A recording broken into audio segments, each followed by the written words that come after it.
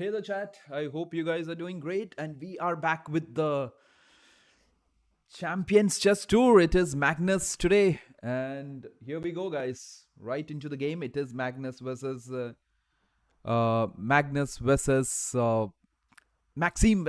MVL. Sorry. Just got confused with the name. So here we go. Magnus leading the whole tournament. This is day 2 of the Champions Chess Tour. And as of now, 3 rounds have been done, and Magnus is the one leading. And that is not a big surprise, I hope, for you and for everyone watching. And if you're new here, guys, that is how the standings are going at the moment. It is Magnus Carlsen leading the tournament. And what you guys missing the cam, aren't we?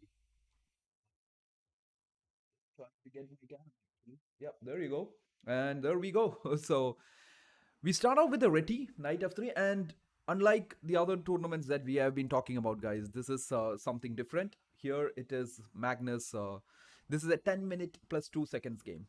So Magnus starts with Knight F3, D5, E3, Knight F6, B3, a Nimzovich Lazen attack, maybe. That's what you can call it. G6, Bishop B2, and Magnus just goes for the simple C4 here. He just wants to get a game out of this. Bishop G4, H3, takes, already gets the double bishop. And here we go. The world number 1 is on his way. And this is the all-important Champions Chess Tour. And it's been, I think it has been also announced that the Champions Chess Tour will be part of the Esports World Cup this year, back coming up in July to August, maybe. I think you guys might have seen the promo with Magnus in it. And yeah, Magnus all geared up because at the end of the day, he is the one leading this right now. Going into the 4th round, we have 6 rounds. That means 3 rounds today. 3 rounds have already been done. And it's Magnus leading. Just behind him, it is Denis Lazovic, who's just surprised everyone yesterday. He's just had some great games, and Denis has just surprised almost everyone. So Magnus going good. Rook E8 by Maxime, D4, E6, and Knight C3. So I don't know how much you guys would have seen these games at the moment, but this is happening at Norway, Oslo. So just some very fun adrenaline chess right now because it's not a huge time control. You can see some quick results. It's a best of 2 games, guys. So this is the first game, today's first match actually, and Magnus is doing fine. He has a double bishop, and he must be very happy with this position here because this is the kind of position he loves to play. And Maxime, at the same time, would be also happy because he has got his pawn structure on this light squares, and his light square bishop has been traded. So he wouldn't be much bothered about that too. He will be planning to develop the knight, maybe a c5 break at some point, but I don't think Maxime might be the one looking for the breaks because he doesn't want to open up the position. Because opening up the position here, guys, is something Maxime might not want to do in this game here. He has got the knights, so he would love to close the position up. Rapid 15-minute format. Is rapid format who's leading the tournament? Oh, why they have to listen to music? No, it's just part of it. It's nothing like if they want, they can listen to it. If they don't want, they don't have to, and stuff like that, man. It's not like you have to listen to it. Nothing. But the whole question here today is someone gonna stop Magnus Carlsen? Is there anybody out there who can stop Magnus Carlsen today? That is the question. The world number 1. Yesterday he was almost moments away from losing to Wesley So, but out of nowhere he found a comeback. He came back, he won game 2. So it's a best of 2 games, guys. So you get to play 2 games, and if it's 1-1, you get to play the 3rd game. So we have got some moves. Okay, sorry guys. A5, Queen C2, Knight A6, Rook D1, Queen E7, A3, Rook B8, Rook C1. So this is fast chess. Unlike what we have talked about earlier, the World Championship, this is a very quick chess that you guys are watching right now. This is not 1 hour. It's not 1 hour 30 minutes. There's no increment. Like, there is 2 seconds increment, but this is rapid. 10 minutes plus 2 seconds. That's it. The game is end. Game's over. So some quick and exciting match coming up. So this is where we are right now. This is game number 1. Today's game number 1, which is basically round number 4 of the Champions Chess Tour final. This is happening at Oslo, Norway, and looks good. Like the world champ. I'm sorry, again, it's not the world champion, the world number 1. That's what I'm trying to say. The world number 1, Magnus, is looking all good. He's in his groove. He's the one leading the tournament. There is no surprises to that.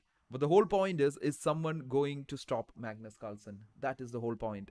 And if you think so, if you think Magnus is gonna win, you can hit the like button and show me that Magnus is gonna win. And if not, it's okay. Uh, hey man, hey Checkmate Live, how are you? Who would win between Elizabeth Herman? Now that's a weird question. But anyways, B5 happens. So as I told you guys, what do I say? This whole game, Maxime would love to close the position up because even if you play c5 here, he has the knights, so he would be happy to close the position. Magnus having the bishops would love to open up the position. I would be interested to see what Magnus decides of this move b5, a very crucial moment of the game. Uh, oh no, it's just that I've not been streaming so some few days. Checkmate. It's like after like we just started now. We just started today, just few minutes ago, and yeah, it's fine. Like I was not streaming for few days after the World Championship. We all need rest, right? And and I think it's been a great week. And December, I see this month as a great month for, what do you say, vacations, holidays, and stuff. It's not all about this, is it? So, anyways, guys, coming back to this, knight e2 played. Magnus still keeping the tension between the pawns because he just doesn't want to close this up. So, if you're thinking, why is he not pushing? Why is he not closing the position? Because closed positions favor the knights here. And he does have two knights on a6 and d7. So, Maxime would love to close it up. So, very interesting game. Maxime was a former World Blitz champion. So it is not easy to get Maxime down, guys. If you think Magnus can just cruise through Maxime, no, no, no. That's not happening. So finally, Magnus opens it up. Magnus opens the position and goes knight to f4. I think Magnus is trying to reroute his knight to d3 and somewhere e5, c5. This might be the plans. He can also invade with his queen to c6, but a bit risky to go in like that unless you have a clear idea what is happening.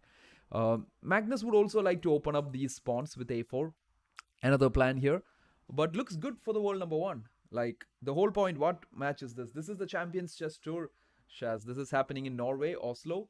Uh, it is the first 2 days. There's 8 players playing. There are other games happening, but we are just following Magnus and his games because I think it would be worth it for everyone, right? If you can't learn from Magnus, guys, you just can't learn from anyone else because there is no one at the top above Magnus at the moment. So quite a fun game happening. Magnus playing a nice little Nimzovich Larsen attack in the beginning of this game. And trust me, guys, this is exciting because this is good adrenaline chess. There's only 10 minutes game. It's a 10-minute game plus 2 seconds increment for each move. So you don't have to wait too long. You can see some quick results directly and it's gonna happen immediately. So all you guys who are here, welcome to the stream. I hope you are all having a great holiday month. And I hope you're chilling somewhere around the world, somewhere enjoying your vacations, just rewarding yourself with all the work you have done this year. Yeah. And yep, that's what we are doing right now. So b4 by Maxime, I don't know. Isn't Magnus just gonna play a4?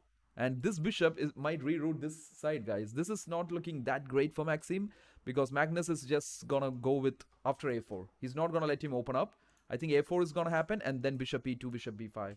This bishop is gonna be really annoying for Maxime after that. So okay, maybe why Maxime played b4, guys? Like, Maxime is such a strong player. Why would he play b4? Maybe the plan of playing b4 is just to shut down this bishop. Simple. He wants to shut down this bishop on b2. But I think Magnus in the future could find a way out of there. And I think he also has some interesting ideas like knight d3, knight c5 here. He can move the queen out of the line. He can get the bishop this way. Lot of options for the world number one. How will Magnus react to this? That is very, very important. And it's a very interesting game. I think this would be a great, what do you say, build up for the World Rapid and Blitz Championship happening on 26th of this month. If you guys want to have some great chess and want to have some exciting chess, do not miss the World Rapid and Blitz, guys. It's happening in New York, and that will be fun. There will be all top players around the world. Your favorite, my favorite, everybody's favorites is going to be there. I don't know if the World Championship players would be there, but other than that, everybody will be there for the World Rapid and Blitz. So I just see this as an exciting, fun phase of streams where you can get to learn stuff quick, guys. So Magnus says no bishop e2. You see that? He said no bishop e2. Maybe queen b5. Or just attack the knight at the rim. Knights at the rim are dim. That's what they say. And that knight on a6 has been targeted. Maxime says no way. Who said it's bad? I'll help it with the queen. Maxim has a set of pieces here, guys, and I don't know. They need to find a way through, right? Because I don't see this knight coming anywhere here. So Maxim might be planning something like knight c8, knight d6, looking for this square, but still maybe f5 square. I don't know. Magnus is really gonna put Maxim into work today, or he might even play on the other side right now. Since all of Maxim pieces have gone to this side of the board, there is one thing Magnus might be thinking: why don't I play on this side, on the king side? Something like h4, h5.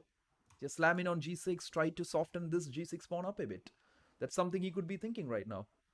And yep, that is where we are, everyone. So all you guys who are here, even if it's one of you, it's just welcome to the stream. I hope you guys are doing great. And if you like this, I hope you will hit all the buttons on the screen, which is the like, share, subscribe, and everything.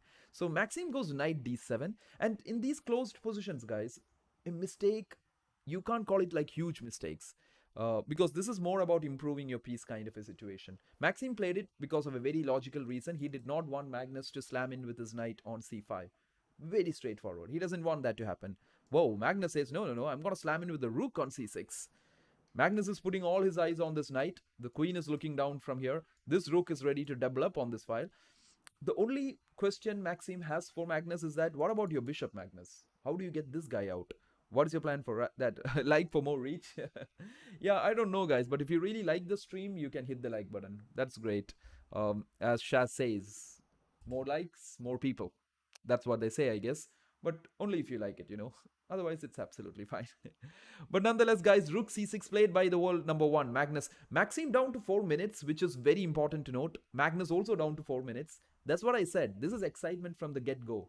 There is nothing that's going to hold you back in this kind of a format. And that is what is crazy. Okay, Maxim says, I want this open file. I can't give you that open file.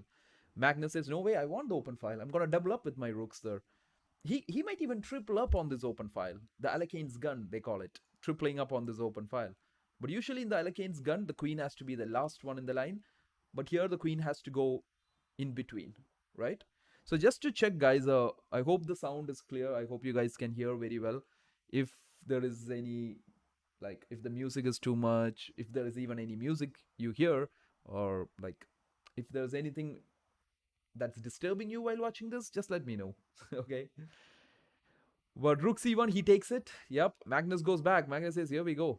Here comes queen to b7, and it's a fight for this open file. Maxim cannot challenge anymore because Magnus has got control here, and his knight is still at the rim, which is dim. I think that's a good plan. He removed this rook from b8, trying to give space for the knight to hit back on Magnus, but then the 7th rank will be gone. So not looking good for Maxim, the former world champion, world blitz champion. Can he blitz out something in the last 3 minutes and create something against the world number one, who's the current world rapid and blitz champion, Magnus Carlsen? He has 4 minutes. Maxim has 2 minutes. Magnus is leading the tournament. Oh, the knights are not able to do anything at the moment. Look at this, Maxim and his knight. Look at how Magnus has just like shut down the doors for the knight. Absolutely nowhere for them to go. They just cannot get in. Is there any music? Oh, there's no music? I actually had kept music, man. Like, maybe now you guys can hear. So the bishop goes to e2. Do let me know, Shaz, if you can hear some music, right? So, because it should just not be me. There should be some music. Yeah. So here comes the bishop to f8, guys. Maxim trying his best. But the problem here, again, for Maxim is that his knights, guys, nowhere for them to get out. There's no e5 square. There's no c5 square. I don't know. Maybe Maxim's trying to get it through f6, e4. The only good news for Maxim is that Magnus has his bishop shut on b2. There's no way this is going out. Or Magnus has to break this and open this, but which is not very easy.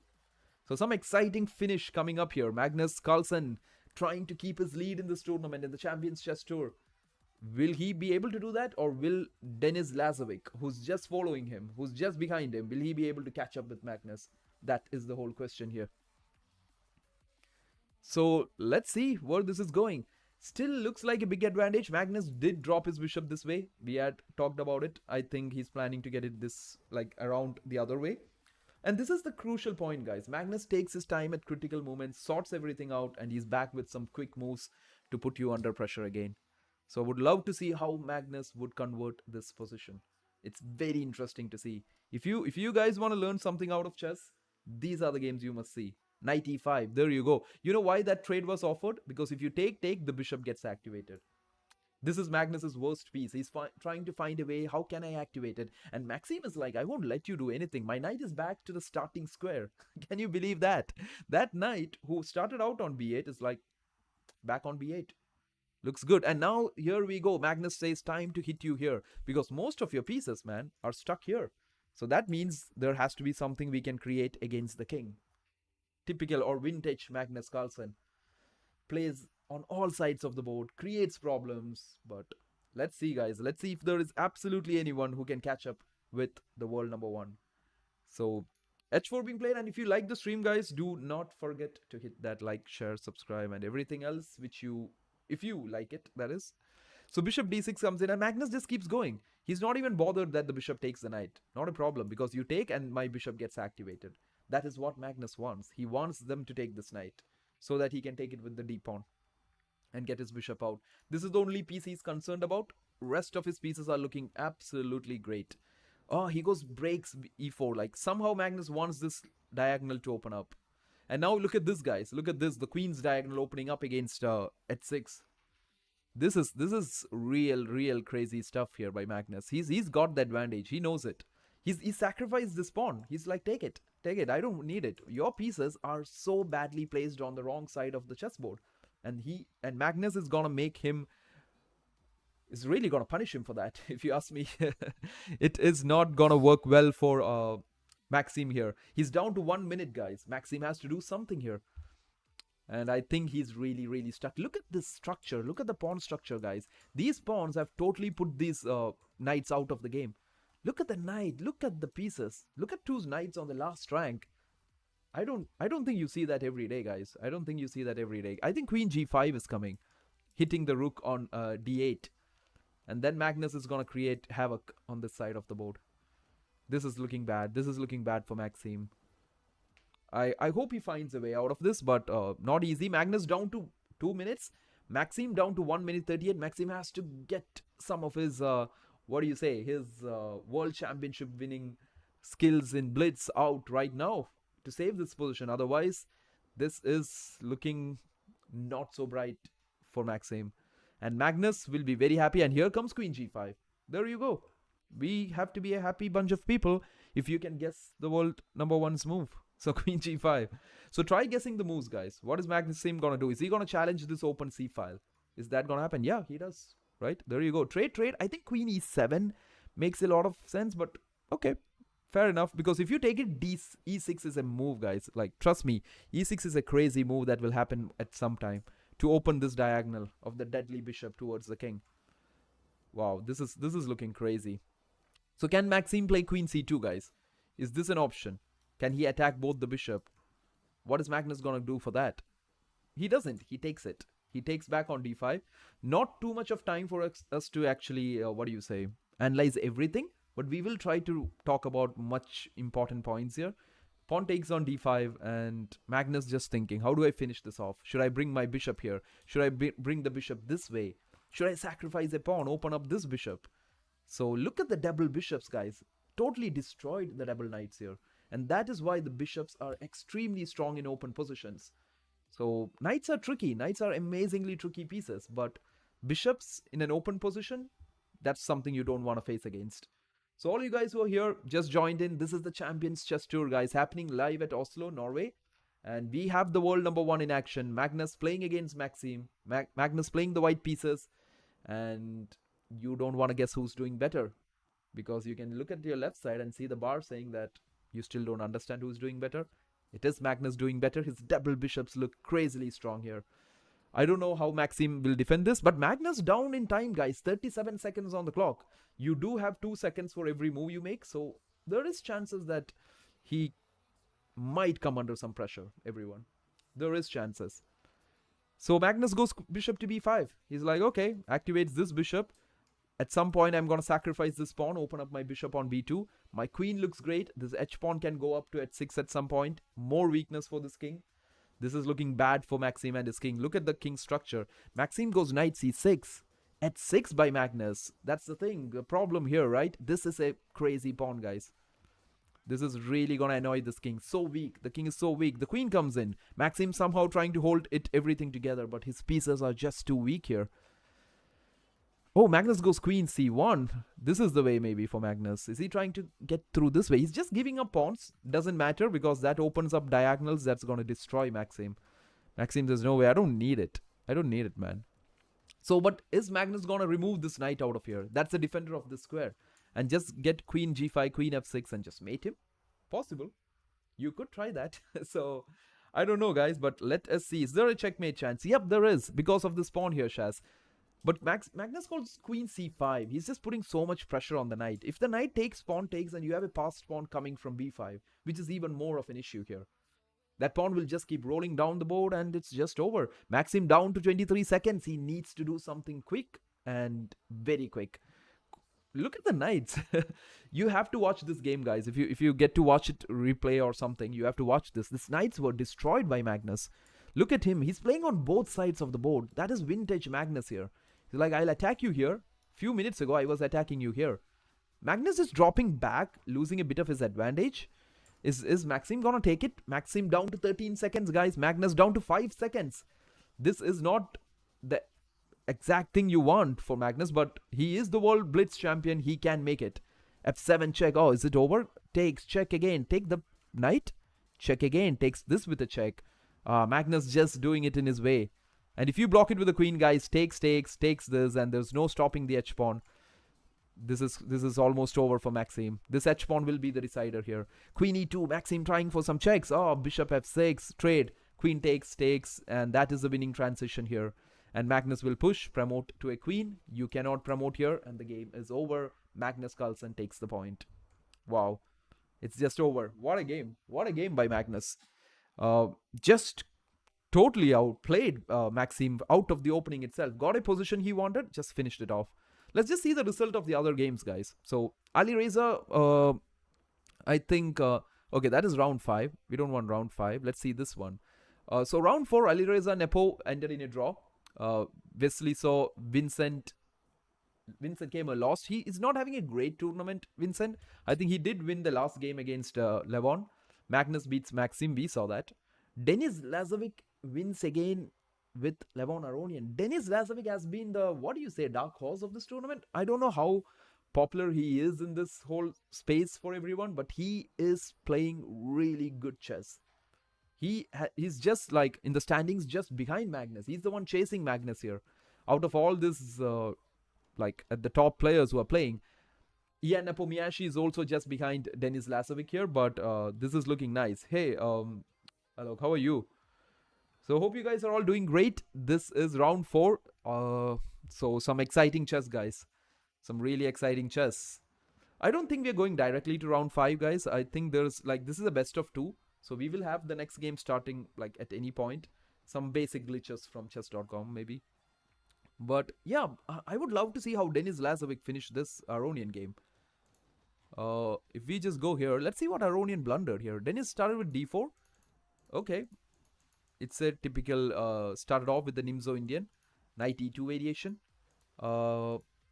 Developing the pieces. c5 happened. Typical stuff for Aronian here. Knight e4. They didn't like that. Rook c1. And then what happened? g6. Wow. g6 is a big blunder. Yeah, because you're losing knight takes d5. Bishop takes d5. And you lose a piece here back. So I think Aronian just blundered his pawn in the center. Knight takes d5. There you go. Takes. Knight takes. Queen takes. Rook e1. Wow. He didn't even take it directly. He went rook e1 here. And then look at this. Look at this. Wow. Crazy stuff. Rook takes here. Rook takes. And he couldn't even trade the rooks, man. Like, if he takes it, takes, and the rook is trapped. So, a big opening blunder by Aronian here. And rook moves away, and this is still a piece going down. Aronian just lost a piece out of the opening, guys. Wow.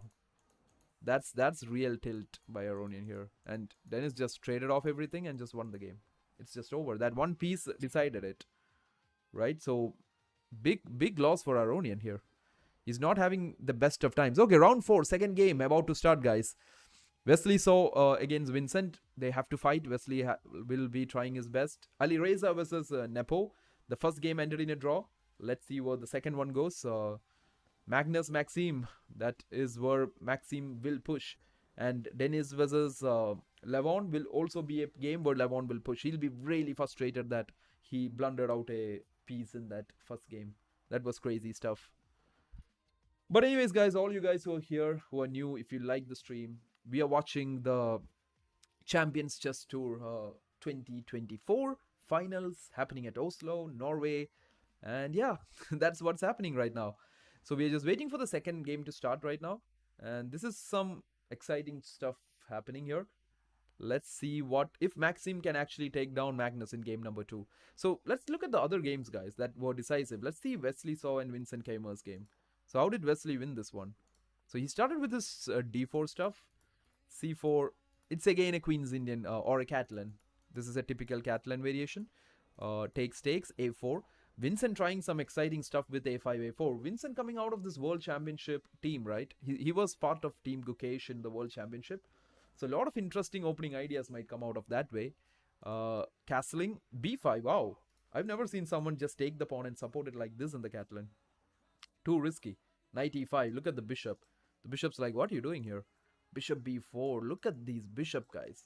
This is called restriction. You completely shut down your opponent's king. This is worth maybe 1 or 2 pawns if you can get the opponent's king stuck down like this. And that's what he did. That's what he did. He just went bishop b4, got this king stuck here, and it's not going anywhere. Knight d5, bishop c5. Look at that bishop. Crazy. Bishop b7, e4. The center is gone. Queen d2. Even though Vincent managed to castle, Queen b5, and now this is chaos. This was lost. b5 is gone. And then Wesley was just made a piece of cake out of this. Traded off everything. What a position. What a position he got. Double bishops on the board. And he just went on to convert this just like that. You can't even give a positional advantage to these guys. Like even if you blunder a positionally anything, they will just grind it out. Look at this. Wesley just finished, took it into a rook endgame, and it's over. Because if you take it here, I think d7. Isn't d7 game over? Yep. Because how do you stop it? You go here, I check, and I promote. Right? And even if you go here, we just put it on c8. And that's it. Okay, time to go back, guys. Waiting for game number 2 to start. It will be starting at any moment right now. So if you have any questions in the meantime, if you want to ask me anything, do let me know. If not, you have now questions, you're still searching for the like button. I know that. You can double tap on your screen, guys. That is how you make it work, okay? So that's another way to make things work. And I think we're closing in on 3,000 subs, chat. That's where something we are closing in on. I don't know if we'll make it today, but we will make it. We will make it one day, isn't it? There will be a day where you guys will think that I was here when we were close to 3,000. Just kidding, guys. Let's not think too far. But anyways, I think we saw all the decisive games. We saw Magnus Maxim live. We saw Wesley's game against Vincent in the Catalan. We saw Dennis beating Aronian in that opening blunder by Aronian.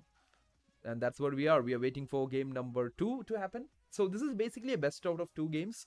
And if the 2 games ends in a draw, guys, then there will be a third game.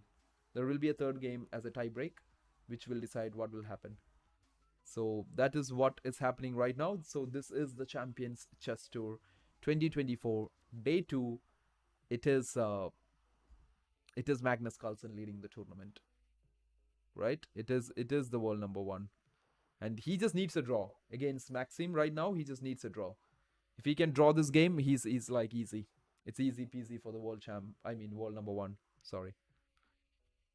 So that's where we are. And trust me, guys, there is even more exciting chess coming your way in like a week. Next week, we have the World Rapid and Blitz. That will be super fun. Super fun to throw in that watch party. Isn't it?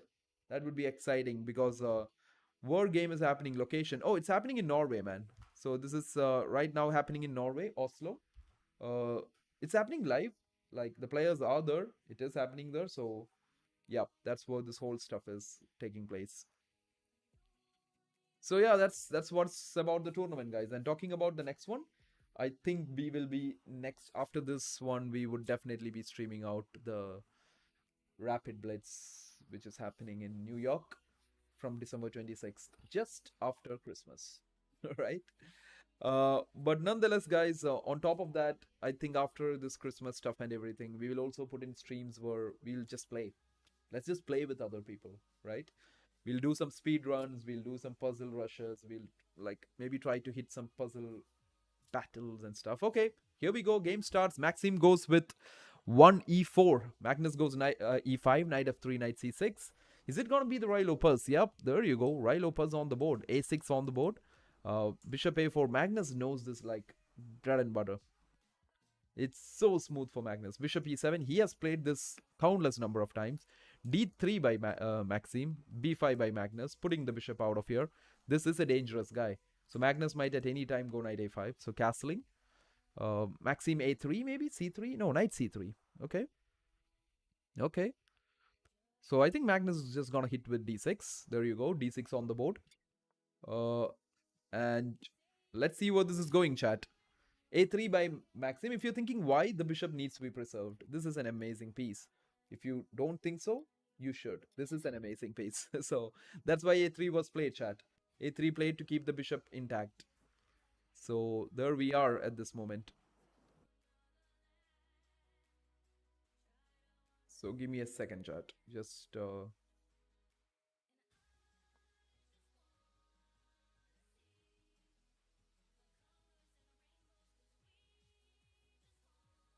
okay, rook b8 by Magnus. Quite typical in these kind of structures where an expansion could happen. Knight a5 is possibilities. b4 can happen at some times. Or just dropping the rook out of a8. Just getting it out of there. So rook b8 being played. A lot of options for Maxim. He can go h3 just to stop bishop g4 here. He can even try, like, I think, just develop his bishop, right? And bishop g5, guys, if you're thinking of something like bishop g5 here, it just doesn't work. Hi, bro, is there any playlist I can learn chess? It's depressing to lose in a row. Don't worry, Yash. We will sort that out. Don't worry. So h3 being played by Maxim. So just let me know, like, what is the problem you're facing, or what is the level of chess that you're playing right now. So h3 played. Let's see what this bishop comes out. Now, it's a simple move, guys. If you get confused by moves like h3, don't be. It's simply to stop moves like bishop g4, right? Do you want to get in your pin? No, you don't. So he's just using the stuff called prophylaxis, where you stop your opponent's plan. So just h3, don't let the bishop come to g4. Simple. h6 being played. Okay. I don't know why is that played, because I don't think bishop g5 was even a plan by uh, Maxim. So he goes bishop e3. He just puts his bishop to e3. Rook e8 being played by Magnus. I think the plan for Magnus would be to drop the bishop back, g6, bishop g7, and bring this game alive like that. That could be something Magnus is thinking right now.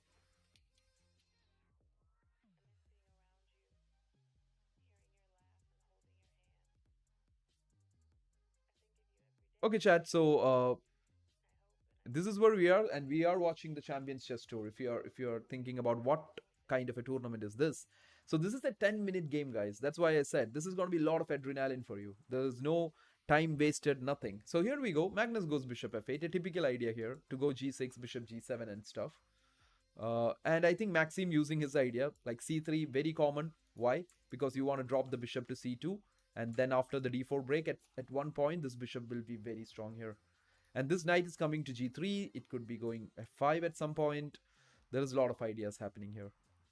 So Maxim trying his best. He wants to win this game. If this game ends in a draw, Magnus wins the match.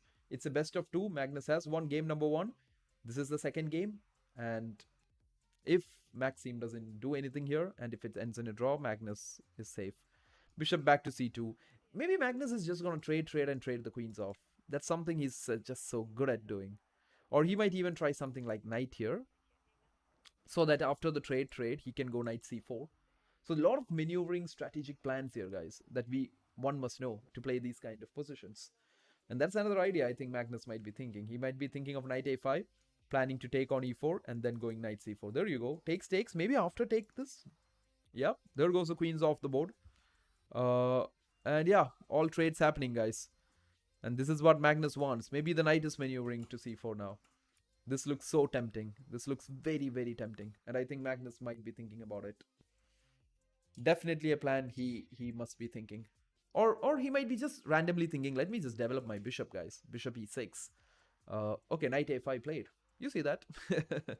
So that looks interesting. The world number one knows where his pieces are going, especially his knights, right? You have to know how the knights move in chess. Otherwise, we are in trouble. So b3, now maybe bishop e6, guys, with the tempo of hitting b3. Magnus is slowly taking over this game. Look at this. You can't take this because this pawn goes and these guys will be super isolated. You don't want to have such isolated pawns in the game, right? So that is again not working for Maxime here. So Maxime needs to find his way here. Otherwise, this game is just gone. This is just gone. Magnus is cruising in. So after the game yesterday against Wesley, I think Magnus has just got so much of confidence because he was losing against Wesley, the match. But then he came back, defeated him, leading the tournament now. And once he gets into that path, guys, it's very hard to like take him down. So do let me know if you have any questions here. Would be great to know about it. So here comes the move, knight c1. Wow. This is definitely not the move you want to play when you're trying to win, right? Definitely not the move.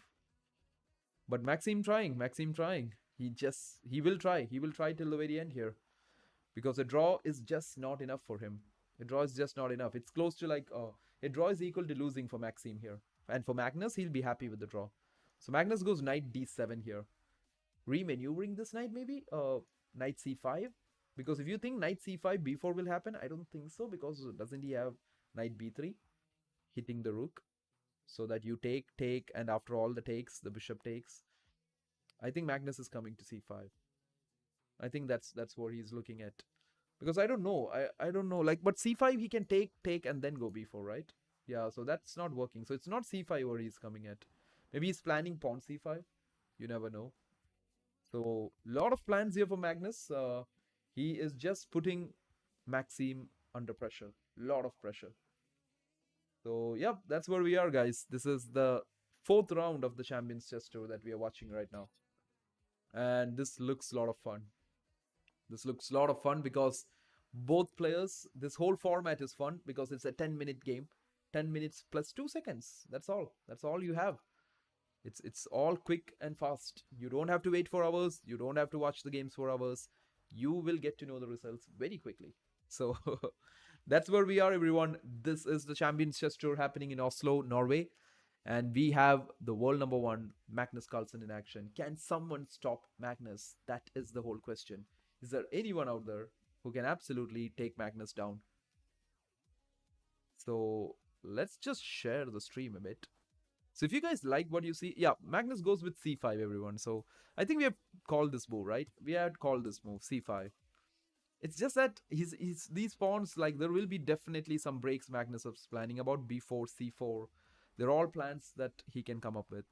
Look at the space he's gaining. He's gaining a lot of space on the queen side. Maxime starting to feel the pressure here, getting cramped on this side of the board. Had to defend the pawn like this and this knight, and I don't know. This is definitely not the position you want if you're trying to win a game. Because Maxime has to win. Magnus has won the first game. So if you're new or if you just joined in, this is round 4. This is the first round of the day. But the problem is that you missed game number 1. And game number 1 means Magnus has won it. It's the best out of 2 games, chat. It's the best out of 2 games. So sometimes I just get distracted looking at the chat. So yeah, don't bother that. You guys don't get distracted from the game. Right? b4 by Maxime. Oh. Knight b7. Magnus knows these stuff. Can Maxime do something? Like, can he trade this bishop off? Or is he trying for a break with a4? No, he just goes back. He's like, I've had it. Let my rook get some space here. And let me look at your pawn on e5. I need to create some game, like, counterplay against you. So Magnus putting pressure on these pawn structures. The pieces are all in. The bishop's looking down here. The rook's coming to this file. Now, this is serious stuff. Big pressure. The plan is to just take it because there is immense pressure on this open file. Maxime needs to do something here. And he needs to do it fast. Otherwise, the game is just slipping away from him. So that is what is happening, everyone. This is Oslo, Norway, round number 4. Game number 2. So it's a best of 2 matches. Magnus wins first match. This is the second match. Maxim has to win. If it ends in a draw, Magnus wins it. Magnus wins round 4. That's how they decide it. And the format is a 10 plus 2, 10 minutes for each players and 2 seconds for every move they make. So that is where this game is going right now. So what do you guys think? Oops, let's just relax a bit and watch this. So the pressure Magnus puts even when he just needs a draw, guys, that is the kind of way he just plays. Bishop to b3 is Maxim just playing some accurate moves. He's like, oh, let's trade this bishop off. Right now, guys, just remember one thing. Do not jump and push your pawns like this if needed also. But I don't know if Magnus would even push it. It gives him a lot of space. It shuts down the bishop, shuts down the knight. And he does. He does. Like, I had to double think about it. I thought he wouldn't do that. Maybe because it closes the c file. And I thought he was trying to play there. My bad. We are wrong. We can't even we can't even comment on Magnus's plans, right? So knight f3 happens. Magnus says, you know what? I'm not going for that file, guys. I'm actually going for the a file. I want to hit you on the a file, not the c file. Because the c pawn has tried to really lock in Maxim's pieces here. And Magnus really gonna break through this way now. Takes, and this open a file might be the thing. But let's see what he does here. So that's where we are, chat. And if you like the stream, you can hit that like button and show that you like the stream. So he goes knight h5, pretty straightforward. He's planning maybe to go f5, maybe g4, f5. Since the queens are not on the board, it's okay to always push the pawns out like that. I don't know what Magnus might be thinking. Is he gonna hit the knight away? But then still, I think knight f5 is very obvious, guys. Again, similar plan. You will put the knight on f5. Even if he takes it, you take it. And even if it's a double pawn, no problem. Your bishop gets a square to be activated. That is the key point here, right? So, a lot of things you learn from these guys. Maxim, Magnus, Levon, Ali Reza, all these guys play the very top of chess. So, any match you watch is good for you and good for your chess, right? And that's what I see, actually. To be very honest, chat, like, even if we are watching with few people here, I think just explaining these moves or just trying to understand these moves just improves your overall chess. Because trying to understand what is Magnus trying to do in a game is very interesting. It's just very interesting for your own chess. So that at least at some day or the other, even in one game, you might think like that when you're playing. So that's what I see about this whole thing, guys. That's the whole point about the stream and everything. Otherwise, I know that there is a lot of other broadcasts that you guys can watch, and it will be fun. So, uh, anyways, if you like it, that is great. If I could help you in some way or the other. So Magnus giving some chances now. Magnus did give some chances now for Maxim, because he just let Maxim open up the position here. And this is looking good for Maxim now. Look at his pieces now. This bishop can be opened up. The knight can go to d5. This knight can come to f5. All of a sudden, out of nowhere, Maxim and his pieces have just activated. So I think Magnus played rook a6, which was an inaccuracy because he tried something like rook a8 and putting pressure here. That would have been the plan. But if he goes rook a8 chat here, but then there is like this crazy stuff happening. You just take it. You can't take with the rook, right? You take with the pawn. And then this is hanging. You see that this threat of knight f4 became too strong that Magnus doesn't have time to go rook a8 and other stuff. Mind piece, I love this stream. Relaxation, I like subscribe to you, bro. Thanks, man. And all you guys who are watching, if you really like the stream, if you like anything about the stream, you can subscribe. We are hitting 3,000 soon. So the knight comes back by Maxim. I thought it was even better, like maybe somewhere to knight to f5 maybe at some point. But looks nice, looks fine. The knight was having troubles here because if you guys didn't notice that, there was a tactics of removing the defender on e6, taking it back and then taking the knight on d7. This was what Magnus was trying to do against Maxim. But yeah, knight takes f3, g takes f3, rook a8, Magnus back to his pressure. This was his initial plan of playing rook a6. To develop on this file, put pressure here. These are ideas that you should take away, guys. Like when you're playing the plans of like doubling up the rooks like this, putting pressure on this open file. Like Magnus is trying to force Maxim to take it. And Maxim had to leave that file. Takes, and now Magnus will invade. Not immediately maybe, but at some point. Rook a2, rook a3. He can invade at any point. So Yep, Rook A3 in. Magnus says, is it live? Yeah, it is live, Atif. It is live. It is happening in Oslo, Norway. It's live, live happening in Oslo. This is not, it's not a like an analysis or something. This is the Champions Chess Tour happening live in Oslo. This is round 4, and this is Maxime versus Magnus, and Magnus just needs a draw. So that's another thing here, guys. Magnus just needs a draw in this game. Maxime needs to win. So it's a draw is like a loss for Maxime here. So I think he will go all in. Maxime is gonna go all in. If he loses, it's okay for him.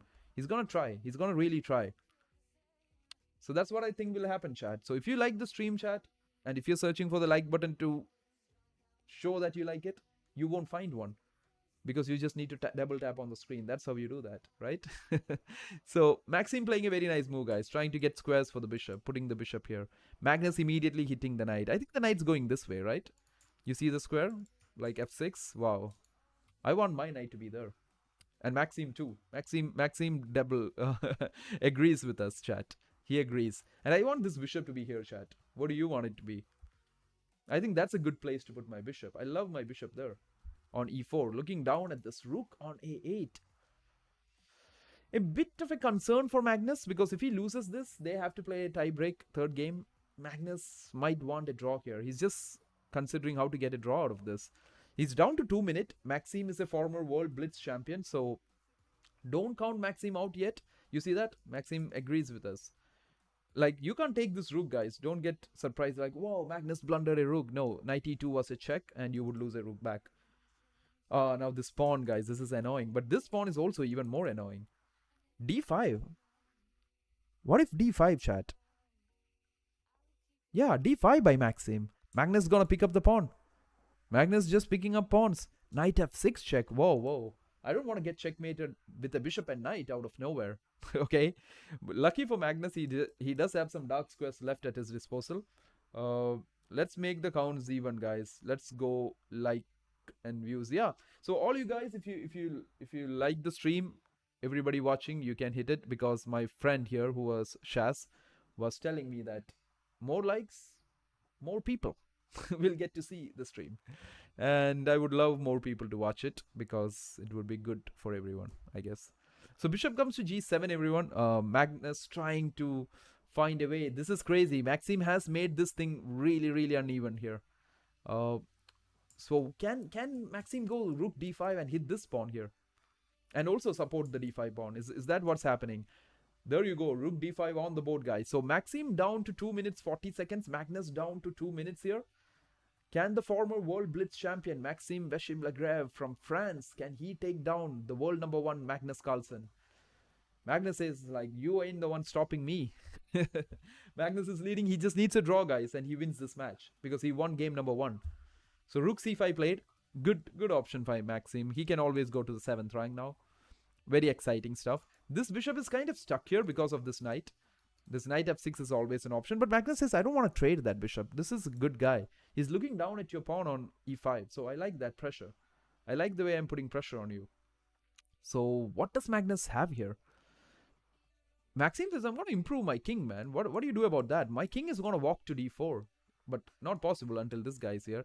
Oh, a blunder. Blunder by Magnus. Why? But actually, why is that a blunder, guys? Isn't that a bit confusing that it's a blunder? It's like, to be very honest, I didn't see the blunder. Trust me, guys. The bar saw it. I have no idea why that was a blunder. So rook comes to e1, everyone. I think Magnus missed it. If Magnus can miss a blunder, anybody. I mean, Maxime missed it. At the level of Magnus, Maxime and all, if you can miss a blunder, that's not even a blunder then. Because it's very hard to see. Computers can spot anything. Don't trust them. Okay? Don't trust the bar. The bar is for excitement. It's not for the perfect moves, to be honest. But anyways, guys, if you have any questions for me regarding what is this tournament, what are we watching, who's leading the tournament, you just let me know. Because there's just one answer for all of that. So, coming back to the game, Magnus Carlsen down to a minute. Is Maxime the person who's going to stop Magnus and his winning run at the Champions Chess Tour Finals happening right now live at Oslo? Here comes Magnus. He's like, time to activate my pieces. If I just keep sitting and looking down here, oh wow, Maxime with some strong moves. These pawns, wedge pawns you call them, They're very strong, guys. Look at them. They restrict your opponent's king so badly, which makes the back rank very weak. But as of now, the back rank is fine. It is the rook is there to support it. But look at the position of this king. This is not the kind of king you want to have, because this is looking very bad. This king doesn't have an escape out of this. He cannot go this way. Magnus goes this way. Maxim goes this way. I think Magnus is going to drop this game. I really feel Magnus might drop this game, chat. Can he play king e8, chat? But is he bothered? Oh, rook d6, rook h1. Maxim doing his stuff here. Maxim says, Magnus, I was the world blitz champion. I can put people under time pressure. You have 37 seconds. I have 2 minutes 15 seconds. And that is what is happening. What do you guys think? Magnus down to 29 seconds, guys. Time is running out for the world number 1. And he just cannot find his moves. He just can't find his move. What is Magnus Carlsen going to do here? I think Maxim has found a way to make things even here today. It is 1-0. Magnus just needs a draw here. 14 seconds. He's just coming really low on time. And Magnus decides to sacrifice a piece. He's like, take it, Maxim. I'm just going to go pick all your pawns here. Very practical decision by Magnus. This can lead to a draw, guys. Even though Maxim has a bishop extra, it's not worth it. Trust me, it's not worth this. Magnus has figured it out. Wow, what a save. I think Magnus has found the best save of this game. There comes rook. Oh, mistake. You drop a pawn, Magnus. Rook a1 maybe? Hit the bishop.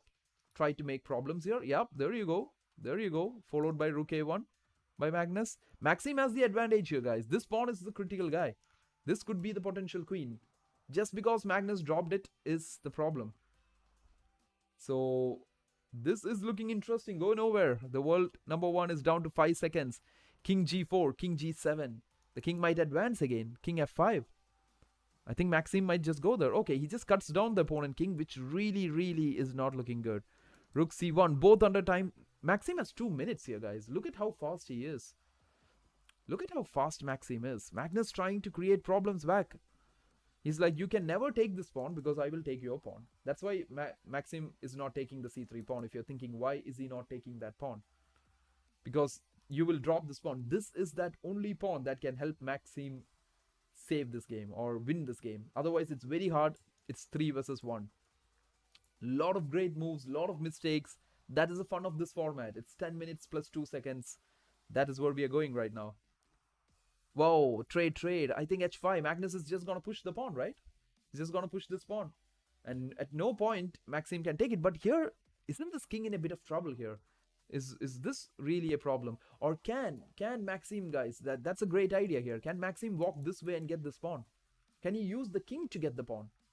He doesn't. He just doesn't. He just lets Magnus roll down.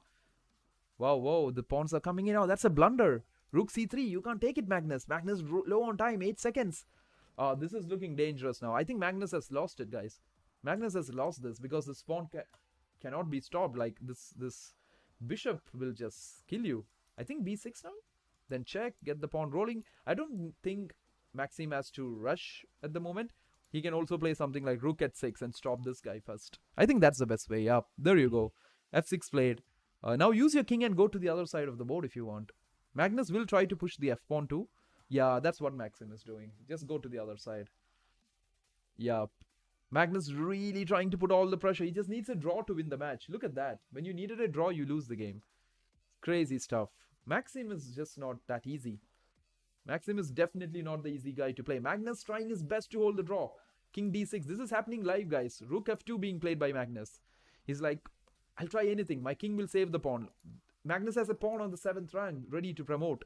But just not possible. Will Maxim convert this? Magnus down to 5 seconds, everyone. King e6. 35 seconds for Maxim. Bishop e4. Rook b2. Magnus like trying everything. He's like, let me hit the pawn on b5 again. What is Maxim gonna do? Is he gonna play bishop c6 here? That makes sense because it stops this and this, right? Yep. Oh, king c5. Yep, cool. I think bishop c6 now. Maxim's just gonna go bishop c6. Or is he just gonna drop? Yeah, bishop c6. Very obvious. King here, push the pawn. Yep, king c7, push the pawn. Maxim's like, I'm gonna sacrifice everything at the very end. There goes the pawn. Pawn f2. Magnus like, can I make a queen, man? Can I make another queen? Rook beat. Oh, wow. Whoa. Queen. Checks. Maxim is gonna checkmate Magnus here. You have to checkmate Magnus right now, Maxim. If you can't checkmate him, it's over. Like, he will escape this game. I think it's a checkmate. Yeah, Magnus resigns, everyone. Magnus Carlsen resigns. Maxim Vachiv-Lagrave just defeated him to tie the score 1-1. We will see game number 3 between them to decide who will go ahead. Or rather, not going ahead, who will win round number 4. That was crazy stuff. B6 queen? B6 queen? Oh, queen B6? Oh, was that possible? Queens here. Yeah, this is gone, right? After this check, it's over, man. Like, you can't go here, you have to go here, and then rook check and your queen's lost. That's the problem. That's why they resigned. If any of you have this doubts, why did he resign? This is why he resigned. Magnus lost that game, guys. He just needed a draw. Let's go back and see the results, though. What happened here? Ali Reza defeated Ian Nepomniachtchi. That is cool. That is some win for Ali Reza. He won with the black pieces against Nepo. Vincent Kamer strike back against Wesley. That is cool. Good for Vincent. It's like he's been having a tough tournament. Like, he has had great chances, but was just losing. But Vincent is really strong, guys. So I'm super glad he won the game. So Denis Lazovic, Aronian strikes back. He says, where are you going, man? I blundered in game 1, lost a piece. That doesn't mean you beat me all the time. Aronian with the white pieces strikes back and defeats Lazovic. This is looking really nice, guys. So which one do we see first? Which game do we look at first? Let's see Firouzja versus Nepo. Let's see Firouzja versus Nepo here. Wow, the Magnus game was crazy. Just took a lot of energy away. It's like a lot of my energy is gone somewhere. But anyways, e4, c6. Firouzja just goes for his pet Caro-Kann. What else did we expect, right? The Caro-Kann. d5, e5, bishop f5, knight f3. The Caro-Kann advanced happened. Bishop e2 line. Oh, knight e1. Interesting. Maybe something like this in the Caro-Kann. Oh, bishop d3. The computers hate that. Why? Oh, because he's just losing a pawn in the center. Nepo just lost a pawn in the center. And I think it has to be some prep or something. Because what is the problem with this, guys, chat? Anybody knows that?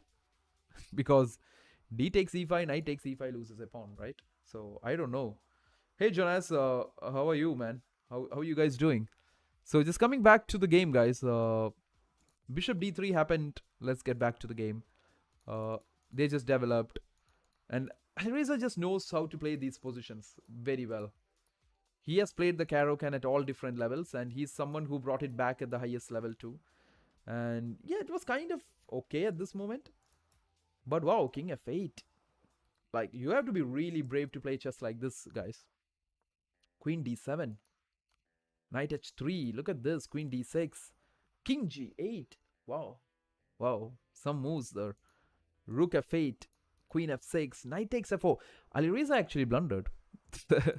In a position where he was actually doing well, because White's king was a bit weak with all these attacks. White was down a piece. And if you think, where did that piece go? So it's simple thing, guys. Like, after queen comes to d7, this knight was just trapped. This knight, I think Nepo missed this in between check maybe. And after queen d7, the knight on d6 is just trapped. And that is where that knight went away. If you guys are thinking, what happened to the knight? But yeah, I think here, Ali Reza did blunder. Nepo went here. And rook f3. So what was a better move here, chat? Rook e7. Wow. What about queen f5 again? Oh, trade. What is the plan? Takes. Oh, wow, take. You can't take it back, right? Because queen e6 is checkmate. Or is it? Yeah, it's a draw. Queen e6 is a draw, not a checkmate. Here, queen h3 check. You go back, check. Wow, that's a hard one to miss. Because you can't play this, guys. Because rook e8 check, king here, queen h3 check, and you get checkmated. So you can't risk it. You risk it, you lose it. Right? Wow. So crazy stuff. But Nepo missed it. Rook h4, queen f2. He tried putting pressure on it, but it just did not work out for Nepo. And he just resigned here. He's down a piece, complete piece down. He's like, nah, I don't want to play this. So I think we are gearing up for game 3. And here we go, guys. Game 3 getting ready. We will see a game 3 between Vincent and Wesley So, because they're 1-1. This game will not go into game 3 because Ali Reza already won that match. Maxim Magnus will go to game 3. Levon and Denis Lazovic will also go to game 3. So out of 4 games, 3 will go to game 3. Because it's very much equal there. Just waiting for Maxim to start. Maxim gets the white pieces again. Magnus won't be a happy guy with that. Magnus is like, what the hell? I just don't get white again. So, but that's fine, guys. Just coming back. Vincent Keimer won his game. I think I told you guys about that. I just want to quickly see how Levon defeated Denis Lazovic here. Because Denis Lazovic is someone very close to Magnus leading this tournament. He's also super close to Magnus at this moment. So Aronian played e4. And we have something like a 4 knights in the Italian or the different variation of a Vienna. Takes. Aronian just gives up pawns. Don't trust him. Don't take it. He will just destroy you with these bishops here. He's like, you want to take pawns, my boy? No, no. So rook b1. Aronian gets good play for it, for the double pawn structure here, though. Queen e2 happens and h3. Both the players just keep developing here. And Aronian just went all in with g4, knight h4. He was like in an attacking mode today. King h1, f4. Lazovic really pushed up. Takes, queen e4. Aronian wanted to go into that endgame, which his opponent never did. Oh, wow. Like, Aronian did create some play here, guys. With the two bishops. It was a long game. It was not an easy finish for him. Oh, nice exchange sacrifice here. Takes, and these two pawns, along with the bishop, along with this bishop can join in, is just chaotic. You don't want that to happen. And yeah, guys, then Aronian just went on to win the pawns. And look at these four guys. They're just gonna smash you up. And that's how Denis Lazovic got taken down. Yep, there goes the pawns and everything. So quite interesting game, guys. And then Aronian just went on to win this. Let's see if the game started. They haven't. Give me a second, chat. Let me just share this with some of them. So there we are, just waiting for Magnus Maxim to start. I'll just share the stream with some of my friends, maybe.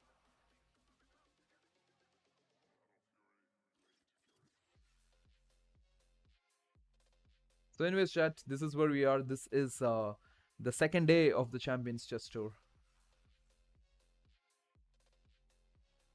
So let me just get this done with.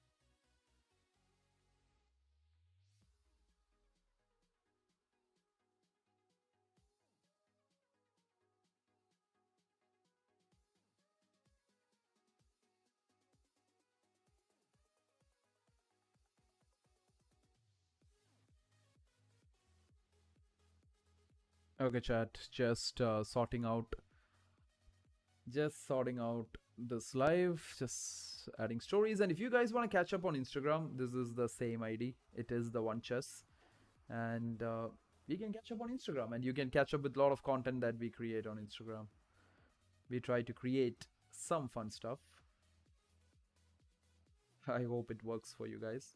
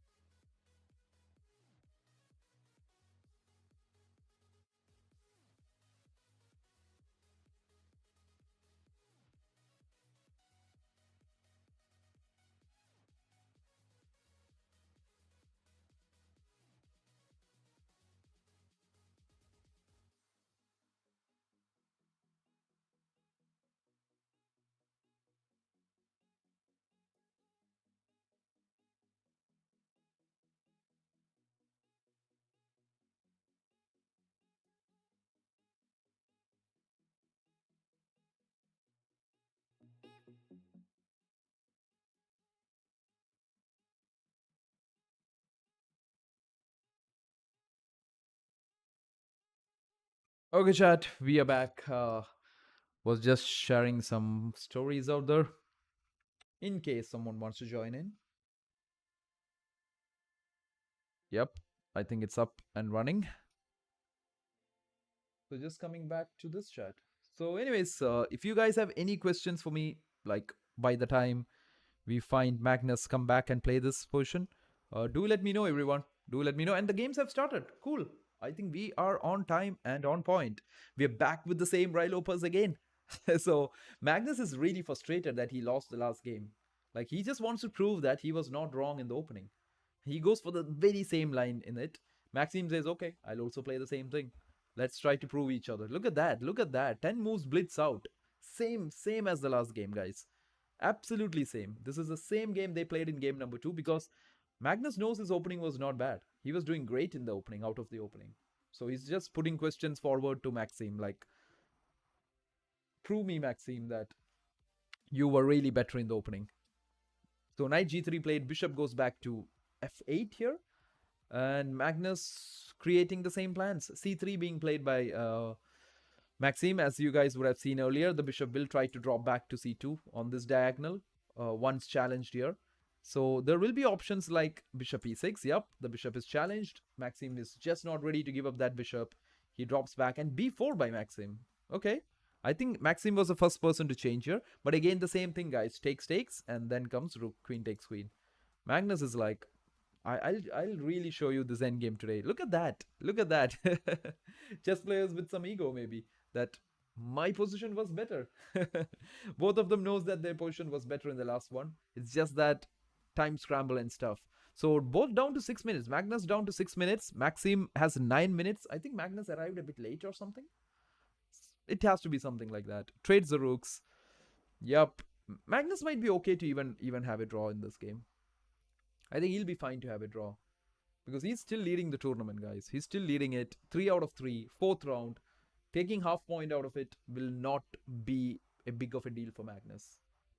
So, but he just doesn't want to drop a point here. That's the whole point. Magnus just doesn't want to drop his point here.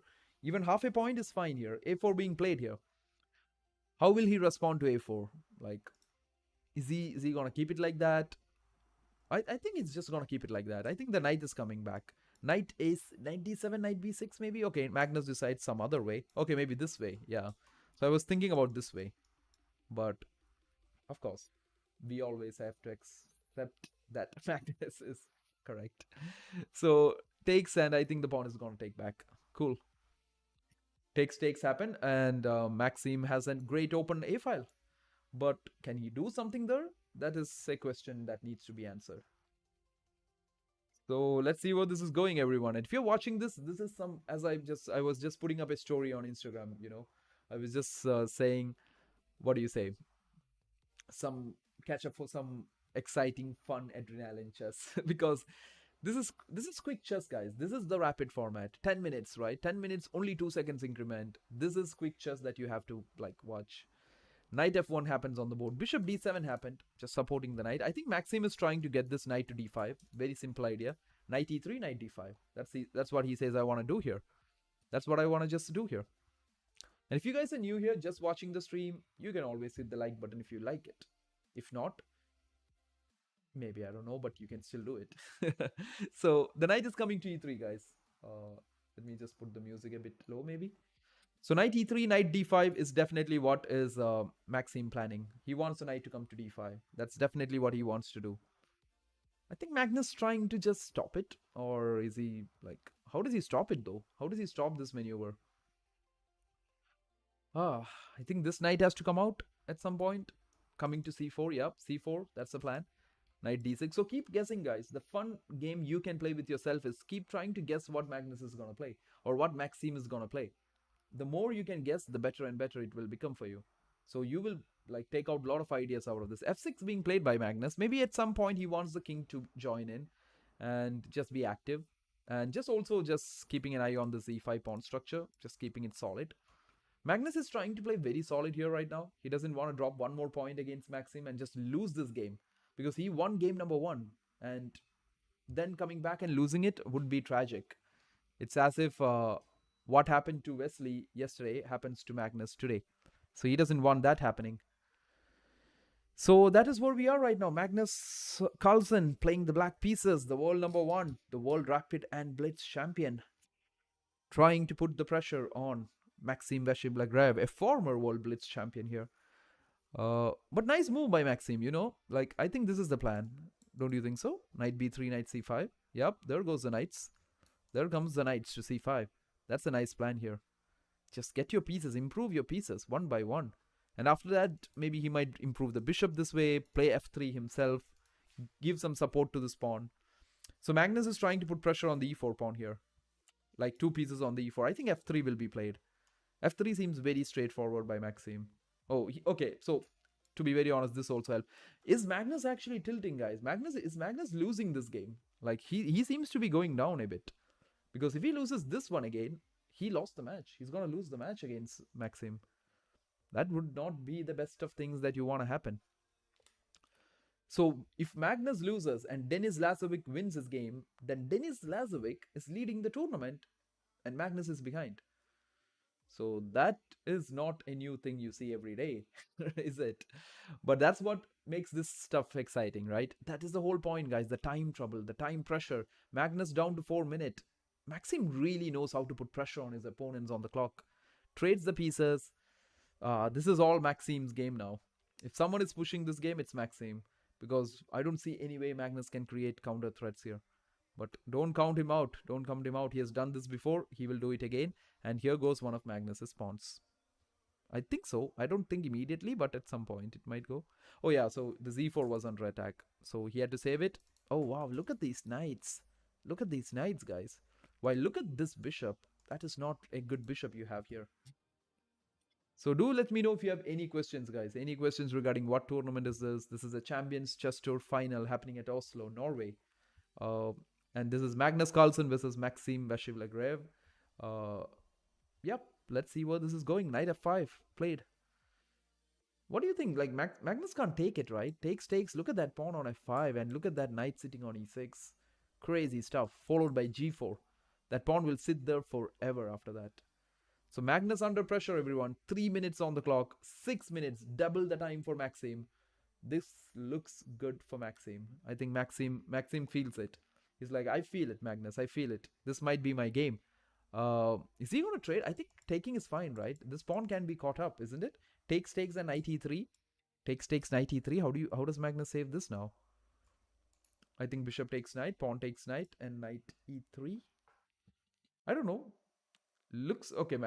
Maxim trades there. Knight takes back, takes, and he's gonna go knight e3. Oh, knight d6. Okay, sorry.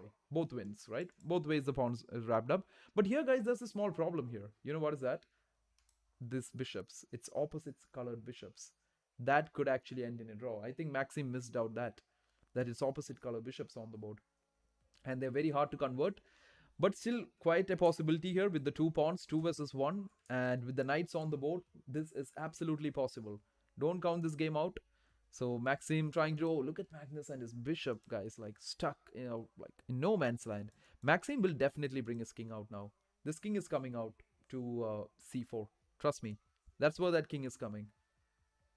So I think king f2, king e2, king d3, king c4.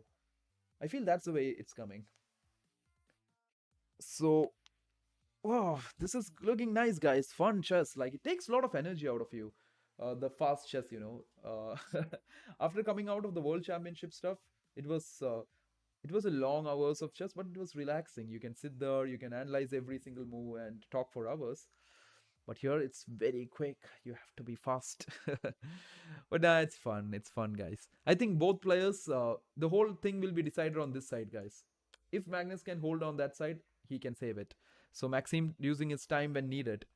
So I think this is the plan for sure. Maxim is coming this way. Magnus is going this way. This has to be the plan. It is decided here. Because here the pawns are equal.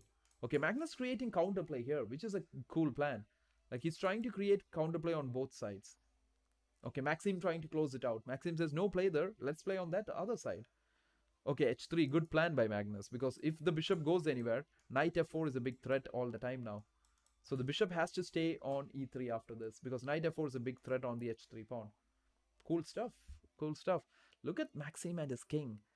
Oh, b5? I think b5 was a bit too early by Maxim. Like, Because takes. I know the king is advanced and this pawn is there, but it really did activate this bishop. This king will come and stand here, guys. So can Magnus Carlsen hold this game? Can the world number one save the game? Otherwise, he's lost. The match is lost. Maxim wins the match. Magnus trying his best to save this. He's trying using every like what do you say trick in the book. Can he do that? That is a question though. Can he do it? What do you guys think? What do you guys think? You think Magnus can save this, or will Maxim just pull it out of nowhere? So knight comes to d8, guys. I don't know. This is looking really passive for Magnus. While look at the difference between the two kings. The Maxim's king is really strong, while Magnus is having his king very passive on d7. Yo, there comes the king, man. But the only hope that I still see for Magnus is a fortress, and I think he sees it too. Like takes maybe. Magnus sees that this is a fortress and can't be broken. Maybe I don't know. Yeah, but I think Maxim has just fell into a fortress, guys. I don't see like what is his entry points here? Does he have any entry points? No. How does this bishop enter? Is there any diagonal through which the bishop can enter to these pawns? No. Wow, Magnus found an amazing blockade fortress here. And a fortress is like a structure you build through which your opponent cannot break through. There is no breakthrough here. Magnus is just gonna play this up and down, up and down. I don't see how Maxim can make progress here. Oh wow, what a trick by Magnus. That's what I'm saying, guys. Magnus is using all the tricks in the books. He will use all the trick in the book to save this game, and he did save it. Wow. What a game by Magnus. He just saved it out of nowhere. This is defending, guys. This is the importance of defense in chess. Look at that. Created the fortress. You have an extra pawn, man. How do you win though? How do you win though? That's what Magnus is asking. Maxim might be like really frustrated by now. He could have pushed it even more. He could have really pushed this game, but I think that trade really screwed things up for Maxim. So that's what's happening, chat. That's what's happening. Oh, king b5. Maxim is like really like trying right now. But Magnus is like, what do you do again? I'm just only going to play these two moves. No entry for Maxim. Nothing. The bishop cannot enter. Wow, I don't know. What is he trying though? Is he trying something with the bishop switching down to b6 maybe? And then retreat with the king, try something c6, king here, this way. I really don't know, guys. King comes to c7. Okay, but Magnus says, there's no way in, Maxim. This is just a draw. I saved my game. I was losing, but I saved it. That's what Magnus says. So if you guys are thinking, everyone, this is happening live at Oslo, Norway. This is the Champions Chess Tour Finals. Round number 4. First round for today. We have 3 rounds today. This is first out of the 3 rounds. The whole format is 10 minutes for each player plus 2 seconds. Magnus down to 1 minute 34 seconds. Maxim just cannot make a progress here. What a fortress by Magnus. He's just not going to let Maxim enter here. Blocked him out completely. Doesn't see any square for the bishop to enter. Like, you can't sacrifice Maxim. Don't do that. Magnus might even win this at the end if that happens. So Maxim is a frustrated guy here. He had it. He almost had this game. He had a huge advantage at some point. But at the end game, Magnus just slipped away. As always, chat. Not new. Magnus slipping in the end game is absolutely not new. But happens once again. Right? So knight c6 played, and they're just going to repeat stuff here. Bishop c3, wow. What a defense by Magnus. So these are the things, guys, that I feel you will take away from these games. That how does Magnus defend like this, and the idea of importance of defense in chess. It's not about attacking. It's not just about finding some tactics and winning the games. Nothing. It's none of that. It's not about some traps. It's about these amazing defense that saves your game. Sometimes, right? So cool. Good stuff by Magnus. Great to see. Yeah, there's nothing happening here, chat. This is just a draw. Maxim just has to accept it. He might have to accept it. But the big question is, will Denis Lazovic wins against Aronian, and will he take the lead? I mean, will he equalize and be like joining Magnus in the lead? Because Magnus does play Denis Lazovic today. That will be a big matchup. Even though Denis Lazovic was the underdog with all the other players here, he just defeated a lot of people. And he's leading with Magnus right now. So that is where we are at the moment. Magnus Carlsen saves a loss. He saves it out of nowhere. When things were not looking good, he really kept going. Maxim frustrated, for sure. For sure frustrated. He's really thinking, is there any way I can make progress? Because there's no entry for this. Is there anything that I can do by sacrificing it? No, Maxim, you just can't here. Like, I don't think so. There's no breakthroughs here. And Magnus create an amazing fortress using his knight and king. No entry for this king. No way the pawn can push. No way this bishop can get to the base of this pawn. Nothing is happening. Absolutely shut down. And which ends, I think, Maxim's chances of saving this. Maxim really thinking, like 37 minutes on the clock. You don't want to go do something crazy, Maxim. Just accept the draw. It's all good. You played a great game. It just ended in a draw. That's all.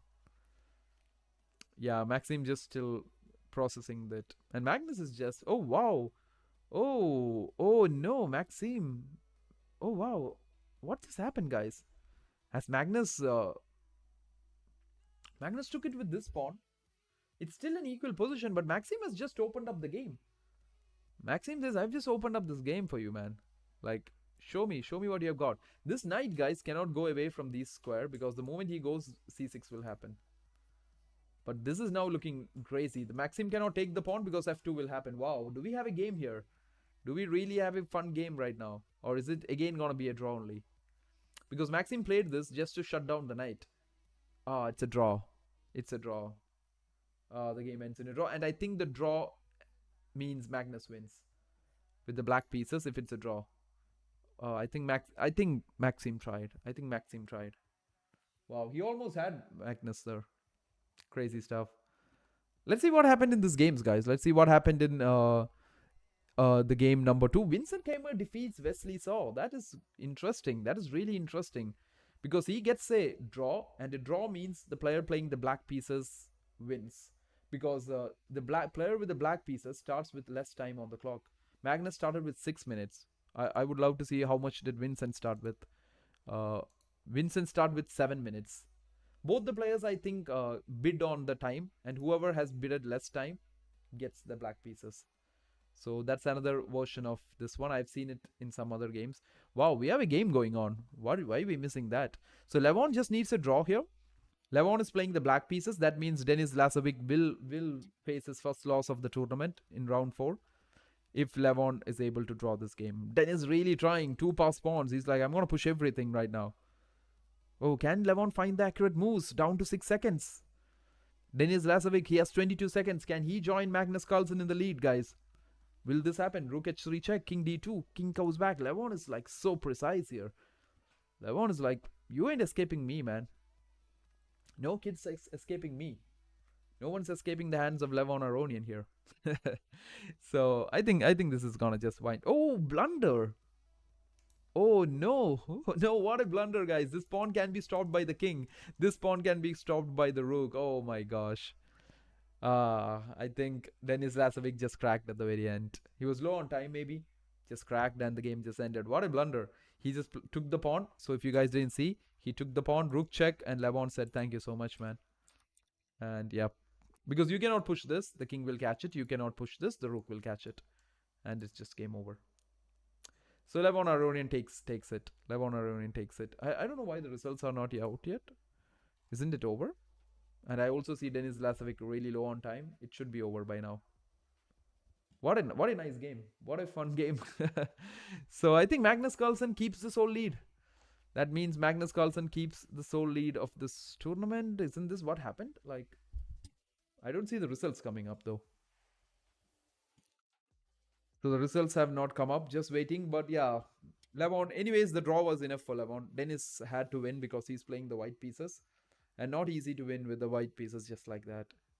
At high level chess, black pieces are good enough too, maybe. Yeah. But nonetheless, everyone, if you guys are watching the stream, at any point you like the stream, you can hit that like button, which means you double tap on your screen. And yeah, if you like it even better, you can subscribe and do other stuff too, right?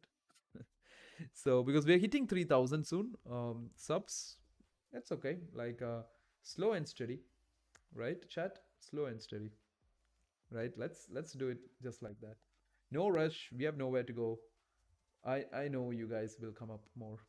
So bro, Gukesh won. Now I compared to him and considered useless. Now I'm compared to him and considered Who's comparing you to him, man? Who compared you to him? Okay, guys, 11-1. Okay, the results are up. Yeah, crazy stuff. If you guys want to know about the standings, Magnus Carlsen leads with 4 points. Out of 4 rounds, the world champion has 4 points. I mean, sorry, I'm really sorry, guys. It's not world champion, world number one. Magnus has 4 points. Denis Lazovic has 3 points. Alireza Firouzja is at 2. Vincent Keimer at 2. Ian Nepomniachtchi at 2. So Magnus has got a 2-point lead already over the rest. Just Denis Lazovic behind him at 3 points. There's a huge amount of people trying to catch up to Magnus, but this is just not easy. And round 5, we have a great matchup, which is Alireza Firouzja versus Magnus Carlsen. The player Magnus wanted to play for the World Championship, which never happened. Yeah? Okay. But I hope you don't get compared, man. Don't bother about comparisons. Comparisons are just not supposed to be part of life. You can't compare anyone to anyone, right? You might be something good at that a lot of others are not good at. So just forget about it. Yeah. TV. Bhargav Vijay. What's TV? What's TV there? I don't get TV, but if you can explain, I'll try to get with that. But I hope all you guys are having a great Christmas time, right? I hope the holiday season is really treating all of you well. I don't know from where you guys are watching this from, but wherever you're watching this from, what do you say, guys? I really guess your vacations are going great. You are at somewhere sitting in a beach, having fun, or you're in the mountains, chilling out with your friends and fam. And if not, I hope that happens in the next few weeks and you have a great 2025 coming up, right? All you guys, I think it's going to be a great year with great fun. And even when it comes to chess, it's going to be a lot of cool stuff happening in chess too. So really looking forward to that, isn't it? I even heard that there is a World Cup happening, the Chess World Cup, Esports World Cup happening in Saudi Arabia, Riyadh, in July, August, I think, along with the Esports World Cup happening. Chess is also part of it now, which will be nice. Which will be nice to see. Nice to see some exciting chess in the esports space happening. But anyways, guys, if you like the stream at any point, do hit the like button. You can share, you can subscribe, you can do anything you want. It's all good. Yeah. But nonetheless, coming back to the games, we are waiting for game round number 5 to happen. The guys are just having some rest out there. And we will start with round number 5 immediately once it starts. And we will be following the game Magnus versus Alireza. This is the game we want to watch, right? Because very simple stuff, guys. Magnus is the one leading the tournament. So that has to be the match we will be watching, right? So we're just waiting for this game to start. It is Magnus Carlsen versus Alireza Firouzja. In the meantime, if you guys have any questions for me, do let me know. I would be more than happy to answer that for you guys. So do let me know, chat. I've just increased the but I am reading the chat. Do let me know if you have any questions. And now that you are gone, I'm doing things that I shouldn't know from. I'm doing things that I shouldn't do. That's what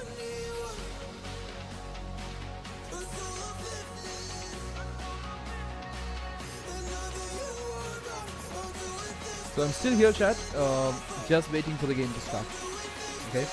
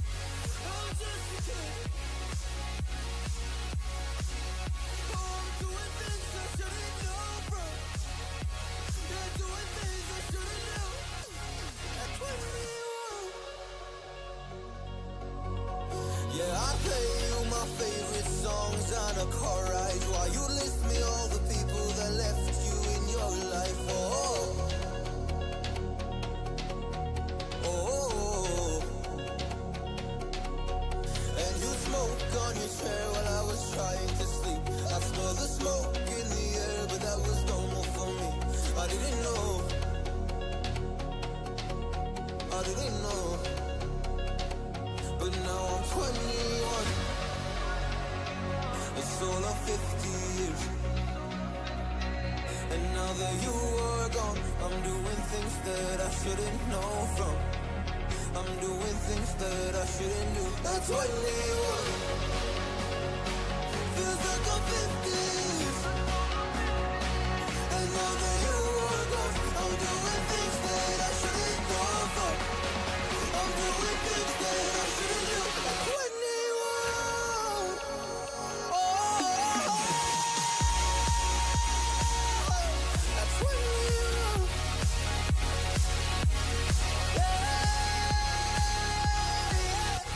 I'm 21. Oh, just a kid. Oh, I'm doing things I shouldn't know from. Doing things I shouldn't know. At 21. At 21. At 21. Whoa. I'm 21. Es el sueño el motor, son las metas a alcanzar. Siempre hay que descubrir la manera de vivir. Este lugar, esta tierra, tiene tanto que ofrecer.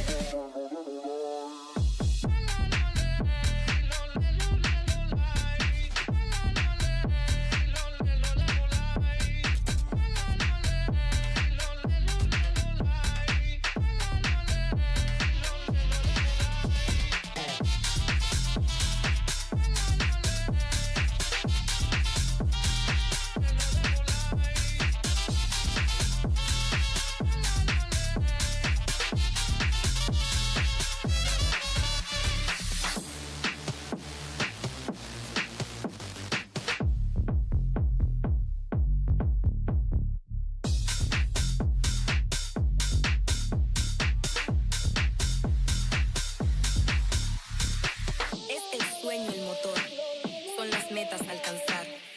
Siempre hay que descubrir la manera de vivir. Este lugar, esta tierra, tiene tanto que ofrecer.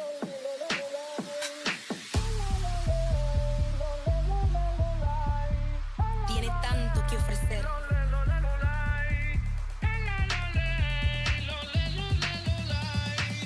Tiene tanto que ofrecer.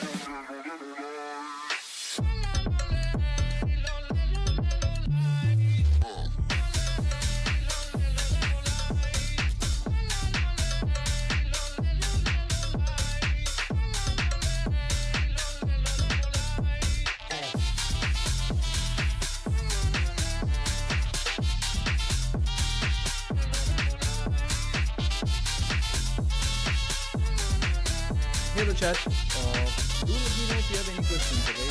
Just the usual break just before the next game starts up, that's all.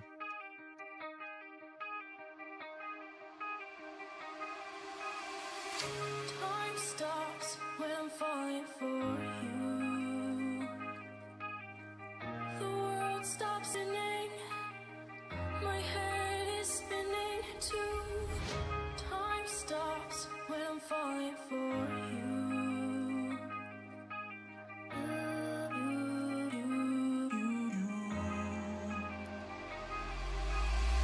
Should I stop or are you falling for me?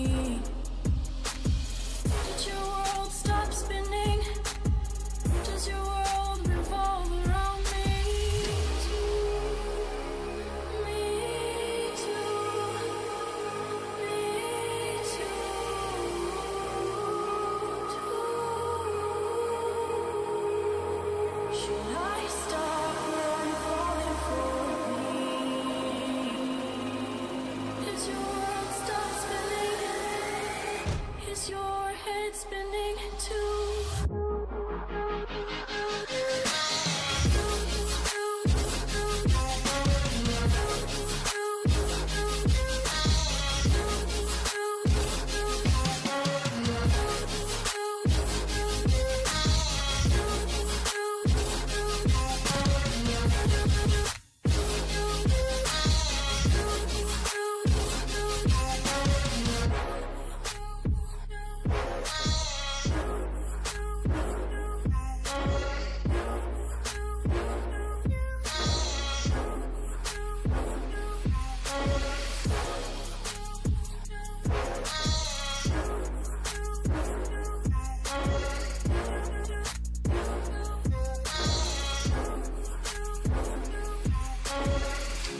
Heart stop when you first saw me. Did your world stop spinning? Does your world revolve around me? Me too. Me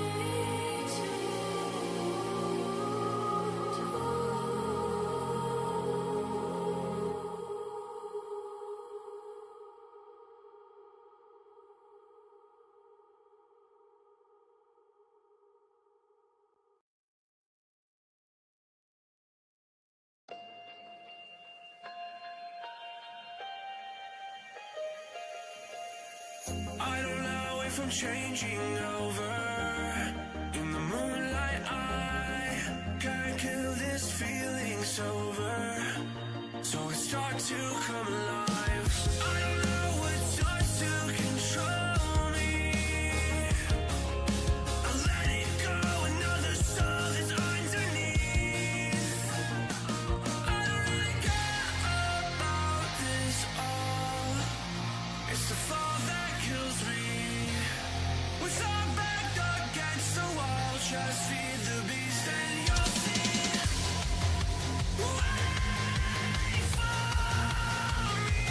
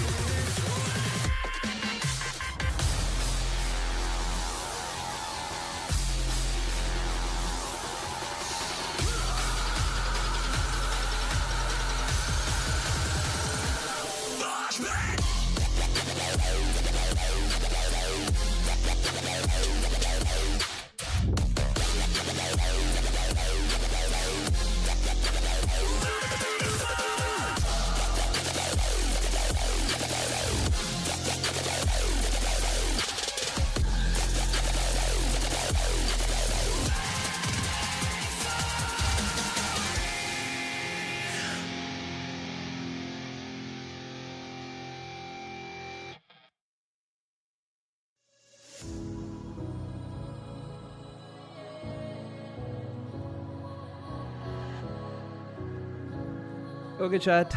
We will be starting the next round very soon. Just so you It's all about how you were with my parents. Yeah, I changed their mind. Cause you were sweet Next and game is looking between like Ali you care, Reza boy. That was hard to We find. don't want to miss that, do we? These feelings, I caught feelings, I got these feelings.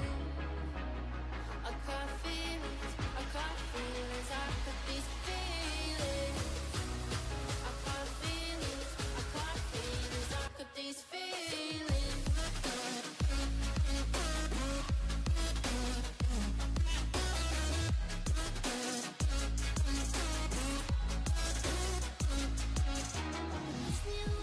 Push me away. I wanna stay, baby. Push me away, yeah. In my eyes, you made me feel alive. I don't know why you got me needing you. In my eyes, you made me feel alive. I don't know why you got me needing you. I caught feelings, I got those feelings. I caught feelings, I got those feelings. I caught feelings, I got those feelings.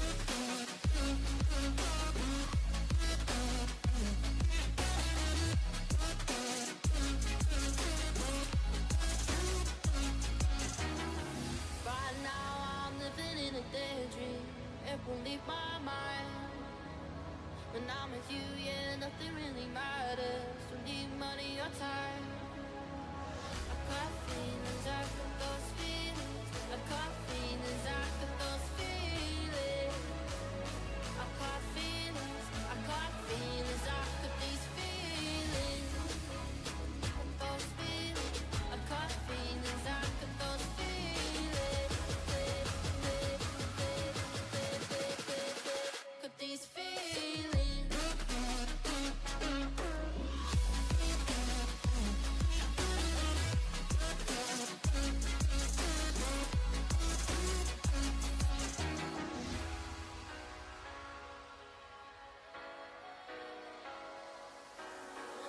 The bass goes boom as we enter, shaking the room from the back to the center. Making you move to the track, you surrender.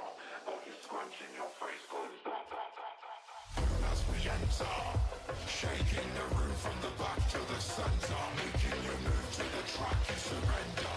Body scrunching, your face goes bop. The bass goes boom as we enter.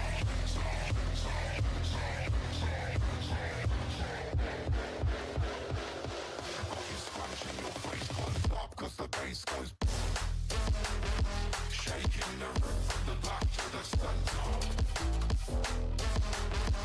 Making you move to the track, you surrender. Shaking the room from the back to the center. Body scrunching your face goes up cause the bass goes shaking the room from the back to the center. Making you move to the track, you surrender. Shaking the room from the back to the center. Body scrunching your face. Okay, you guys. So we are about to start the next round, and it is Magnus versus Ali Reza, and the games are just momentary. Let's get going.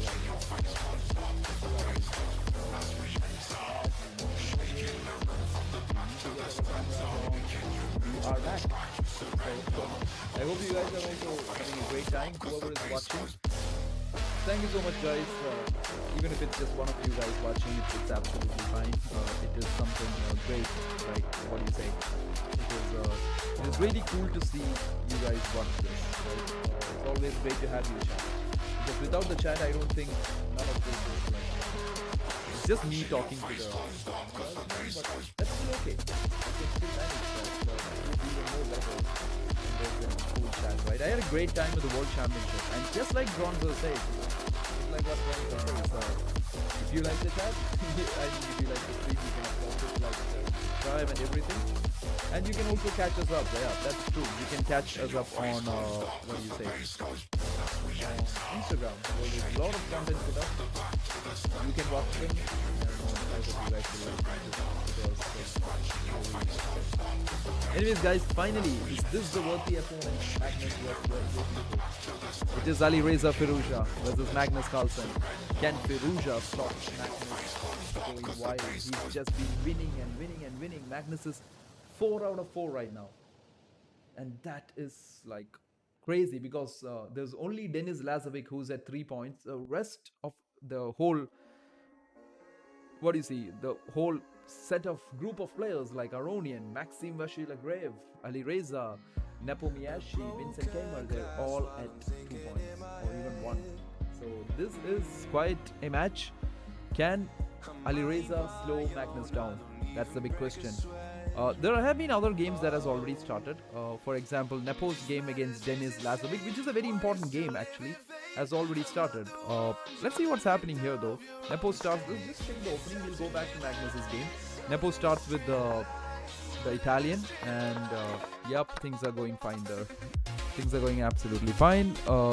So Nepo would be putting pressure on the young Denis Lazovic. The guy is just 18 years old but playing some amazing chess, right? All the 18 years old people have been playing some great chess recently. And you know who I'm talking about. Then we have Wesley So against Levon Aronian happening here. It again starts off with e4 and Aronian responds by the Sicilian. Okay. Aronian says, I want some fun chess today. I want to play some exciting chess, so let's go for the Sicilian. And I think it's similar to something like knight c3, you go back, queen a5. Okay, like Wesley knows his ways. He's gone through these kind of positions. He has played these kind of positions. He knows where to take these kind of stuff and Aronian. So 2 exciting games started, Nepo and Wesley Saw's game. Ali Reza Magnus have started, guys, and we will be following that right now. So Ali Reza puts Magnus into the Italian game. Magnus might be getting frustrated. He's been playing e4, e5 for the last 3 games. And he's like, no worries, I'll play it again. Ali Reza is an expert in this. He is really good and he knows what he's doing here. So a4 being played, a5 comes back, rook e1 being played. And let's see how Ali Reza takes Magnus down, or Magnus in this game. Here comes pawn to h6, h3, very symmetrical ideas here. h3 just to stop bishop g4, you don't want to get yourself things like that, thing can be very annoying. So just simple h3 by Ali Reza. Magnus has 9 minutes, Ali Reza still playing at 10 minutes. He just knows this opening like, what do you say, so easily. That could be the reason. So knight comes to e2. I think this knight is re-maneuvering itself to g3 and it's coming this way. Right? So that is where we are going, chat. And if you're new here, you can share this with everyone who you wish can watch it. This is the Champions Chess Tour final. This is round 4 of the Champions Chess Tour. And yeah, bishop d7 played, chat. Okay, Ali Reza just goes c3. The structures in these openings are very important. Sometimes the bishop will retreat b3, c2 this way. And come on to this diagonal, b1, h7 diagonal. So bishop b5 played, c3 being played here. I don't know where these knights are going out at this moment, but it is interesting to see how Magnus plays this. Magnus has a lot of ideas. He could even play a potential knight d8 and just reroute it this cell. Or knight e7, knight g6, taking his, yep, that's what Magnus plays. So that's another interesting way you can just try improve your chess, everyone. Just try to guess the moves. Like whenever you're watching a game, try to guess what will this guy play next. What will Magnus play? But Ali Reza breaks the center with d4, putting pressure on the e5 pawn. And if you take it, he will take back and he takes the center away. So finally some pressure. Oops, sorry guys, I just forgot to reduce the odd music. So takes, open file pressure here. Wow, Ali Reza knows his way in these kind of games. So Magnus, Ali Reza has always been an opponent that has created problems for Magnus, like online chess and other places. But the very last time I saw them play was in the Speed Chess Championship, and Magnus really took him down. But let's see what happens here. E takes d4. Is Magnus looking forward to taking him down again? Or can Ali Reza slow down the Magnus Carlsen destruction machine that's going on, because he's been 4 out of 4 in this tournament, and this is looking crazy. So that's where we are, everyone. Knight takes d4 happening on the board at the moment. Magnus going knight g6. So the fight is right now for the e5 square for Magnus. I think this is what he'll be looking at. Alireza would be planning to put one of his knights on f5 at some point. And he might even play the move f4 here, chat, because he doesn't want this knight to come to e5, do you? I don't think so. I don't think Alireza is looking forward to seeing that knight on e5. But okay, he plays c4. Fair enough. You can't complain. Maybe the plan might be also to just play b3 and get the bishop this way. Could that be a plan? There's a lot of ideas coming up here. But let's see where this goes. So c4 played by Alireza in this game. Let us see what happens ahead. Where does he take this game ahead? So again, guys, if you're new here, if you just joined in, if you did not see what happened yesterday, this is the Champions Chess Tour happening in Oslo, Norway. This is live. And you have the world #1 Magnus Carlsen playing it out, leading the tournament, aiming at winning it. He's looking forward to winning this. But the whole point is there someone who can stop Magnus? That's the question. Is there anyone out there who can stop Magnus Carlsen? So c4 being played. Let's see what Magnus replies here with. And the time control is very exciting. So these streams will be short, but very adrenaline, full of adrenaline maybe, because it's a 10-minute time control. 10 minutes plus 2 seconds, and that's it. Each player has 10 minutes. It was not like, I know a lot of you guys would be new to chess from the World Championship scenes. If you are, this is not a long game. This is a very short, rapid game. This is called a rapid format of the game. And this is Magnus playing against Alireza Firouzja from France. Alireza is initially from, I guess, Iran, but now he's in from France. But yeah, that's another story. So c6 was played. I think, what does Alireza do here? He might just take it, right? Magnus is giving up a pawn, maybe to create some play. So takes. Can you take the pawn? That's a question, right? But then queen b6. Magnus just trying to do it for some counterplay, just to create some play against Alireza. I don't know if he would actually go for the pawn. But c6 played by the world #1. Asking Alireza questions now, like, what do you do, man? What is your plan? What are you trying to play here? And that is what we have to look here.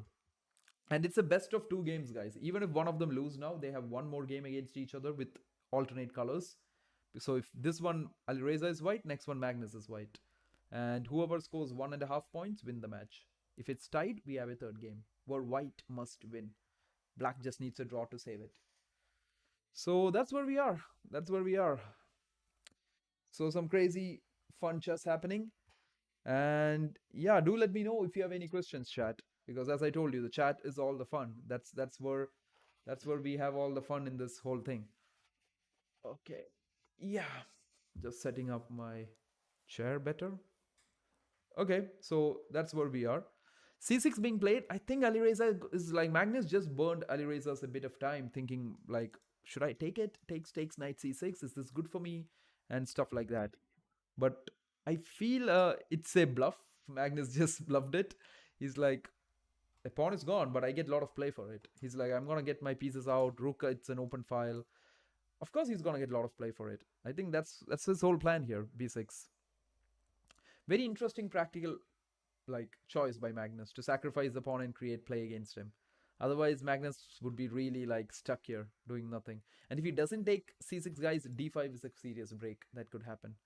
So Alireza really burning his time a bit here. Both of them equal on time right now. Both has 7 minutes on the clock. This is exciting stuff. And this is what makes it exciting, because there's very less time on the clock. You need to be quick, and you need to be very quick. So yeah, all you guys have just joined in. I hope you like what you see. And if you do, you guys know what to do. You can hit all those buttons out there. You can hit the like, share, subscribe, and all those stuff there. Right? I think we're closing in on 3,000. Maybe not today, but it's okay. So Alireza finally decided that he's going to take, and knight takes on c6. Queen comes to c7. Magnus creating the play he wanted. Queen a4 by Alireza. Making sure the knight stays, taking away important squares on b8 here. Looking down at a lot of other squares too. So how's Magnus going to reply with this one? How does he deal with this? So what do you guys think? Is this move even possible, guys? Can I even play d5 as a move to open up my bishop?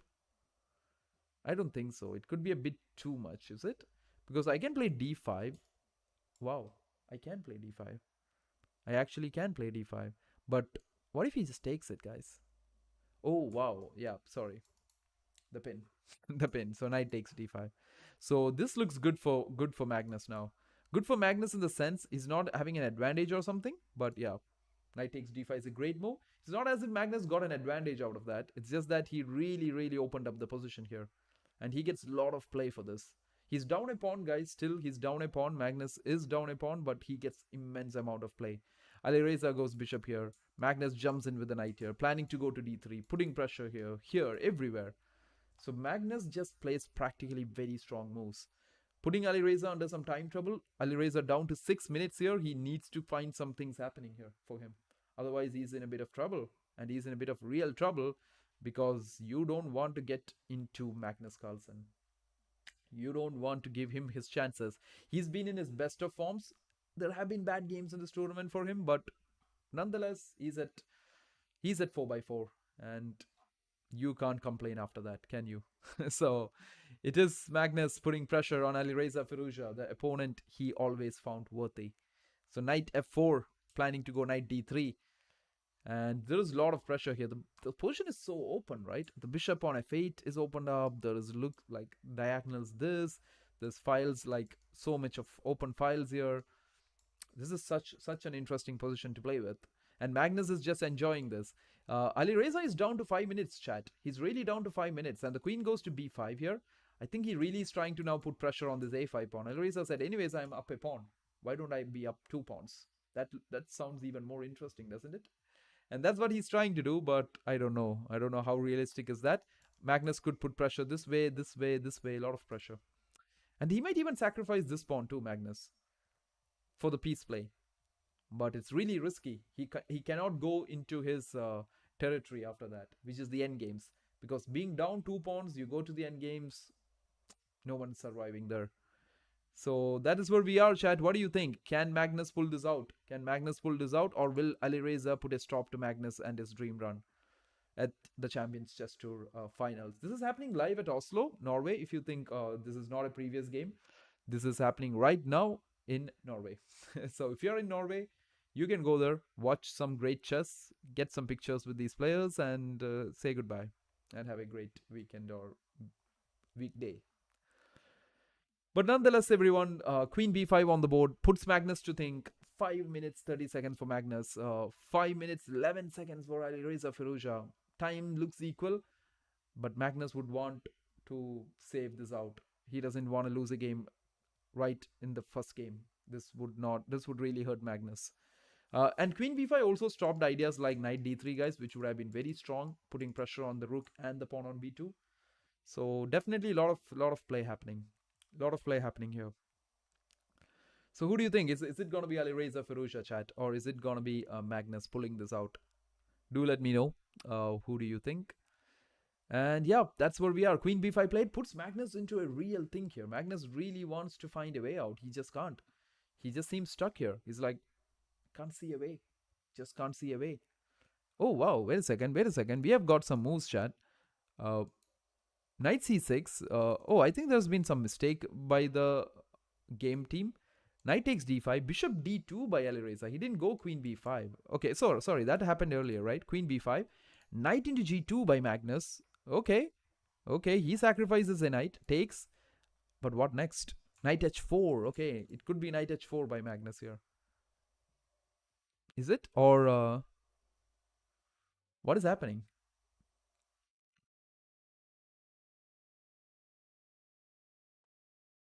Okay, so let's see here, chat. So whose move it is right now? Queen d7. Okay. So here, after he takes it, Magnus goes queen d7. The plan is simple. Knight h4 check and queen takes h3 is checkmate. This is crazy stuff. Magnus has just sacrificed a whole piece and he says his attack is going to work. Wow, that's a nice sacrifice, chat. Look at that. Knight f4, boom. Sacrifice on g2. He's like, what do you do now? Take me? I'm not going to go directly. I think knight h4 was possible directly too. But Magnus plays the best move, queen d7 here. Wow. Magnus is in his groove in this tournament. Because knight h4 is coming next move. Then queen takes h3. This is very hard to play when you're down to 4 minutes for Alireza. This is not easy to play with just 2 seconds increment on the clock. This is hard, guys. This is really hard. And here comes Magnus. I think he'll just take the draw here. I think he'll just take the draw.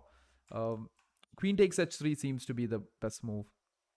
Wow. Or will he actually take the draw? Or will he not? Like, this is an easy draw now. He can take, but will he try? I really have a feeling Magnus might try here. Because very hard for Alireza to play such an open king position. There you go. Magnus is trying. Magnus is like, who said I'm not trying? I'm going to get this rook here. Then queen takes h3 is on the air. You just cannot practically play this as a human. It's very hard. But Magnus is not for me. Not for me. It's not so hard for me, chat. Not at all hard for me. That's what the world number 1 says. Wow, too much of problems on the board for Alireza. Like, very hard to solve this. What do you think, Chad? Do you really think Alireza can solve these problems and get out of this mess? Or will Magnus take game number 1 out of the 2 games of round number 5? Crazy stuff. Crazy chess happening. And some very interesting ideas by Magnus. Like, it's really got this going. So rook b8 on the board, putting pressure on the queen, hitting the pawn on b2, hitting the pawn on h3. This is fun. This is fun chess. If this doesn't excite us, like, then what does? I don't know. So this is just crazy stuff. Magnus Carlsen putting players under pressure. Wow, Alireza is really burning some time here. He goes queen d5. Queen takes h3 seems to be the straightforward move here. Rook a b8. Okay, sorry guys, like they've retreated that move. So chess.com having its own problems. Yeah, queen d5 being played. Queen takes h3 being played. King g2 being played. Rook takes b2 being played. King d3. Wow, Alireza has just gone for a walk with the king. This is really interesting stuff because he understands that there is no coordination between this side and this side. And his king went on to stay safe in the center. Look at that king walk. He just walked up with the king. He says, my king stands on d3 right now. What do you do? Because Magnus now had to reroute these 2 pieces to this attack. And that has to be done quickly. Maybe something like knight g2. Is that possible? To take this bishop off, one of the key defenders. But Magnus is down a piece. He needs to be careful here. Is f5 an option? No. Once you're in a pin, that's an illegal move. How's that even an option? I think knight g2 makes a lot of sense to me. For me, knight g2 makes a lot of sense. Look at that. Alireza just played 3 back-to-back great moves. It's just that it's a forced moves. That's why computers show it as great moves. But yeah, nonetheless, 3 back-to-back great moves. And putting Magnus Carlsen, the world number 1, under pressure. Big pressure. He's down to 3 minutes. Alireza has also 3 minutes. We're going to see some blitz action right now. And there you go, guys. Knight comes to g2 here. He's trying to hit this, remove this bishop. After which this bishop could be a really dangerous guy in this whole thing. Wow. This is crazy stuff. This is not normal chess stuff happening. And this bishop can't go anywhere, guys. It can't save itself because knight f4 will fork your queen and king. You just cannot go anywhere with this bishop. So really hard at this moment. I think some of the things Alireza might be thinking would be like rook b1 to trade this rook, rook e2 to trade this rook, and his rook is also under attack. So rook e2 makes a lot of sense here. You just want to trade a very active Magnus Carlsen's rook here. So really interesting stuff happening, guys, at the Champions Chess Tour Day 2. This is round number 5. Magnus leading with 5 out of 5, but Alireza has almost put a stop. Yep, rook e2. Pretty understandable. Pretty understandable. Just wants to trade the rooks here, right? Let's see where this goes. I think Magnus doesn't want to trade any more pieces here. He might just retreat with the rook, but where is the question? Where do you retreat? You have to go all the way back? No, not possible. b7 is possible. b7 or b6. That's only 2 squares that is possible for Magnus. Wow, he just played a very complicated game here. I don't know if Magnus will make out of this, but if he does, great. Great for him. It's absolutely great for him. Like, he'll be 5 out of 5 if he wins this game, guys. But what do you think? Will Alireza stop Magnus's dream run? He's been on 4 out of 4. Everybody else, except for Denis Lazovic, is on 2 points. 2 points ahead of the rest of the field. Only Denis Lazovic at 3 points. Then Magnus Carlsen at 4. This is a very important game for everyone. If you want to make this tournament open up, then Magnus has to go down to Alireza. But I don't think so as of now. As of now, Magnus has created a lot of complications. He's really thinking down to 1 minute 50 seconds. Alireza has 2 minutes. The position is really complicated. And trust me, if this goes into time scramble, it's going to be crazy stuff. B6 not possible. Yeah, B6 is possible actually, Zach Cruz. You know why? It's a tactical shot, right? You cannot take me with the bishop because I have knight f4. You see that? That's a cheap shot. I know that. I know it's a cheap shot, but okay, Magnus doesn't want to try the cheap shot. It's just kidding. I think b6 was possible because of the cheap shot of f4, right? That would have been a low blow if that happened, isn't it? Yeah, Sacros. I thought so. I was just checking why is nobody asking me that. But anyways, it was never possible, right? So if you guys are enjoying the cheap shots, guys, I hope you hit that like, share, and subscribe so that you enjoy more cheap shots. But nonetheless, Magnus had to retreat. Very simple reason, guys. You just cannot trade an active piece like that for this. And here Magnus is down a piece, so trading pieces just doesn't make sense, right? It just doesn't make sense for him. So that is why he just went back rook to b7. Can Alireza do something? Queen f5. Alireza's like, let's trade queens, Magnus, please. Like, let's just trade a lot of pieces here. What do you say? Magnus is like, no way, man. Magnus is not going to trade. Like, I'm almost very sure about it. He's going to play queen f4, h4. But will his queen be trapped, guys? Look at this. This seems very weird to be sitting inside on h4 with all these guys just surrounding you. You never know. You never know that. But I think 4 out of 5 times Magnus might not trade. But since with the love that Magnus has for endgames, you never know. He might think that I can save this endgame.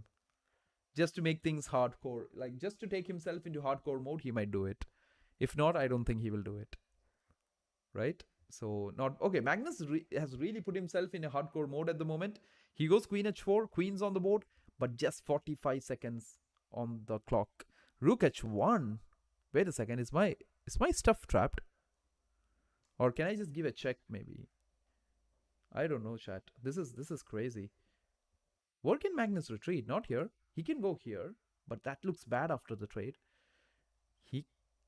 Oh wow, Magnus takes it. That's a mistake.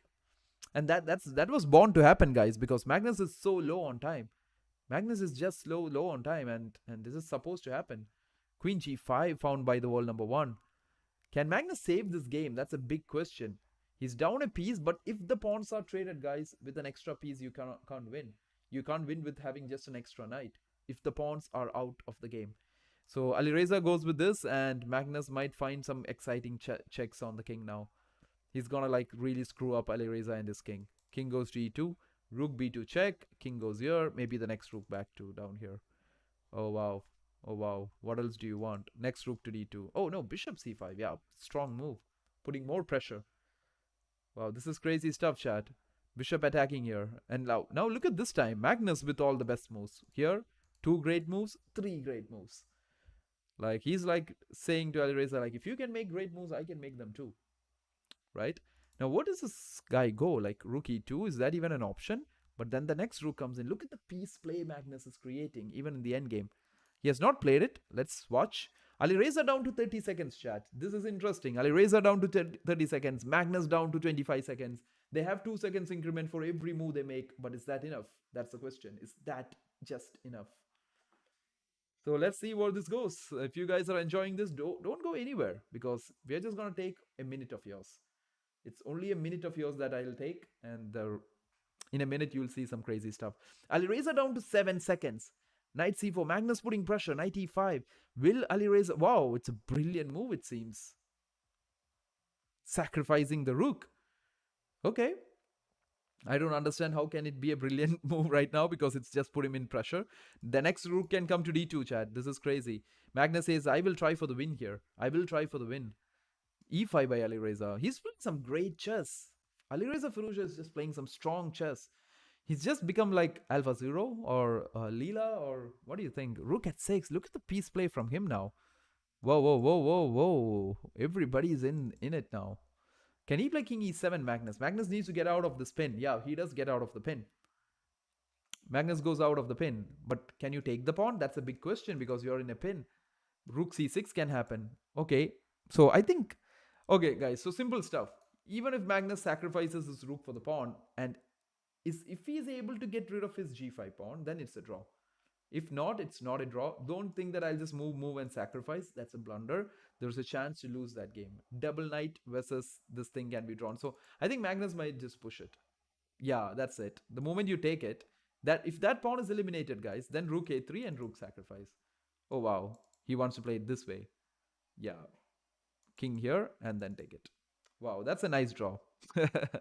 That's a nice draw. What a fight! What a fight by both of them. That was like you're fighting on the streets, man. Both of them punch after punch, like throwing each other, jumping onto each other. I don't know, but at the very end, the game ends in a draw. So we will go into the second match very soon now. So let's see what happened in the other games. Nepomniachtchi just took down Denis Lazovic.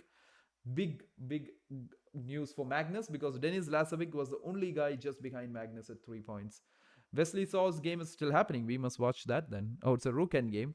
Aronian trying to push with the black pieces. Saw, oh, as he just blundered, as Wesley just let Aronian and his pawn just get in. And this could be a typical Luzina position.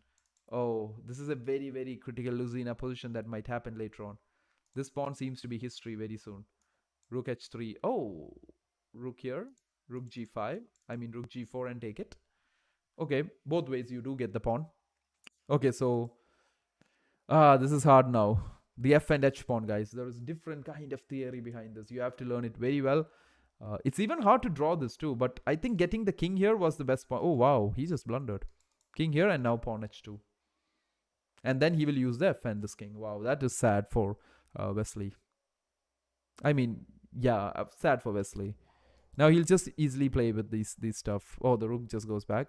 Like, basically, guys, what's going to happen is the king, they're going to fall into zigzag. This rook doesn't have a move where this will promote. The king will fall into zigzag, after which it's just over. Yep, now he'll just check here and he can go either way. Use this pawn first and a lot of ways to win. I think Wesley is just winning. Wow. I mean, Aronian just converted that. That's the thing, you have to know your end games, right? But these are crazy stuff, guys. Very low on time, you just can't do it. It's just so hard. But yeah, great win for Aronian. Aronian really coming back here. Levon Aronian is really making a comeback here today. He won game round number 4. So Magnus Firouzja, we are waiting for the next game. Maxime defeats Vincent Keimer with the white pieces. Good result for Maxime. Aronian beats Wesley. So Ian, what did Ian do to Denis Lazovic? The youngster, what did Ian do to him? Wow, is this what Ian did to him? So just quickly going through this, guys. It was an Italian. They traded off the pieces. A5, knight d2. En passant. That's satisfying when you're playing a tournament. Takes knight f d2. So, like, the thing is that, guys, with playing all these world championship games, right, Ian has a lot of preparations up his sleeve. Really good game, isn't it? Yeah, if you're talking about the Magnus game, right? It was really fun. I hope you guys enjoyed it. If you guys are watching this, even though we do say you can hit the like, share, subscribe and everything, even if you don't, guys, it's absolutely fine. At the end of the day, if you're enjoying this, that's good enough, right? So I'm just happy enough with that. But just coming back, talking about Ian Nepomniachtchi, guys, like, he has played so many world championship games that all these structures, ideas and everything is just like so easy for Nepo to understand. He's played 2 world championship games, right? And yeah, look at that. Look at that. The guy just gave all the pawns on the side. And he says that's not a problem. Look at his understanding of the game here. Look at him play. He creates a majority, pawn majority here. And poor Lazovic, he just couldn't create any kind of counterplay on this side. And by then, look at that pawn go. Too strong. This fast pawn was just too strong before these guys could create anything on this side. And that's how Nepo defeated Denis Lazovic. But yeah, great result. Just waiting for game number 2 now. What do you think, guys? Is Magnus Alireza again going to be a fight? Are they going to punch each other down? Or will there be an unexpected result? Magnus playing the white pieces finally after 3 games. We have watched 2 black pieces against Maxime and now 1 against Alireza. So let's watch this one now. Now let's see what Magnus can do this time. So looking nice. Fun event here, actually. The time control makes it even more fun. 10 minutes, we get to see some quick games, quick results. This is round number 5, guys. After this, we will have just one more round, which is round number 6 for today. So basically 3 rounds a day. So yesterday it was 3 rounds, today 3 rounds. Magnus is leading the event right now, 4 out of 4. This is the 5th one. So do let me know if you guys have any questions, any doubts, anything, and I would be more than happy to let you know. Okay, more than happy to let you know what is happening. But nonetheless, guys, if you're new here, if you really like the stream or if you feel anything good about it, you can double tap for the like, you can share this, you can subscribe, and you can do anything. And my friend says that you should say this, you should actually tell this to people, because that's how it's done, maybe. Yeah. So I think we're closing in on 3,000 subs too. Even if we do, great. Even if we don't, it's okay. It's fine. Slow and steady, we will get there, right? But nonetheless, rooting for Ali Reza here. Oh, really? Okay, Zaini, like Shian, you're rooting for Ali Reza, yeah? I like I feel the better person should win. Like Magnus, yeah, Ali Reza has always been that opponent Magnus has wanted. Magnus wants that fight. Magnus is looking for that fight. And you see this last game that you just saw, guys, when there's a fight, Magnus comes all in for it. Right? So it's coming all in. So yeah, rooting for Ali Reza. I see Ali Reza fans here, which is nice, which is nice to see in the chat. But let's see if Ali Reza can make it happen with Magnus with the black pieces. Because I don't know, chat. It's not been easy playing Magnus. The grind is not easy at all in any way possible. It's not easy. So let's see if Ali Reza can make it today. Can he actually take Magnus for a ride? Can he be the one who can stop Magnus and his dream run? That's the whole point. Can he actually stop Magnus and his dream run? How many rounds of Magnus won? Magnus won actually all the rounds. Hitman. I think you saw yesterday him winning, right? And today also he kept winning. Magnus is right now 4 out of 4 in this whole event. 2 more rounds. This is the 5th round. He's playing against Ali Reza. First game ends in a draw. We are waiting for the second game to happen. Magnus already has a complete full point lead ahead of his, what do you say, guys? Ahead of the whole field at this moment. The rest of the people are at, what do you say? Lazovic is the closest to 3 points. Then the rest are Aronian, Ali Reza. How much is Ali Reza? Let me see that. Wesley is having a really bad time. He's having 1 point. Maxim is at 1. Levon is at 1. Ian is at 2. Vincent Kmar is at 2 points. And Ali Reza Firouzja is at 2 points. Denis Lazovic is at 3 points. And Magnus Carlsen is at 4 points. That is what is happening. Tomorrow, same time, I guess, man. Same time. Tomorrow, it's even a semi-finals, I guess. Today, after 6 rounds, I think the top 4 will qualify for the semi-finals. That's what's happening. The rest of the 4 will be eliminated. Top 4. So, as of now, it's Denis Lazovic, Magnus Carlsen, Ali Reza Firouzja, and Vincent Kmar. So, Nepo Miyashi really trying to take down... So, that makes this very important game. Nepo wants to take down Denis Lazovic and climb to 3 points here. While Wesley, looking tough for Wesley here today. Looking very tough for Wesley. Isn't it, chat? It's looking very tough. But, yeah. But Wesley would love to climb up the board. But Levon seems to be in control. Ali Reza, he's on in 3rd position right now. But he wants to stay there.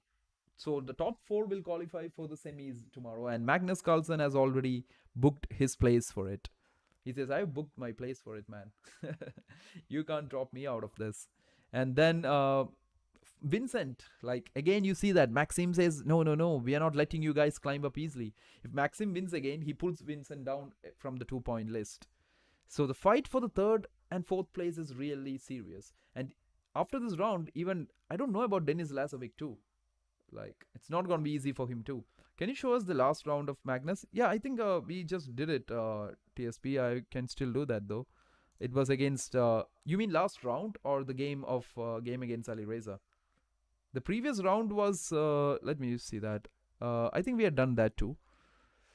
I think the previous round he played against, he played some crazy games against Maxim. Like, yeah, Maxim versus Magnus. Magnus actually won the first round very convincingly, but second round he lost. Third round, he was playing the black pieces. So how does that work, guys, is that you have to bid a time. So if 1-1 and we are going into third game, I bid a time. Like imagine I give it a bid like 6 minutes, 30 seconds. And you bid 7 minutes. I win the bid. I win the bid, right? I gave the less time, so I get the black pieces. And I just need to have a draw. If I get a draw, I win the match with the black pieces with less time. My opponent will have 10 minutes on the clock. I will have 6 minutes, the time I bid, and I just win. So that is what happened. Magnus bid a lesser time and got black against Maxime, and he got a draw and he saved it, right? So I'm just checking if the games are starting. TSP, if it's not, oh yeah, it started actually. So we will go through the games. We will get to the recap maybe soon. Let's maybe see what Nepo has here. I see a cool move here by Denis Lazovic. Lazovic wants to win this game, and he says, I've got something prepared for you, Nepo. Like, it starts in an Imzovic-Lazen attack, and boom, g4. He's like, you want to take it? Because I go rook g1 and take your g7 pawn. And let's play some exciting chess right now.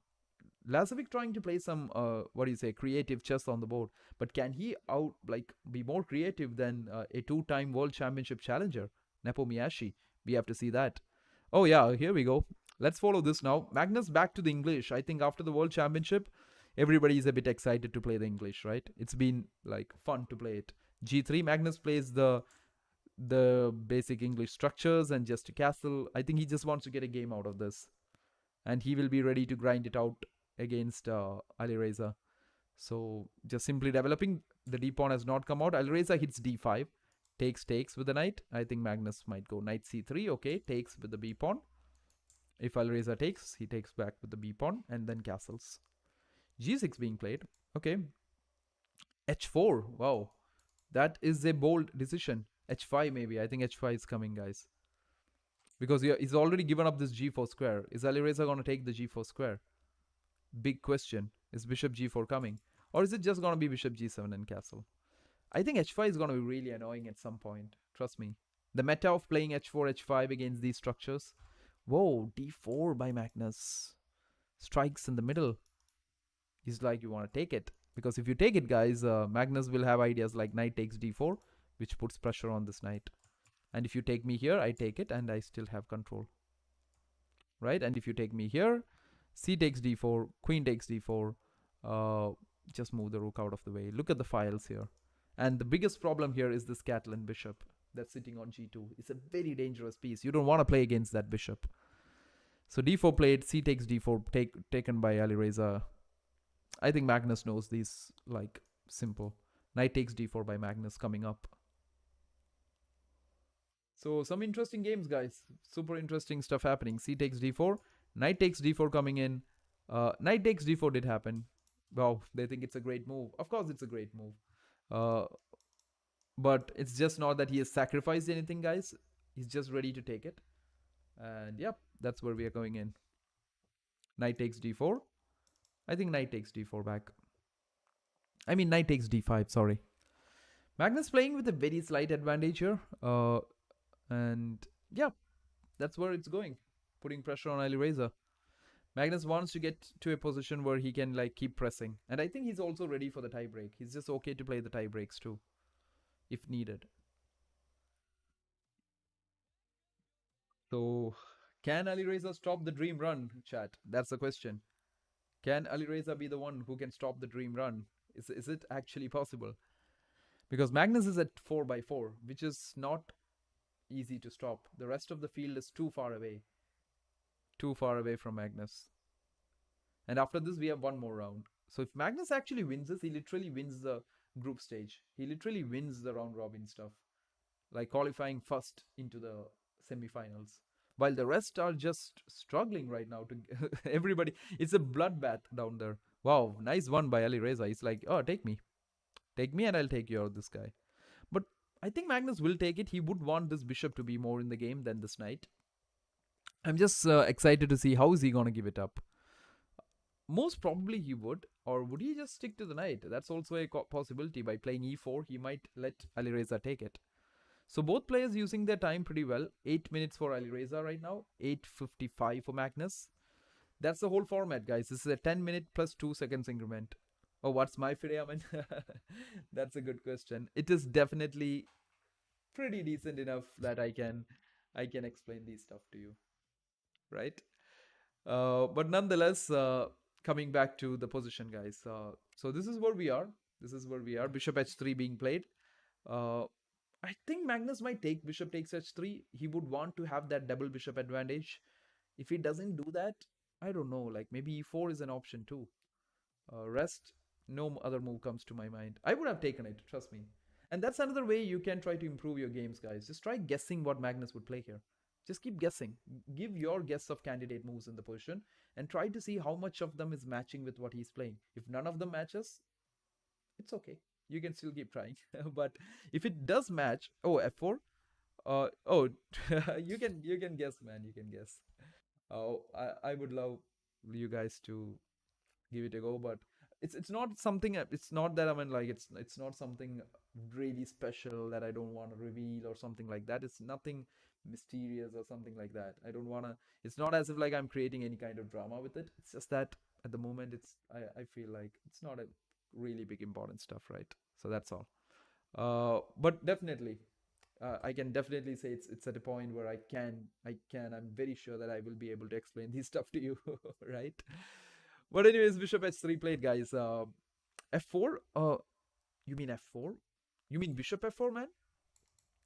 Is that what you're thinking, TSP? Bishop f4.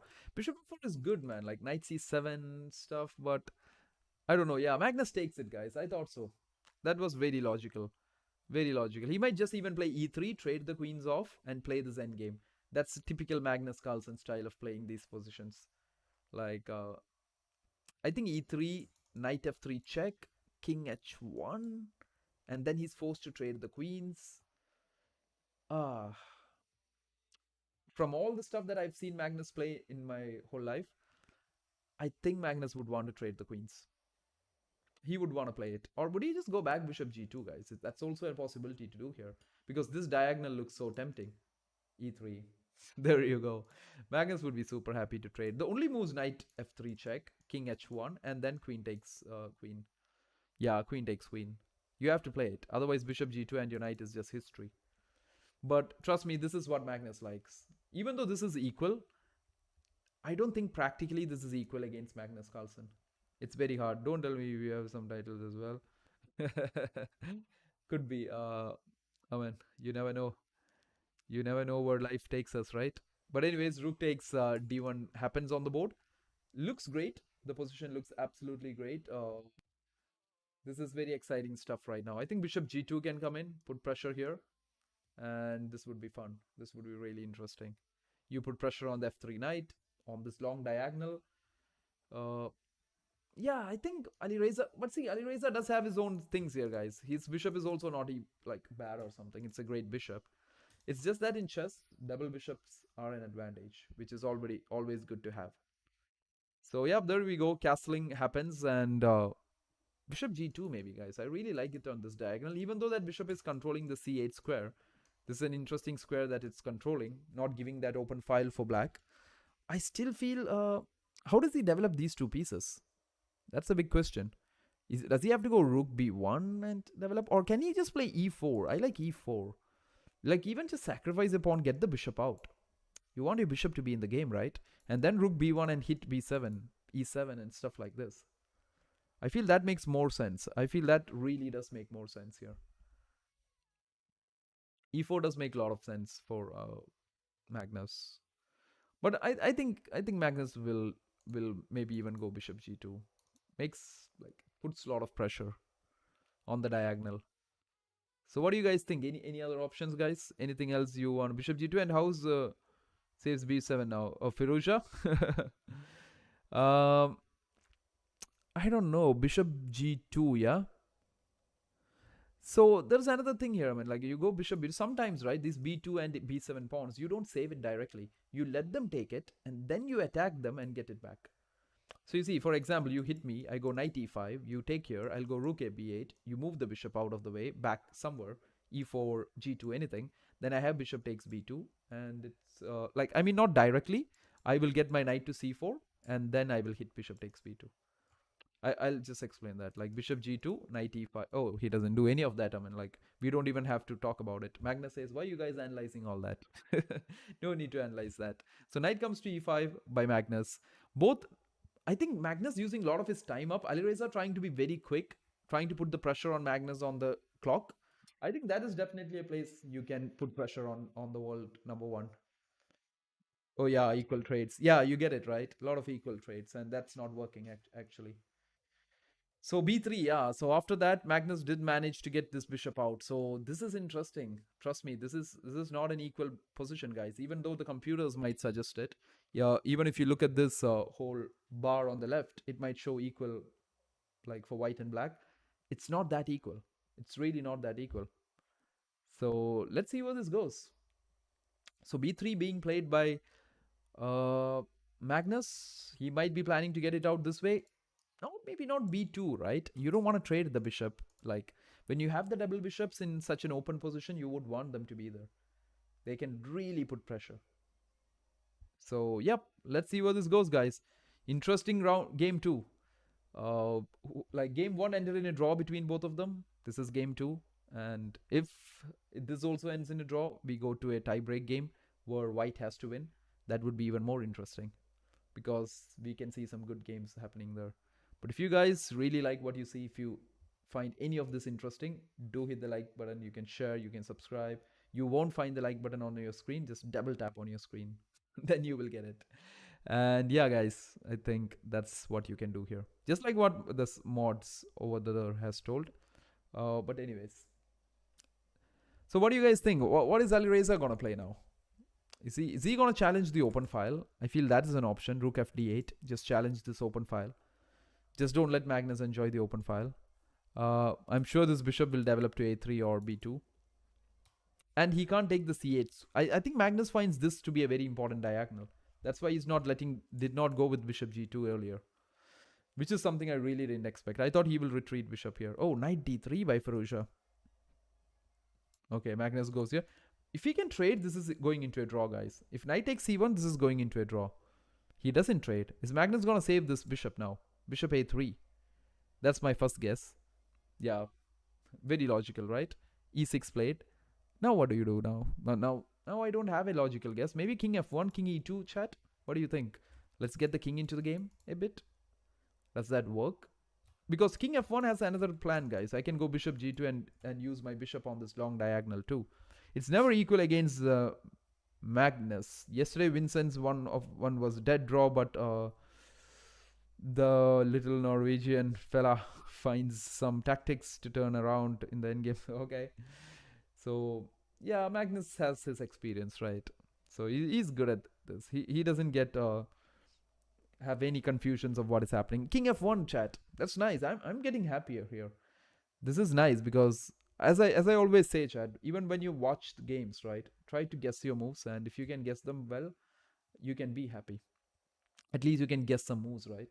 Like there was this very interesting training technique called multiple choices, which is really nice. You analyze top games, you try to give multiple choices of candidate moves, and if your plans are correct, you will be excited, right? But nonetheless, king f1 being played on the board. King f1 on the board. Let's see what Alireza does here. This is not looking really cool. He can take this next open file for Alireza, but then bishop g2, chat, maybe? But is Alireza just gonna penetrate with, what do you say, invade the position with rook c2? There's a lot of chances here. This game is just not done. A lot of chances for both players here. Just really exciting. Rook c8 happens on the board. What does Magnus play? Magnus down to 4 minutes. Alireza has 4 minutes 12 seconds. This is what makes these games exciting. Within the first, like in 10-15 minutes, you get a very fast and exciting game, which is really fun, isn't it? So give me a second, guys. Let me just check something. Okay. So all you guys who are new here, you can always hit the sub button, you know.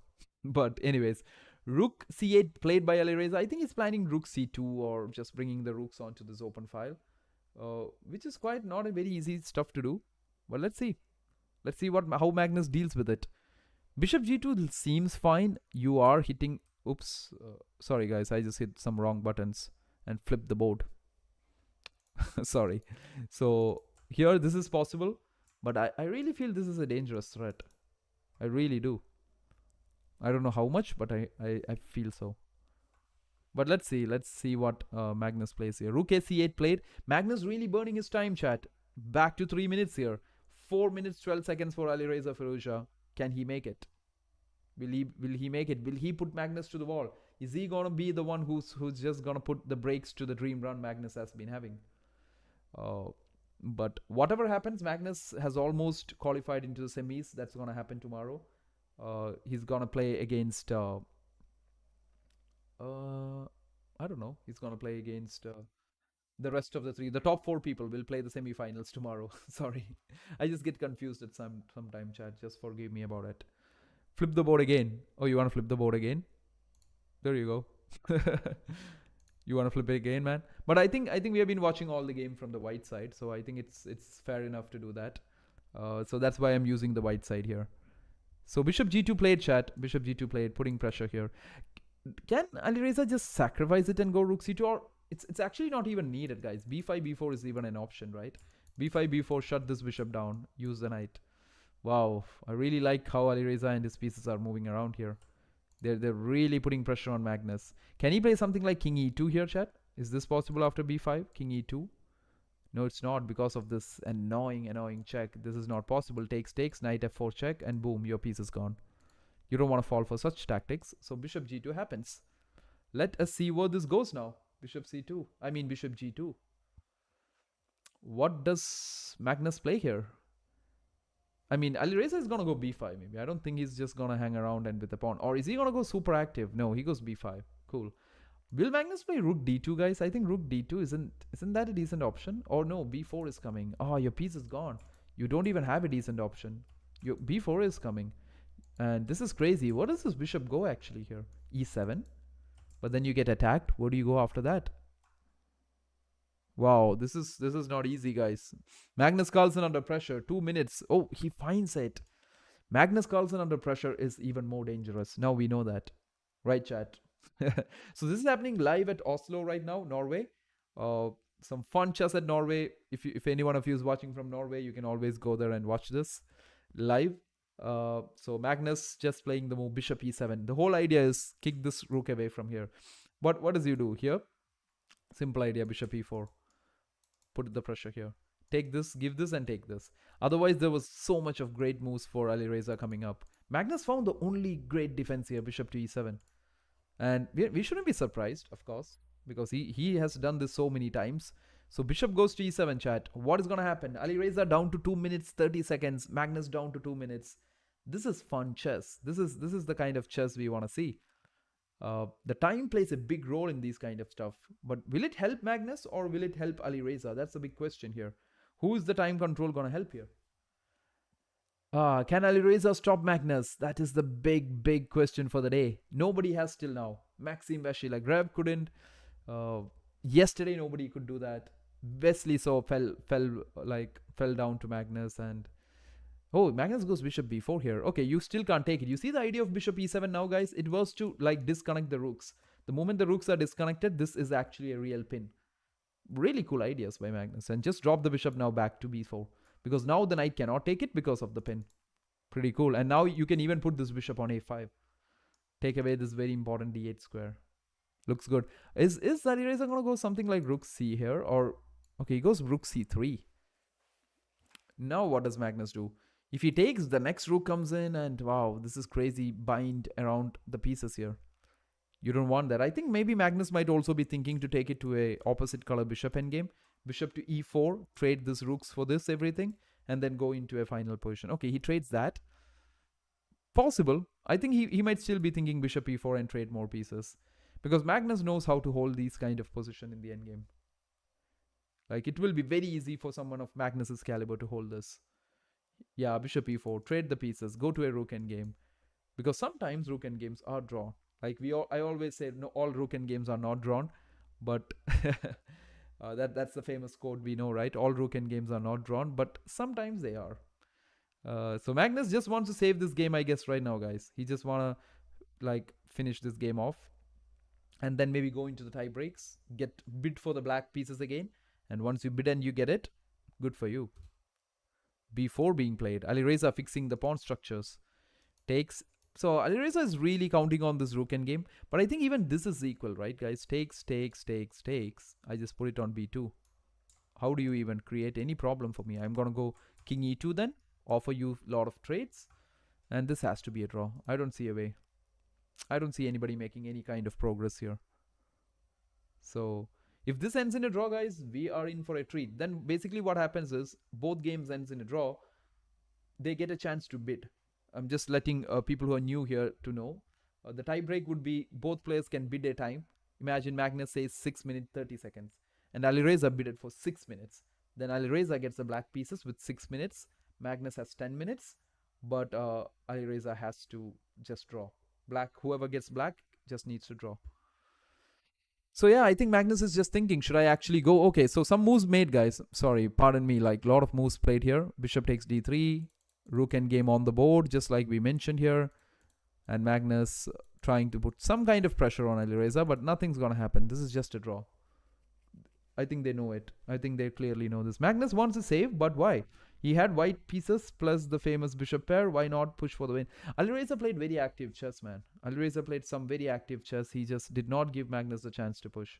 And it was slowly, the position was not looking nice for him. And even now, it's not looking nice for him. It's still Alireza with all the space advantage. But it's just that there is no breakthrough. There's no specific weakness that he can target.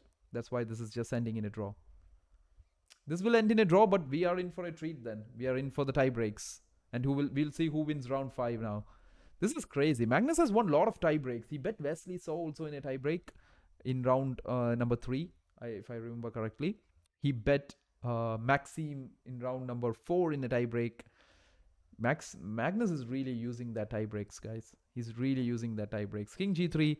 I think they'll just repeat right now. King f3, King f6, and Alireza has accepted the fact that there's no improvement here. So is Alireza the worthy opponent Magnus been waiting for? Can he stop Magnus and his dream run? That is something very exciting to watch out for. Views on the match and the rook f2 move. Your views on... Oh yeah. We are actually done a stream there, man. We had been streaming the World Championship and it was great. The chat was amazing. A lot of people came in. Okay, so this ended in a draw. I'll let you know about that. Oh wow, Denis Lasovic fought back. He defeated Nepomniachtchi. Wow, crazy stuff. Aronian on a roll. He just threw Wesley So off it. And now 2-0 for things are looking really bad for Wesley. I think his chances of qualifying for the top 4 is over. Wesley is out of this thing. Alireza Magnus still there. Vincent, Maxime in the lead. Let's see what's happening in this game though. Can Maxime make it? Let's see. Maxime playing the white pieces. Vincent has to do something here. Vincent has to find a way to win to keep things going. Otherwise, he's out of this. Otherwise, he's just out of this whole thing. But Maxime is trying to get a draw. So the whole point here is that, guys, Maxime won round 1. He just needs a draw. A draw is good enough for him. I think Maxime will get that draw, guys. It's very hard. I don't know how Vincent is going to break through. King e6 maybe? Attack this knight. Knight d4 though. Look at that knight. So strong on d4. And send the kings back. Because knight d4 comes with a check. King e5. Because g3 is under pressure. Vincent has to do something. Vincent will try to do something. Oh, Vincent is white. I'm sorry. Vincent is the one playing white. My bad. I thought Vincent was black. Okay, so Vincent trying. Vincent... Okay, so Vincent needs to try, right? Why is he... Okay, he did try. Because I was surprised if he's just repeating. Oh, wow. He doesn't go for that pawn. He wants to go for this pawn. Crazy idea. Because the h-pawn may... Like, that makes sense, right? The h-pawn is a much more... Yeah, g3 pawn is weak. But if Vincent can get this pawn and hit the knight, then this h-pawn is rolling down the board.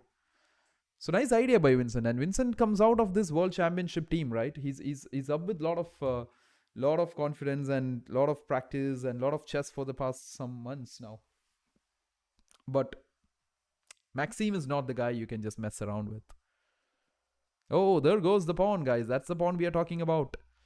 Has Maxime really given Vincent the chance? This looks like the pawn is coming down. Rook h2. Oh no. Oh no. But I think Vincent has threw it somewhere. Oh wow, it looks good for Maxime now. Oh, yeah, guys. Oh, wait a second. Vincent is getting checkmated here. Vincent is getting checkmated, chat. That is funny. Oh, wow. Bro just got checkmated here. What do you do? What does the king go? Oh, yeah, Maxime just needs a draw, right? Oh, yeah, Maxime just needs a draw. Maxime, like, I'm not even trying to win, Vincent. You go up here or here. Oh, Vincent had to take the draw. How sad. Maxime got a winning position and he just didn't want to win because, like, of course, he just wants to draw and win the match. So Vincent lost that match. So now it's getting even harder. So Lazovic Nepo. I just want to see what happened with Lazovic Nepo game. How did Denis Lazovic actually manage to win that? Wow, the guy actually won it in the Nimzovic lost an attack. He went for g4, sacrificed that pawn. Like, Nepo said, I'm not even taking that, my man. Knight e4, h4. Look at that. He just attacked it out with Nepo. And, okay, they traded the queens. Long castles, bishop g2. Wow, Lazovic really got a position out of the opening to play. He got a playable position here. h5, bishop c1, a3, b4. Trades everything, b5. Look at his pawns. What are those pawns doing? Wow, the guy just didn't do anything. He just used that pawn. Wow, where's this king coming now? Look at that king. Just walk down the board. Denis beat Nepo. Wow, let's start the procedures then. So king d5, bishop d2, rook g1, knight d6 check, takes, g5. Oh, wow. Wow. That d6 pawn turned out to be really, really nasty. Oh, yeah. That's the thing. And this pawn was just too decisive here. Move it and queen it. Yeah, if you just play something like this, chat, then it's gonna go this way. The king cannot come to help it. Next move is promotion. Right? Wow, what a win by Denis Lazovic. I think this is exciting now because Lazovic is the only one close to Magnus. He's at 3 points. So Denis Lazovic trying his best to get one more win so that he qualifies. He will qualify for this then. Aronian just totally walked over Wesley. Magnus, Ali Reza, who's getting white this time? Oh, wow. Did Magnus actually lose the bid? I think Ali Reza won the bid, chat.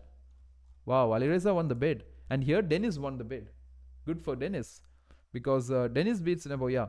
So basically for Denis, what happens now? He just needs a draw. The black players playing with the black pieces just need to get the draw here. And what else do we have here? I think no other games left, right? Yeah, I don't think there is a... Vincent's game is done. Maxime wins it. And Levon's game is also done. So we have 2 tiebreak games gonna happen right now, which is Magnus Alireza and Denis versus Nepo. So coming back to your question, about the World Championship, I think Rook F2 was just tragic. That's all. I really don't feel anything about it. It's just that Ding gifted Gukesh the World Championship. He just kept it on a platter and just gave it to him. But of course, kudos to Gukesh. He really put pressure on Ding. He just kept playing and Ding just lost that focus in that one point and it was over. That's how we make someone crack, right? He really made Ding crack. Good for Gukesh. Great for Gukesh. I was looking forward to the tie breaks. It would have been some fun games, but Rook F2, yeah, sometimes it happens, right? At your worst days, it just happens. I think it was just meant to be for Gukesh this time. A lot of things favored him. Even in game number 11, the blunder Ding made with giving away queen takes c6. Even after playing 2 amazing games in this whole, the 2 best games I really liked in the the World Championship chat was game number 1 and game number 12. And both games were won by Ding. And he still lost the World Championship.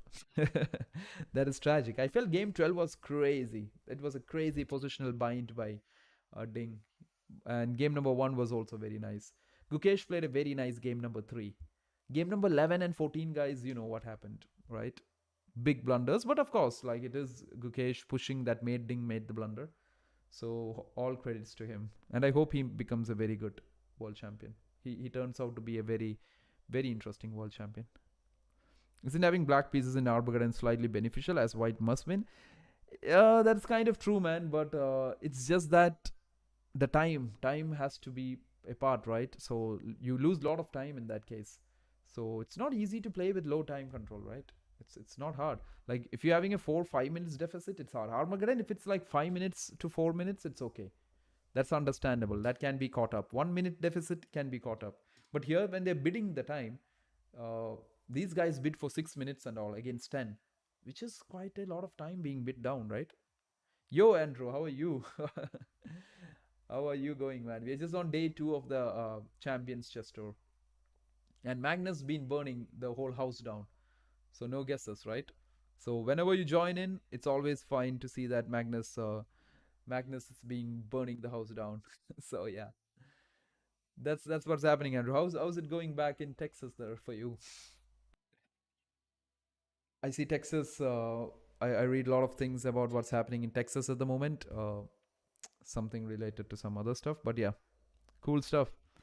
Anyways, you guys, wherever you're watching this from, anywhere in this world, you can always hit that like, share, and sub, and you can do that, right? We're almost closing 3,000 on YouTube, which is kind of like nice. It's been a big journey and it's been fun. Uh, I know there are people out there with thousands of subs, but I'm just fine with this. I'm just super happy with this. Cooking, yeah? But anyways, right now, if you ask me who's cooking, it's Magnus Carlsen cooking. Magnus Carlsen is really cooking this tournament because he's 4 out of 4 right now and leading this whole tournament. And he's trying to make it 5 out of 5 against Ali Reza. Can Ali Reza stop this dream run? They're just waiting for the tie breaks. There's Denis Lazovic versus Nepomiyashi. That's going to be another game that we will be seeing. 2 games happening right now. Super excited to see Magnus Ali Reza. I wonder how much time did Ali Reza actually bid to get the black pieces? Because now Magnus has to win. Draw means Ali Reza wins. So Magnus is in a must-win situation with the white piece here. But yeah, I think Magnus is already qualified. Yep, see ya, man. Yeah, just like what Andrew says. Okay, bro, gotta go. Now, quite late here. Oh, really? Oh, yeah. Get some sleep, man. Get some sleep. You take care, right? Enjoy your holidays. Have fun. Yep, just what Andrew says, chat. Hit and like smash that like button. But anyways, coming back to the game, we are just moments away from beginning this round. We're just waiting for the games to begin. The guys might be getting a few minutes of rest before this happens, and yeah, that's what we are waiting for. This is round number 5. This is the tie breaks. We are waiting for Magnus Ali Reza to happen. And yeah, you guys let me know what do you guys think about this whole stuff. I don't know if any of you guys watching the stream is interested in esports, but you play other esport games or anything. But chess has recently been part of the esport World Cup that's happening in the Middle East, Saudi Arabia, Riyadh. It's happening in July and August. It's a big event. It's a huge event happening there. And I just saw that chess is a part of it now. That would be nice. That's going to be fun. That's going to be huge prize monies and stuff. But to be very honest, chat, I really wish they provided a stage in which it's an even stage for everyone. That's why I always feel that chess, if it can be brought into a team chess event, it would have been amazing. Team chess is really what can push chess ahead. That's what I feel. Which gives equal chances to players of all kinds of levels. Like, make a team and force them that you must have a player of this level. You just can't have four top grandmasters playing the team, right? Which opens up chess for everyone, I guess. Like yeah, Apex Legends, yeah, that was fun, right?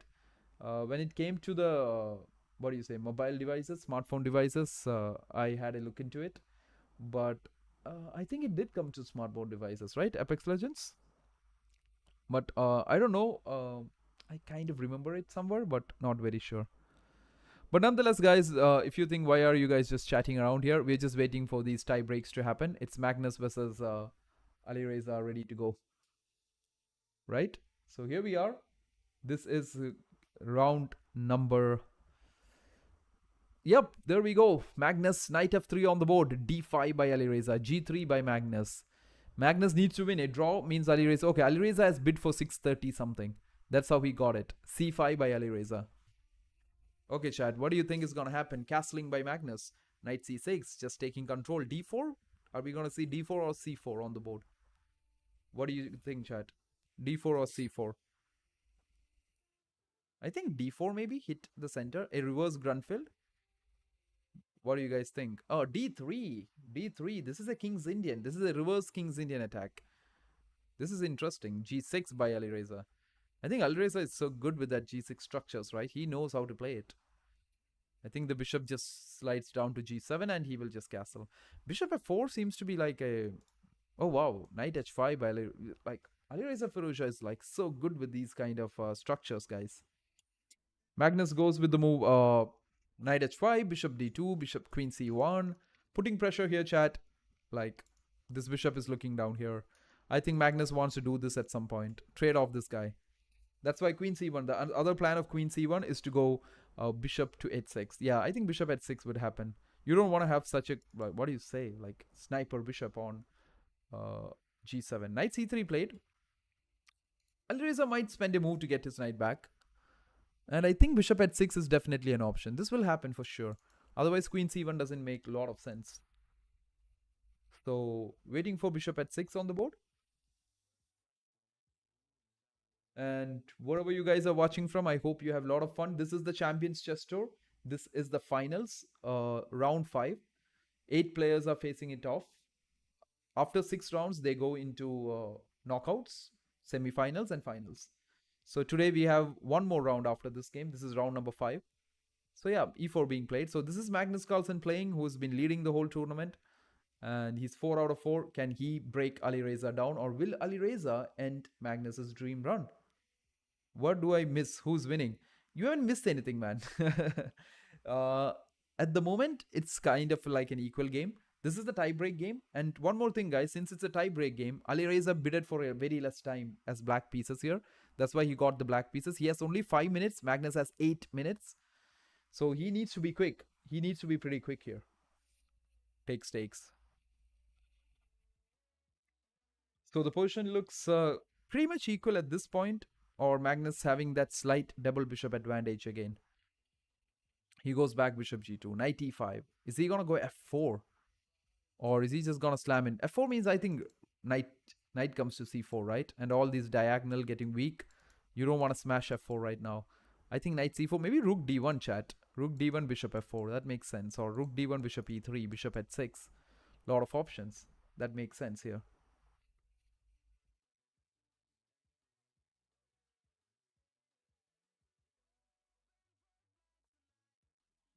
So knight d4 by Alireza. He wants to put his knight in the center. So Magnus trades after bishop h6. f4 being played. Now there's no queen check and stuff, and knight c4 is not hurting too much.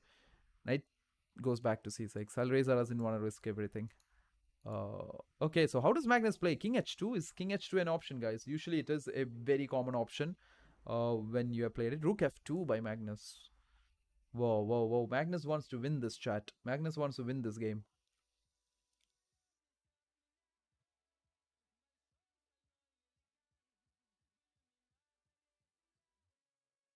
So, okay, Pushkar. I hope you're doing well. That's the best I can tell you right now. But nonetheless, Rook f2 played on the board, chat. Rook f2 played.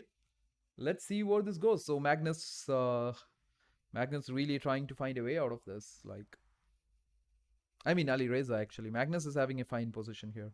But Alireza is a great knight. Ah, c4. c4. That is not a usual thing you see, man. That's not a usual thing. I don't know where this knight might go. Is it going to go d5 maybe? What do you think, chat? Is it going to go d5? Is knight d5 even... Oh, there you go. Knight d5. And he can... So the reason of knight d5, guys, very simple. It's just to play c3 and kick the knight away. That's the plan. Just kick the knight away. Or... It's always great to have this knight here, right? And even if he plays e6 here, I think knight e3 is an option where you hit the c4 pawn. So you just rerouted your knight here, here, and here. That's your plan. That's the basic plan, right? So that's where we are going, chat. That's where things are going.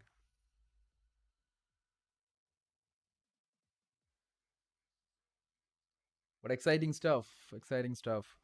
We will have a break after this round. Before round 6, there will be some time for us to just relax and stretch out.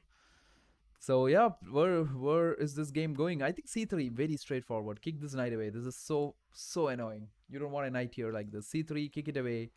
Get the queen out, get the rook out, play some fun chess. Have fun. Right? So can Magnus take Alireza down? Will he go 5 out of 5? Magnus Carlsen, the world number 1, celebrating Christmas his own way, maybe. Okay, knight comes to e6. So a quick question here would be like, would Magnus play some king h2 ideas, or would he go, I think rook, queen e3, rook d1 makes sense, or queen e1, rook d1 makes sense, and putting both the rooks down on this file. It is quite interesting to try that. I think Magnus might think about it, right? Or he can even go queen f1, guys. That's more better. Like, you're just hitting c4 directly. You just go for c4 direct. Oh, he goes e5. Computers don't like that. They're like, why did you push that, Magnus? You gave the queen away to jump in, right? Oh, this could be a bit annoying. b4. Magnus is like, I'm just ready to make back-to-back mistakes. a5 by Alireza, just stopping b4 now. Okay, Alireza is completely back in the game. He's down to 3 minutes. Magnus has doubled the time because Alireza just needs to get a draw to win this game. He's playing the black pieces. Just a draw is enough to win this game. But will he get that draw, chat? That is the question. Will he be able to make that draw possible? That is what is really both players looking forward to. So a5 being played. Let's see what's happening here, chat. Let's see what's happening. a5 on the board by Alireza. Magnus really need to find some pressure on him, or put some pressure, because right now the pressure is on Magnus. The f2 rook being pinned down. I don't know where that rook can go now. I think Magnus needs to find a way to support it and then go away. So if you guys have just joined in, this is the Champions Chess Tour happening live at Oslo, Norway. This is round number 5. Magnus Carlsen, the world number 1, is leading the tournament 4 out of 4. He wants to make it 5 out of 5, but Alireza Firouzja says no way. Not when I can stop you. So can he stop Magnus's dream I mean, what am I saying? Dream run. Yeah. Can he stop that? If he can, great. If he can't, just Magnus keeps going. So rook d7 played. I think Magnus might find king h2. It's just, he just wants to get the king out of this pin. This is so annoying, right? If you can put this king out of the pin, then rook d2 comes in and you put all the pressure on this. Yeah, there you go. Magnus with the king going out of the way. Yep, makes a lot of sense. So if you really like what you see, chat, you can hit that like button. Alireza has 3 minutes down the clock. Magnus has 5 minutes. This is time pressure, and this whole tournament happens at 10 plus 2. 10 minutes plus 2 seconds for every move you make. Everybody is on this knight. Everybody wants that knight. At some point, I think Magnus will play c4. He doesn't want to immediately do that because he gives up a lot of important squares like b4 and d4 and all. So Alireza just expanding. It's like, I'm going to put more pressure, Magnus. Will Magnus just strike here? f5, g4, f5, or just directly f5? Is he going to go all in right now? Crazy stuff, chat. Crazy stuff. Looking nice. This is an interesting match right now. This is the tie breaks. Last match of round number 5. Can Magnus Carlsen beat Alireza Firouzja? Or will Alireza take down Magnus Carlsen, the opponent that Magnus has always found worthy? The guy who Magnus has always found worthy to play. So that's where we are. b5 on the board. Magnus really grinding. The time is really not a matter now. And Alireza doesn't have to win. A draw with the black pieces means he wins the tiebreak. Because he started with a time deficit. He started with 6 minutes. Magnus had 10 minutes on the clock. But now Alireza has 3 minutes and Magnus has 4 minutes. So the time gap has really closed in. So if you like the stream, chat, do not forget, you can hit that like, share, subscribe, hit all the buttons. If you won't find the like button, double tap on the screen, you will find it. And then what else can you guys do? I'm just kidding. Even if you don't like it, no problem, guys. Just watch the game, have fun, improve your chess. Good enough, right? So b5 being played on the board. What does Magnus play here? Big question here. How does Magnus get out of here? Like, he just needs to find a move. Magnus is just burning down his time. I think he's trying to find a way to keep this game going somehow. He needs to keep this game going. While Alireza is just putting pressure on Magnus one after the other. But a very quiet move, maybe. I think rook d2 just trying to give some space for this queen. Or is Magnus gonna go for the Alekane's gun with rook d2 and queen d1? Is he gonna create an Alekane's gun? That's when all your major pieces line up on the same open file. Is that what's Magnus Carlsen trying, chat? What do you think? What do you think, chat? What do you think? Is that what Magnus Carlsen is trying? So queen drops back. Is Magnus gonna go rook d2, queen d1? That would be like fun. I would love to see rook d2, queen d1. To be honest, I think that's a very interesting Alekane's gun idea. If not, it's okay. I think queen somewhere else will also be fine. Oh, b4 takes. Yeah, takes. How can you take it? Has Magnus blundered? Why can't Alireza just take it? He doesn't take it. I really don't know why he couldn't. Rook a1. Wow, Alireza, Magnus putting up some back-to-back mistakes, guys. So this is basically, don't think that Magnus is like tilting all of a sudden. Magnus is really complicating the game. He wants to mess up the game so that there is something coming after that. Knight c2 by Alireza. What's happening with that? Rook takes. We go into an endgame. It is a Magnus Carlsen territory right now. It's a Magnus Carlsen territory. Rook c3, rook, not c5 directly. Knight is there. But rook c3 to the open file. Or rook d1. Okay. We are in the Magnus Carlsen territory, but Alireza has simplified everything, chat. Oh, he just took this game to a knight endgame. How does Magnus win this now? And Magnus has lost a pawn too. Magnus has lost the game, chat. Magnus has lost this game. Because a draw for Alireza means he wins this. Okay, Magnus coming up with his king, but this pawn is gone. The pawn gone is a pawn gone. And on top of that, Magnus doesn't have a move here. He just can't play his knight anywhere because he will... Okay, knight c3 and he gets the pawn. But how are you going to win this game? How are you going to win this? How are you going to do that, Magnus? It's literally not possible. Again, someone at the level of Alireza, that is. Otherwise, you can. Otherwise, it's absolutely possible. But at someone at this level of chess, especially how Alireza and others are playing, there is no win here. So, crazy stuff, chat. Oh, can he take it? Is this not a draw? Magnus keeps going. Knight g5. Oh, it's not enough, man. It's just not enough. This is just a draw. Oh, Magnus tries to break through. Takes. Nothing's working here. Nothing's working here. This is a draw. Finally, Magnus' dream run has been stopped. Alireza beats Magnus because the draw is enough for him to win. He was playing the black pieces. Big blow for Magnus. He was just cruising. Like, of course, he is qualified for the knockouts tomorrow, the semi-finals tomorrow, but big blow for Magnus. He would have wanted to win it all the way. Dropping a point here is not something he would have loved to. So Alireza finally pulls down Magnus Carlsen, stops Magnus Carlsen, gets the draw in the tie-break, which actually ends this game in his favor. The draw was just not enough for Magnus. Magnus still pushing. Wow, this is interesting, but I don't see it. I don't see how you can make it. This is just a draw. How strong you become, like, this is very hard, guys. And that too against, yeah, that's a draw. Nothing to do here. And Alireza wins that point. Magnus loses, guys. Even if it was a draw, 3, yeah. I think, yeah, Hosseini, you were really supporting Alireza, isn't it? Yeah, that's cool, man. That's cool. That's nice. Nice to see that. Let's see what happened with the other games. Denis Lazovic also lost. So basically, Magnus still keeps the point lead here. But everybody has caught up to Denis Lazovic right now. At this moment, Magnus Carlsen leads the tournament with 4 points out of 5. Alireza Firouzja is at 3. Denis Lazovic is at 3. Nepomniachtchi is at 3. These are the top 4 players. And we have just one more round left.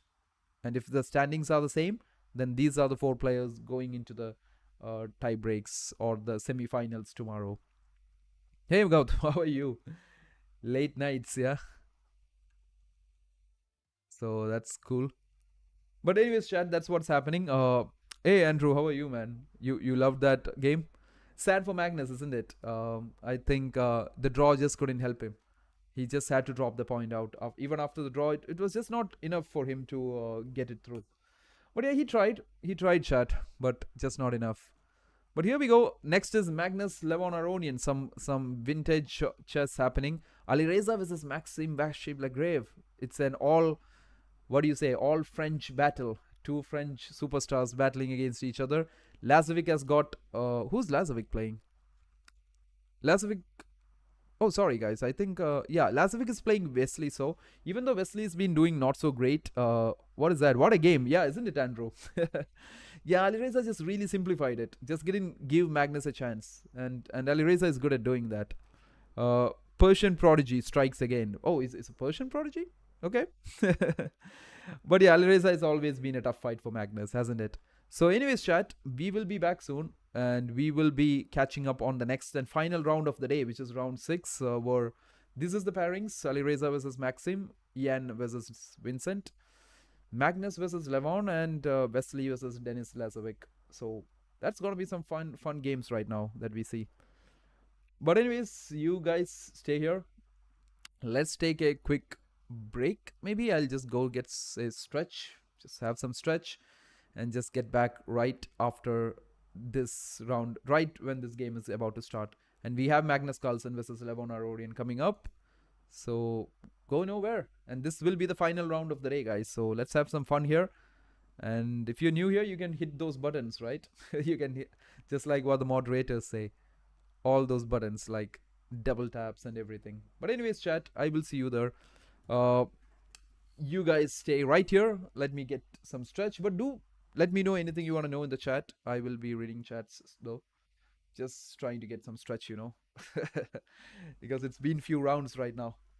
So yeah, there goes the camera, and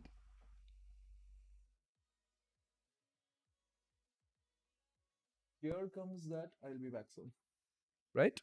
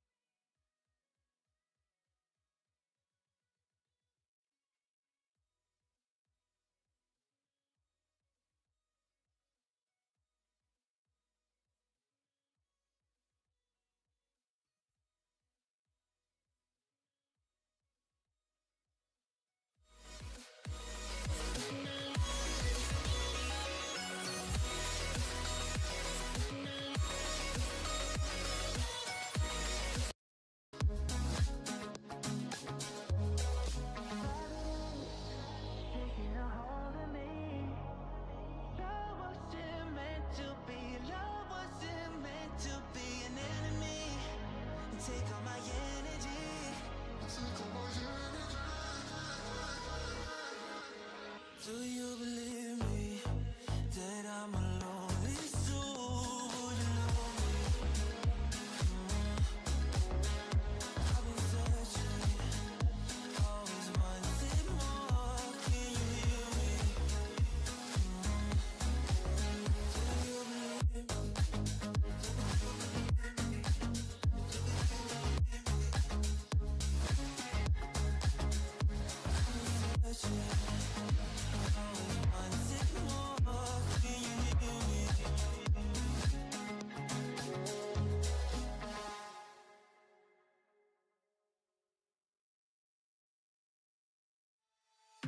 I remember the feel of the air touch my skin. Am I real? 'Cause I felt something leave from within. I feel empty. Have I got nothing left to give? Am I living? 'Cause I only felt alive with him. Driving in the night, the hood down. It's when I feel alive, when no one's around. The darkness deep inside comes to light now. But it's alright, it's alright. I can break no heart if I got none. I won't break apart if I stay on the run. But sometimes in the night I miss the sun. Why did darkness come? I felt my body break, my heart give up. Why did darkness come? I felt the lightning shake me into hell. Why did darkness come? I wanna stay in here where I belong. Why did darkness come? Something keeps waking me up. Why did darkness come?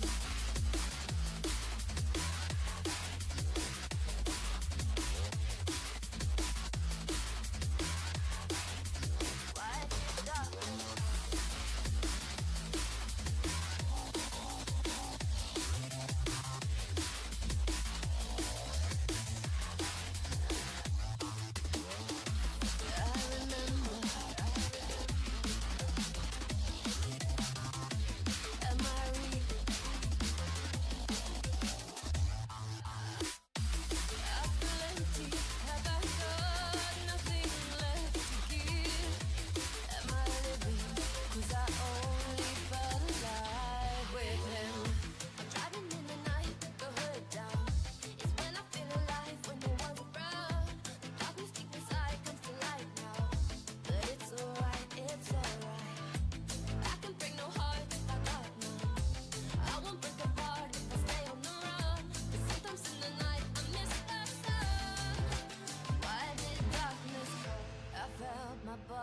Break my heart, give up. Why did darkness come? I felt the lightning shake me into hell. Why did darkness come? I wanna stay in here where I belong. Why did darkness come? Something keeps waking me up. No, nothing left to give. Let me take the part of the darkness with him. Ooh,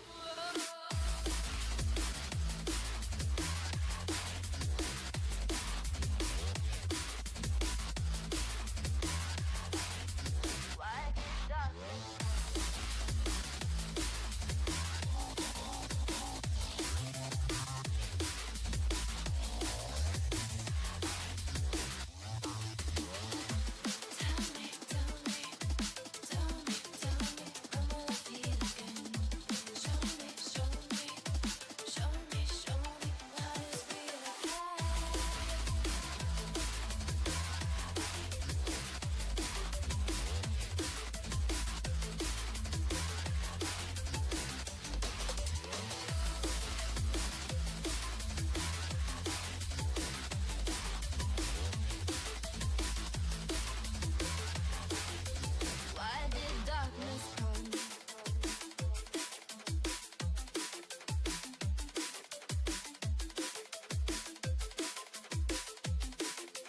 Why did darkness come?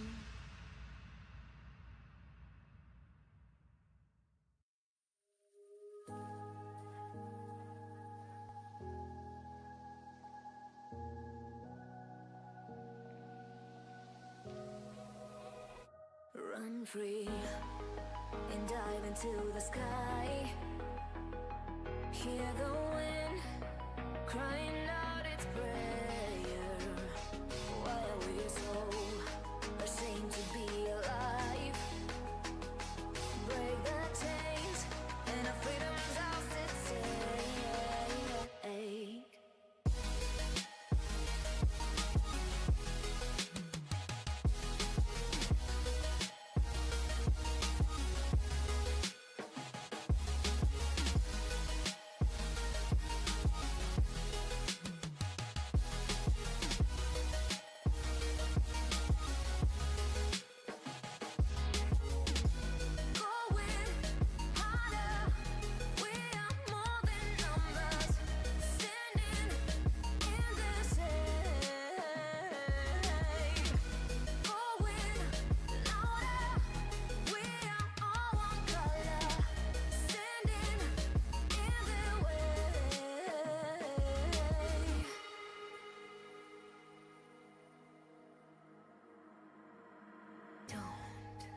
Look behind your back. Chase a light when the world is getting darker. I have a dream where love's the only side. So take my hand, Join the army of the shadows. Going harder. We are more than numbers. Standing in this hate. Going louder. We are all one color. Standing in their way.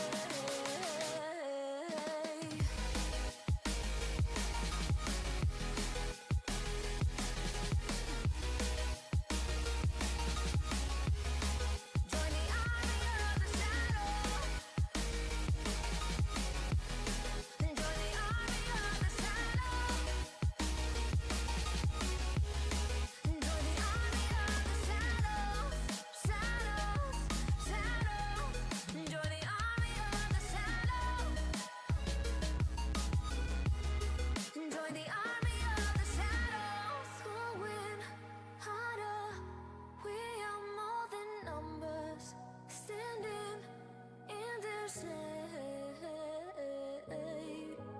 Going louder.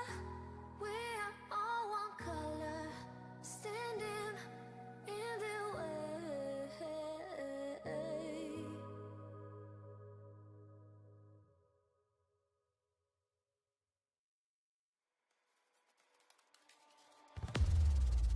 Baby, this is do or die. Feel it in my veins tonight. Emotional suicide. You know it's an eye for eye. I didn't wanna walk the plank. No, but the Mariona, it came like the thunder. I was on my way to going under. Swimming in the pain, yeah, I was covered in a tidal wave, But I'm a fighter. Try to take me down, I'm going higher. Baby, you've been playing with some fire. You've been playing with fire. One day you will see what you made of me. Found my inner peace. You are peace in the dead of night. In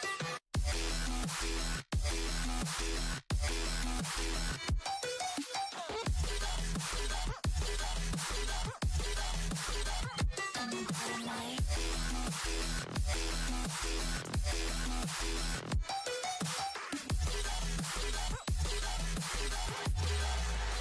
Maybe when it's still dark,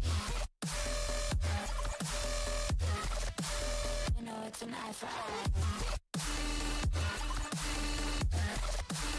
Every energy alive. In the dead of night. Dead of night.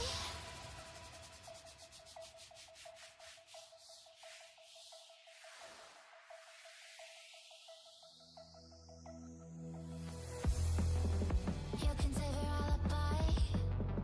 I already know you lied. Oh no, no, don't even try. Watch the flame in me ignite. You didn't wanna walk the plank. But the Mariona, it came. Baby, it was dark, it was hard to see. And that's when a spark lit inside of me. Oh, I was lost from reverie. One day you will see what you made of me. What's inside of me. One day you will see I found my inner peace. You are peace in the dead of night.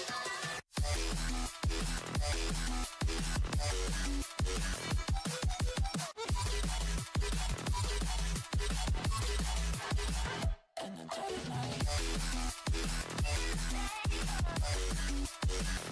Okay, chat, we are back. Crazy stuff, chat. Like, the games are about to start. And are you guys ready now? Are you guys ready for the final round? And these players are gonna go all in right now because there's a lot of things at stake.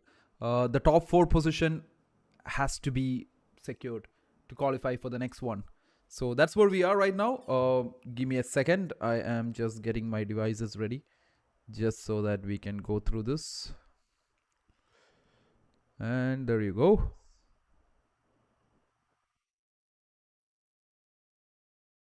Okay. Oh, Smarty Pants. How are you? That's a nice name you got there. Uh, but nonetheless, all you guys who are watching, if you ever like the stream at some point or the other, you can always hit that like button. That would be amazing. And if you don't, that's sad. That's just as sad as why I can't find my camera.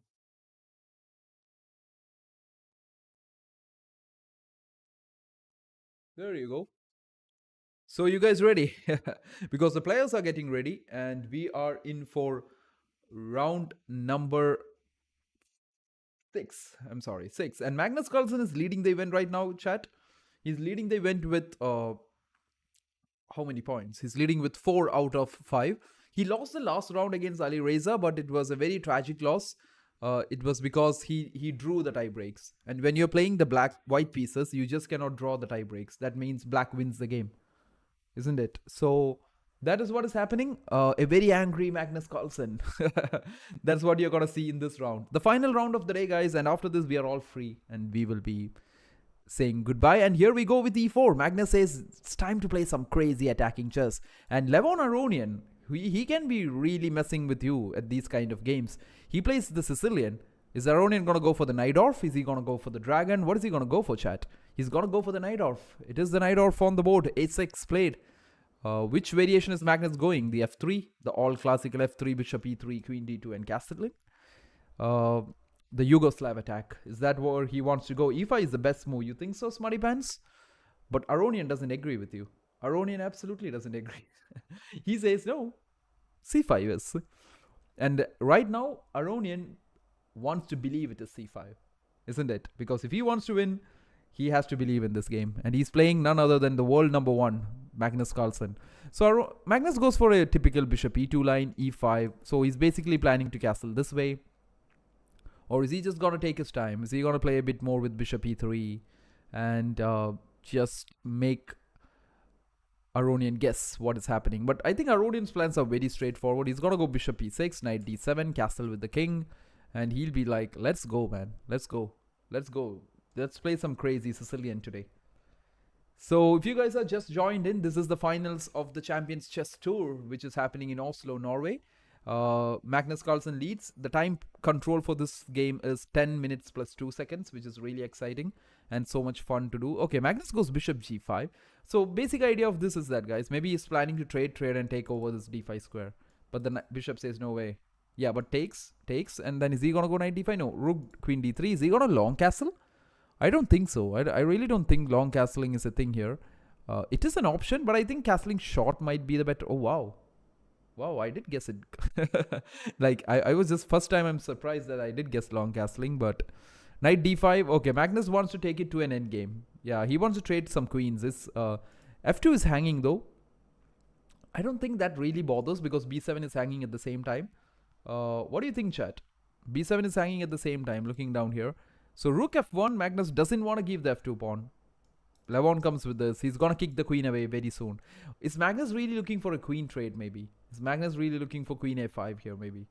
And just get the queens off the board. And play this as an endgame, putting pressure on the D6 weakness. That is something definitely what Magnus might be thinking. He would be happy to play that, but immediately maybe King B1 is an option. Getting your king out of this open C file. Just remember, guys, when you castle long, it's always great to put your king out of this open file. This is a really annoying open file. So just put yourself back to B1 and just play some safe chess. Wow, Knight E2? Okay, so makes sense. Magnus just wants to go Knight C4 and take this pawn. Like, pretty straightforward. So what does Aronian have here? What is he going to go? I think Knight F6 is very logical. Kick the queen away first. And then think about putting the rooks on D8 and C8. And create a lot of problems. So this is typical Sicilian. Opposite side castling. You're going to have some fun watching this, chat. This is not going to be anything close to boring. Because you've got the world number 1, Magnus, playing white, live, Oslo, Norway. And he has castled long against a short castled king. We have got opposite side castling.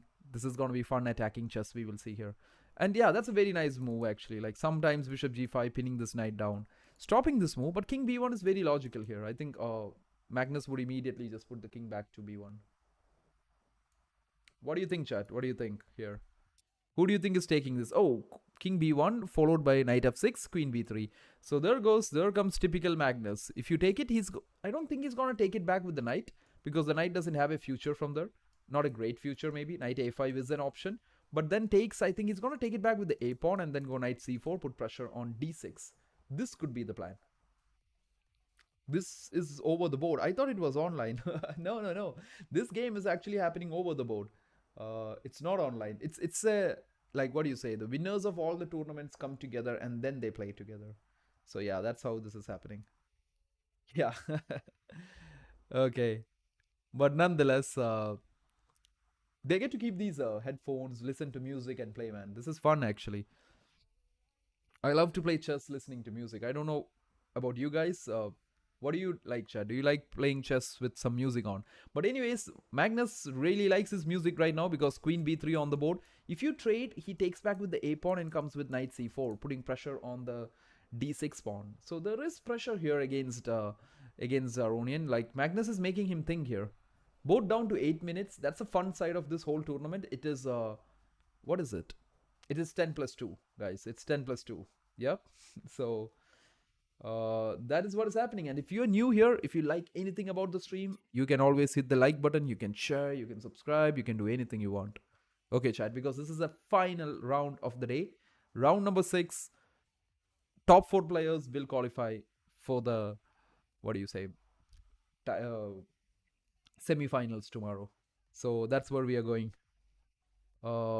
Queen c7. Aronian doesn't want to trade, because that's true, right? If you trade, guys, just think about it. A takes b3, knight c4, all the pressure on the d6 pawn. It's gonna be like not fun. It's definitely not fun, right? It's gonna be like really annoying. So that is where we are. But knight c4 still comes in, pressure. Rook d8 definitely happening. I think so. It's always a very important question to ask yourself, guys. Which rook though? I would personally like the f8 rook. I don't know about Aronian. Is there any problem with it? Yeah, I think there is, right? Knight b6 will be very annoying. So in that case, maybe the a8 rook. But usually this rook has to be coming here. That's like logically it has to be coming there. And this rook to be here. But I don't know, man. Like, big decision. Big decision for Aronian. Really confusing decision here. So he has to find which rook has to go there. And wow, he doesn't go with any rook. He just gives up the pawn. And he just gives up the whole advantage to Magnus Carlsen. Is he going to put the knight to f5, Magnus? Is Magnus thinking about knight f5, chat? Oh, but then e4 falls, right? Okay.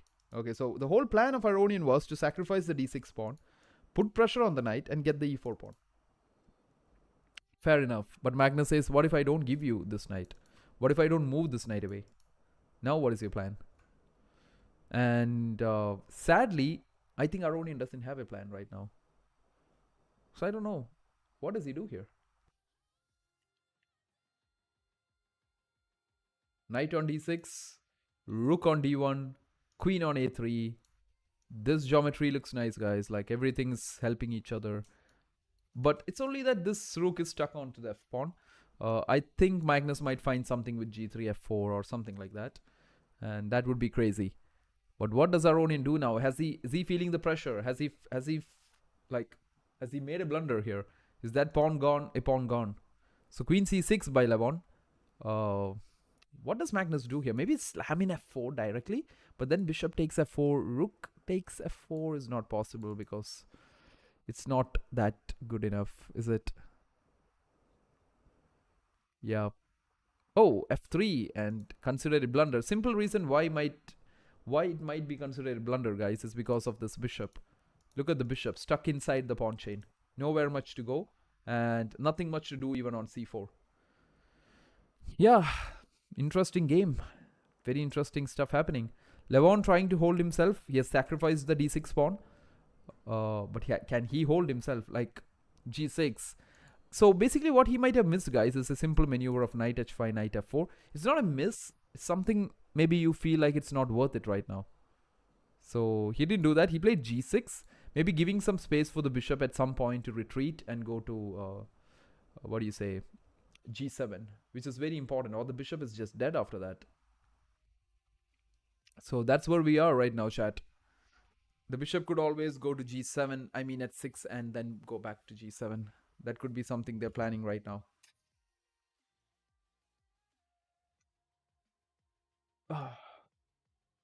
So this is where we are. Aronian versus Magnus, the all-important final game of the group stage, or rather the round-robin system. Now, the top 4 will qualify. Magnus has already qualified, but he's trying to finish at the top. Just like always, he wants to finish at the top. And he has had only one loss in this whole event. That is against Alireza, where he drew the tie breaks, which was not enough with the black pieces. Alireza won it. I mean, the draw was enough for Alireza to win it. So it was f4. Yeah? You mean he played f4? He didn't play f4, right? He played f3. Yeah, he played f3, Andrew. Like, that was not enough, isn't it? Maybe he could have played f4. I don't know, but it doesn't work. Bishop takes, I don't know. Rook sacrifice doesn't work. g3 goes back. Exchange sacrifice? I don't know. He should have played. Oh, really? That is nice. Instead of here, right? Yeah, f4 is very intuitively a move that you might think about. Because if he takes with the pawn, chat, e5 is coming. So this is something we can easily understand, right? But f3, I don't know. So yeah, but Aronian goes bishop e3. Let's get back to the game now. So queen takes b4. Okay, Aronian sacrificing more pawns, chat. Magnus goes slamming in with c4. He needs to get this bishop active, right? So he goes c4. Aronian goes b4. Magnus picks up every single pawn he's gonna give him. This is crazy stuff. Magnus is like, you give me a pawn, I'll take it. You give me another pawn, I'll take it. And now bishop e3. Okay, knight b7 by Magnus. Whoa, whoa, whoa. Can he play rook b8, chat? What happens if rook b8 happens? Ah, knight a5. Oh, he played it? Wow. And now queen a4. Magnus is playing some crazy great moves, guys. Knight a5, followed by queen a4. Just creating a bind. Just creating a bind. Maybe b3 at some point. I don't think it's necessary at the moment. I wonder what Aronian is gonna do. He's gonna go bishop d4 for sure.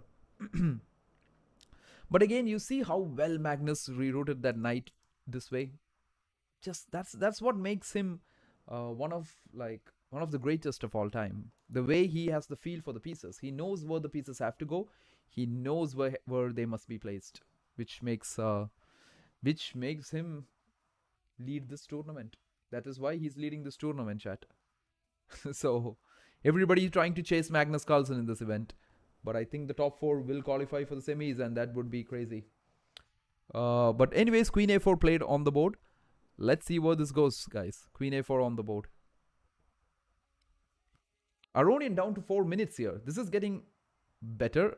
Magnus has 5 minutes 30 seconds. Very dynamic positions. This is why these opposite side castle positions are so fun to watch. Someone might be down a pawn. Someone might be 2 pawns down. But the attack keeps coming. There just keeps coming with a lot of attacks. So what do you think, chat? Who's taking this? Bishop b6. Oh, he played rook b6 actually. I think he wants to double up, Andrew. He just wants to double up on the b2 pawn. Bishop b6, possible, but then the knight will just drop back to b3. And then c5, more pressure. Yeah, c5 you can't take, right? c5 you take, rook c1, and the bishop is history. So quite a lot of problems. Okay, knight drops back. Look at how Magnus rerouted this knight from d6 to b7 to a5 to b3, where the knight is now very well placed and has saved the king from all kinds of problems. That is what others are not able to do. And that is what is making Magnus so dangerous. So this is the world #1 playing right now, guys. This is live. This is happening at Oslo. If you just caught up, this is the Champions Chess Tour final. And Magnus is leading it. Okay, bishop c5 being played. Okay, I don't think this is looking nice now. Can Magnus just double up on this open file, or can he try something else? Queen a5 maybe? Does queen a5 make any sense? Or is it just... maybe I would just double up. You know why? I feel this rook is just bad.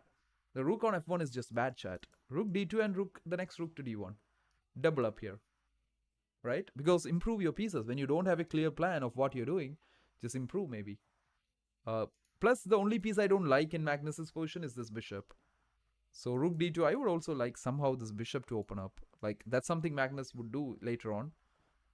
So this is what's happening, chat. Very interesting moments. 4 minutes 30 seconds for Magnus. Okay, he takes it. Okay, that's a big decision here.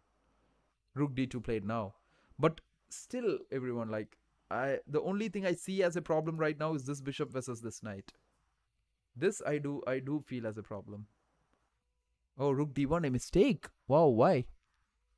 King g7, a mistake back. Because I think the mistake was, since rook d1, chat, he could have played rook b4, right? And I don't know if he takes it. Is it just a draw or something? No, it's not, right? Okay, no, it's not. But king g7 played. Let's see what this goes with Magnus. King to g7 on the board by Levon. Very hard to play such positions, guys. You can't be accurate. I think Magnus might... Can he just go attack him this way? But that doesn't make any sense because none of your pieces on that side. So going for a pawn storm there doesn't make any kind of sense. So Magnus might be a bit frustrated here. Because Levon, even being down how many pawns? 2 pawns down, has got so much of piece play. Look at Levon's 2 rooks looking down at Magnus and his king. The dark squares are really weak here, guys. And that's something Levon is trying to make use of. Blunder? What is the blunder? Oh, sorry. Rook c2. Don't worry. It's a missed win. They show it's a missed win. But don't worry. Whenever Magnus makes a mistake, Levon makes a mistake. I think Levon plays a5 just to play rook b4. Makes sense. It's a sensible move. Because earlier when you thought about rook b4, queen takes a6 was happening. So it was not working perfectly. So that is the reason why Levon played a5. His plan is to go rook b4, attack this queen. And yeah, then create something on the dark squares then. Let's see, chat. It looks like danger is a bit there for Magnus. But I think a3, but Magnus and his intuitions won't let him play moves like a3. Because it doesn't make sense playing a3 here, right? Isn't it creating weakness? Whenever your king is under attack, you're castled opposite side. Every time you make a pawn move, man, it always puts more pressure. Or it's weakening your king even more. So pushing pawns is not the thing we always consider, right? It's not something we always would want to do. But yeah, that is what is happening right now. And this is the all important round right now. Right now we are playing this all important round 6 between Levon Aronian and Magnus Carlsen. So all you guys who are new to the chat, you can hit that like button, you can hit that subscribe, you can hit all the buttons you want, and we can catch up quite often. The more interesting thing we'll be catching up very soon will be the World Rapid and Blitz by FIDE happening in New York. That would be fun. That would be real fun. So a5 played right now. Rook b4 coming in. Oh, some moves are in. I'm sorry, chat. a3 played. Wow, Magnus did play a3. I think rook b4 was a big threat. He had to play a3. h5 by Levon. I think he's trying to fix the pawn structure here. h4 by Magnus. He's like, you don't fix pawns with me, Levon. I fix you back. So Magnus goes h4, chat. The dark squares. Look at the weakness in the dark squares. But not very easy to, like, what do you say, take advantage of. One very important thing is that this knight, will Levon try to reroute this knight? He would love that knight to go to d4, guys. Just imagine this knight on d4. It's game over for Magnus. But that's not reaching there. That's the problem. Someone has to help it reach there. That's the issue, right? The knight would love to be there. Like, this happens to all of our games, right, chat?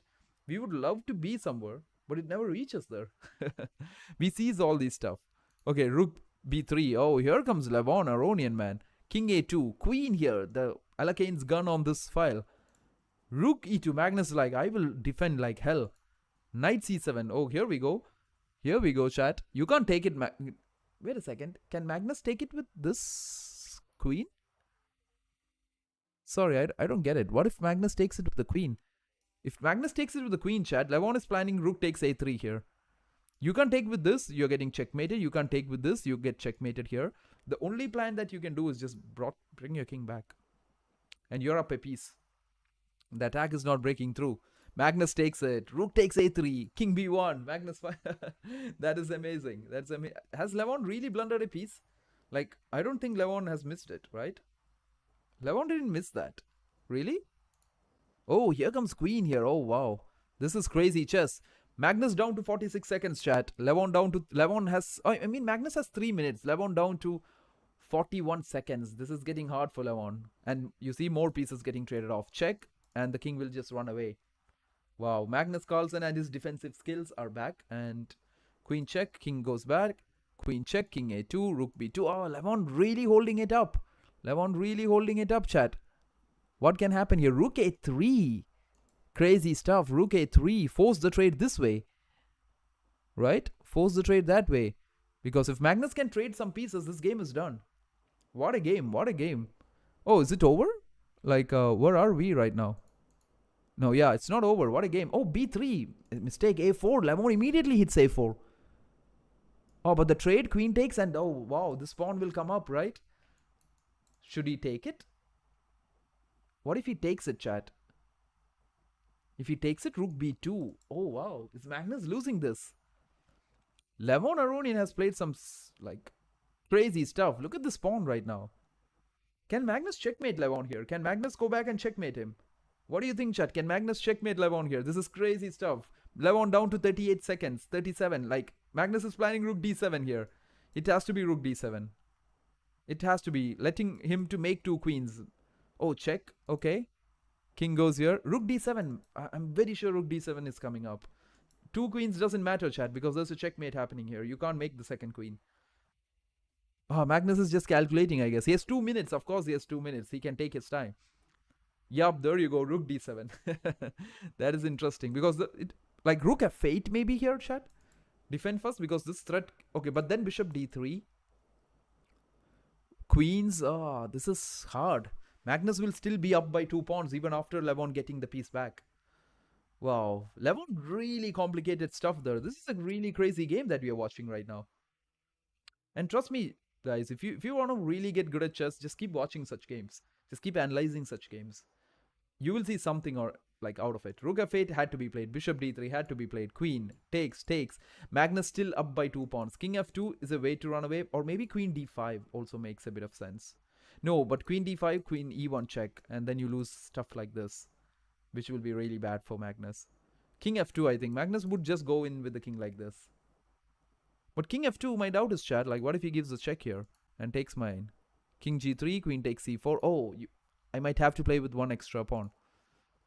I mean, not me, Magnus, of course. Magnus might have to play with 1 extra pawn. But yeah, that's the situation here. Very exciting game. Very, very exciting game. What a crazy stuff that happened on that king side right now. Levon just sacrificed a piece and just gone like chaos on that side. He just attacked and kept attacking. Magnus blundered and just gave him back the chances. But still, the game is completely under Magnus and his control here. But I don't know. Magnus, I think, is really thinking how to save that pawn on c4. Because this is a big save if he can save this guy. Because this is a potential queen here. This rook is tied up to f7. So Magnus is thinking about the winning conversion here. Hey, Minwell, how are you? That's a good question, man. That's definitely a good question. I think it's... I tell people I'm like unrated maybe. But it's definitely at a point where I can really, really explain stuff and help you guys. It's not that it's nothing special. It's nothing dramatic or anything. It's just that I don't think it just makes like any difference right now. Yep. You got that true. You got that true. Yeah. Someone finally gets things true here. And Magnus also gets things true, just like you, Minwell. Yeah. You got thing. Magnus also finds the best variation here. Wow. Great moves after great move. Look at him creating that pass pawn, guys. And here comes the king. These are the things that you should learn from. Look at that king. Just went here, and it's out now, and the pass pawn is coming in. Magnus will grind this endgame for Levon. Like, Levon has to be feeling crazy. Like, Levon will be like, who am I playing with, man? What is this thing called? Like, he just keeps defending. But great move by Levon, cutting down the king, not letting the king enter here. Magnus has to find a way. Levon doesn't have time. G4 is going to happen. Takes. You can create another passer here. So this is all things Magnus have seen before. King g5, h5. Multiple passes coming in, guys. I think h5 directly also is kind of theoretically better. I'm not very clear. He's way better than me, and I have been learning since I started watching. Wow, that's great, Andrew. I don't know, guys. Like, uh, is h5? Why is Magnus not going h5? Oh, has Magnus blundered? Oh, has Magnus blundered? No, Levon blundered back. Don't worry. Now h5, right? Or is it? Is it h5? Or is it like, okay, check, king d7 and rook f8. Yeah, king d7, rook f8. Exactly. Give this pawn, take two of these pawns. Levon has gone crazy. He's like, what the hell is happening here? h5.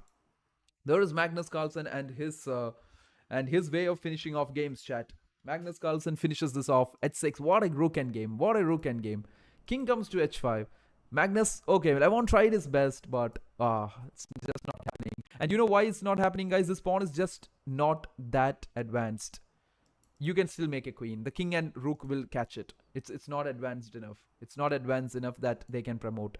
Magnus just double checking it, takes, and he will come back and catch the pawn. You can't push it. You have to waste moves with the king. Yeah, exactly. Levon just resigns here. I'll explain why he resigned, chat, because there might be a thinking that, okay, why can't he take it? You cannot push because rook f8 loses the pawn, but if you go here, king will catch it easily. The pawn should have at least reached somewhere here with the king close to it. But as of now, this is just game over, right? So, anyways, chat, that was great. Crazy stuff, like some crazy finish there. Loved that game. And if you're new here, if you just joined in, if you want to have some more fun here, this is the final round. We have got few more games left. Stay here. You can hit all those buttons, smash that like button, guys. You can subscribe and do everything. So Alireza finally beats Maxime. There was a stat that was showing that Alireza has never beaten Maxime like that. It was all the Frenchmen fighting against each other. Alireza getting the all-important win at the important time. Vincent Keimer losing to Ian Nepomniachtchi. Magnus beating Levon. Wesley losing to Denis Lazovic. Wesley has had a terrible tournament, I guess. Wesley has had a terrible tournament. He's just like, he was beating Magnus. Wesley was winning against Magnus and a lot of other people, but he just couldn't finish it off, actually. So really sad for him. Let's see if he makes a comeback here. But Magnus Carlsen has confirmed his way to the next round. He has really confirmed his way to the next round. That is the semi-finals of this, what do you say, Champions Chess Tour, right? So we are just getting ready for the next round. It's Maxime versus Alireza. Maxime really wants a win to make it somewhere to the top 4. Ian Nepomniachtchi versus Vincent Keimer. An all-important game there too. Both of them wants to win so that they can be in the top 4. Nepo has defeated Vincent at this game. Let's see what happened there though, guys, chat. It's something starting with e4. And okay, Nepo back with his Italian, like the hybrid knight c3 systems. Rook e1, trades everything off, takes that, and just plays with the double bishops and beats you. What is that? What is that by Nepo? He trades everything, brings all the pieces out. Simple chess. Nepo just played simple chess to beat Keimer. Look at that. Oh, okay, so I don't get it, chat. I don't really get it. Why did he then play the rook e7 move? Why can't he just have taken this directly? Nepo sometimes cracks, you know. He could have taken it directly, but I don't get this. He just played knight c5, rook e7, and now he's like, okay, now I'll take it. Yeah. Knight d3, b3, b5, and here comes the king. Some classic Nepomniachtchi stuff. You see that? Just have the extra pawn, win the endgame. There you go. There you go. Grinding out this endgame. Grinding it out. Grinding everything out. Wow. Wow, wow, wow, wow, wow. What is that? So this is the important pawn breakthroughs that you see right here. You can't take it with this chat because a6, a7 loses the game for you. And what happened is that he plays this, takes it, a6 again. Sacrifice the pawn. Let him take it. Take the knight. It's over. The king will take this pawn and later on walk over here and take it. No breakthrough, nothing. Right? Yeah, and yeah. Yan and wow, what a game by Nepomniachtchi. He deserves to win that. So he beats this one. I would love to see how Alireza defeated Maxime. Maxime had a great result against Alireza and went on to lose in 22 moves. That is crazy. Knight f3. Alireza goes for the English. Oh, the Blumenfeld Gambit. We saw this in the World Championship, right, chat? This b4 idea by Gukesh against Ding. And this is a very common gambit in this, like this g5 move. This is a very interesting idea in the Blumenfeld. When someone plays b4, you play g5, and if you take it, they play e5. This is a very common idea to get the center. But yeah, Nepo, I think Alireza knew what was coming. So h3 played h6, d3, bishop g7, g3, e5, bishop g2, knight d2, queen b3, knight e4, g4. Oh, whoa. Wait a second. Alireza just broke through and just destroyed Maxim here. Takes g5, f5. Wow. Sacrifice. Knight g5. He says, I will take the g7 pawn. I am attacking the e6 bishop. What do you do here? e3 blocks everything. Maxim goes all in. But Alireza says, wait a second, fork you. Queen here. c5, which was a mistake. Of course, queen takes f2 looks a bit dangerous. He does it. Goes here. Bishop here. Mistake by Maxim, because Alireza just picked it, and rook f1. Wait a second. Why rook f1, chat? I mean, why king takes f8? Oh, crazy. He missed that knight e6. Oh, it was a discovered attack, right? Sad. Sad for, what do you say? Sad for Maxim. Really sad. But if you guys have just joined in, this is actually the Champions Chess Tour happening in Oslo, Norway. Final round of the day, guys. Round 6. And after round 6, the top 4 players after 6 rounds will advance to the knockouts tomorrow in the semi-finals, which will be fun to watch. It will be Magnus Carlsen for sure. He's almost qualified. He's already ahead in 1 point in this whole game. He will be one person to be qualifying.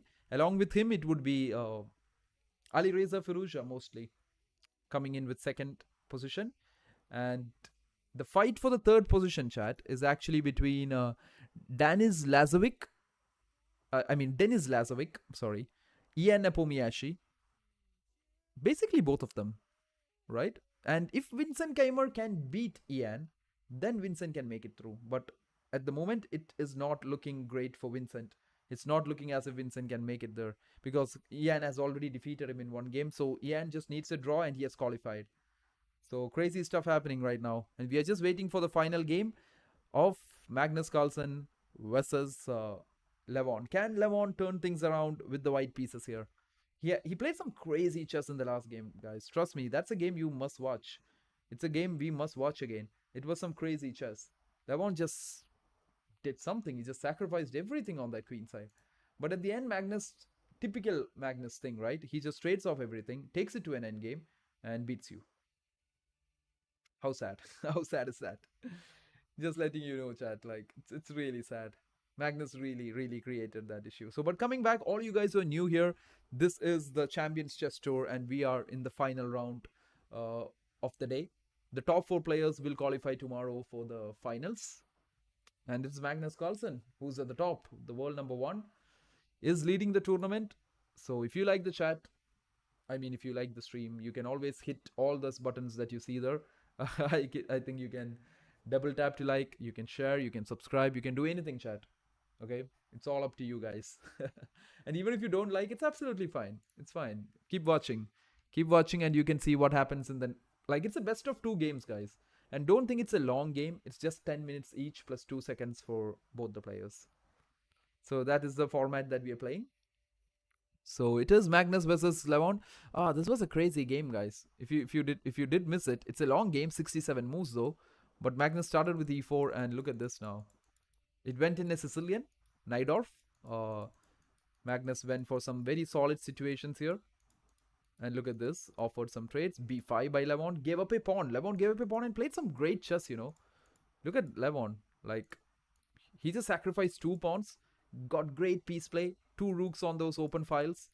Trust me, guys, any one of us would have been just suffocating here. But then Magnus just kept playing, and Levon here, after tripling up on that open file, he sacrifices the knight. The knight was planning to come here. Magnus had to take it, no other option. And when he takes it, boom, sacrifice on a3. You take it with the pawn, you get checkmated. You take it with the king, you get checkmated. So Magnus had the only one move, king b1. Queen b3 comes in. Rook d3, check, here. Rook a2, b3, a4. Levon just created crazy stuff here. Takes. But Magnus, it's if someone can save this, it's Magnus Carlsen, and he saved it out of nowhere, and gave Levon it back, traded it onto a rook endgame. Levon was too low on time. He just couldn't stop Magnus. A lot of inaccuracies though, but at the very end, Magnus and his H pawn just raced down the board. Typical Magnus Carlsen. You make one mistake, he'll take you to the finish. Okay, so the matches have started, guys. So we are going in with the Levon Magnus game, which will start any time now. Magnus playing black, and Levon goes 1e4. Magnus played the Sicilian this time. The e6 Sicilian. There you go. d3 played on the board. So Levon wants to play some closed systems. Is he planning the g3? Yeah, this is the King's Indian attack kind of system. Bishop g2, castling, knight d2. That's what Levon's gonna play. Oh, bishop g5. Okay. Queen b6 maybe, hit this pawn directly, since the bishop has moved away from c1. So this is the Champions Chess Tour, chat, and this is some fun chess happening. So queen b6, absolutely possible to play now. They are hitting the d8 pawn, f6 played. I think the bishop will just retreat to e6 maybe. I mean e3, sorry. e6. What am I saying, chat? e3, they can go bishop e3 here. And then maybe just bishop g2 and just castle. Knight d2, c3. This is a structure they play with. So all you guys who are just new here, glad to see you all at this moment. From wherever you're watching, I hope you guys are having a great holiday season right now. So bishop e3, bishop g2. I think that's the setup they play. So Levon did make Magnus push some pawns here, guys. Like, look at this. This is not so nice for Magnus. It's really annoying. This knight can't go here. It has to go maybe this way. Bishop has to come this way. So not the best of ways that you want to develop your pieces, is it? So do let me know, chat. What do you think? Is Magnus gonna finish the day with 5 out of 6 and be the sole leader and just qualify as the first position player into the, what do you say, into the semifinals tomorrow? So bishop e3, Magnus taking his time though. Magnus taking his time. He's like, okay, I just need a simple draw here and I win this match. So if you're just new, guys, this is a 2-game format. You get to play 2 games, and if you score 1.5 points, you win the game. So Magnus has already won a game. He just needs a draw. So he will be extra safe. He goes d5. Takes and breaks the center. d4 by Levon. Nice. Turning it into some kind of a like crazy systems where the bishop comes to g2. Like I've seen some of these fun systems in the Catalan ideas. But yeah, bishop g2 played. So Magnus has to find a way. How is he going to develop his pieces here? Okay, knight e7 and castling. Makes sense. Yeah, I think Levon would also be thinking of playing something like b3, chat. He might be thinking of b3 to break it. So castles now. There you go, castles. Levon just playing simple chess here, chat. So knight e7, bishop h6. Good move by Levon. Like, just don't let Magnus castle here. He's like, you don't castle. But king f7, I think makes sense. King f7, rook e8. It's kind of an artificial castling. You call this artificial castling, but it looks like castling. Where what you have done looks just like you have just castled right now. So king f7 definitely an option for Levon.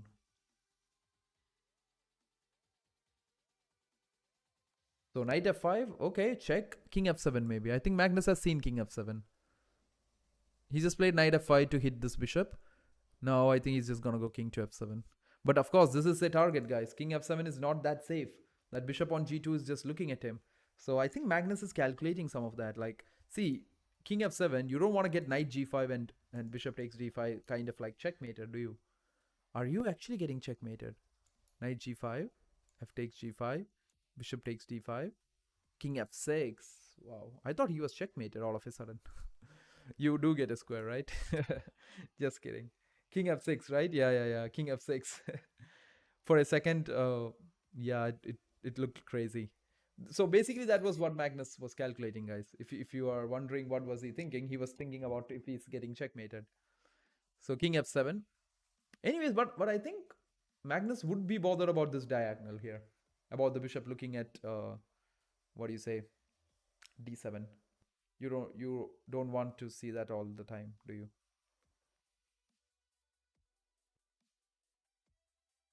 Okay, everyone. So if you're just new to the stream, you can always, like, since my moderators are missing here right now, so you can always hit the like, share, subscribe button, and that would be absolutely great.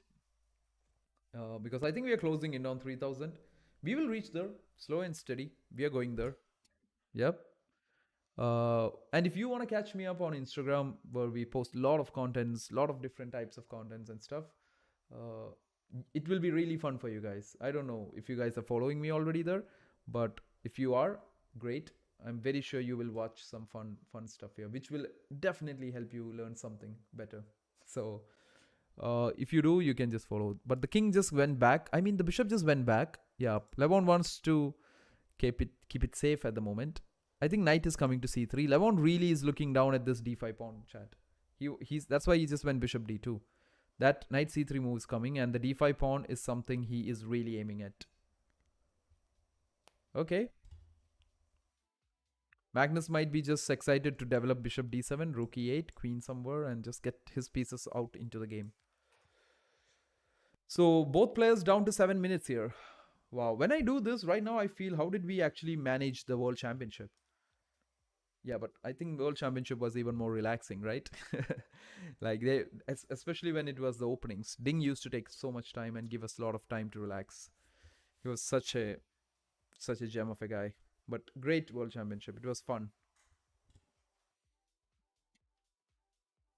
But anyways, chat, like the next big event that I'm looking forward to is the World Rapid and Blitz happening in New York next week, the 26th of December. After Christmas, after you guys go cut some, what do you say? Like, have some wine, have some good Christmas dinner. We will catch up on 26th. I saw an article saying he threw the match on purpose. Yeah, there was some allegations like that. But I don't know.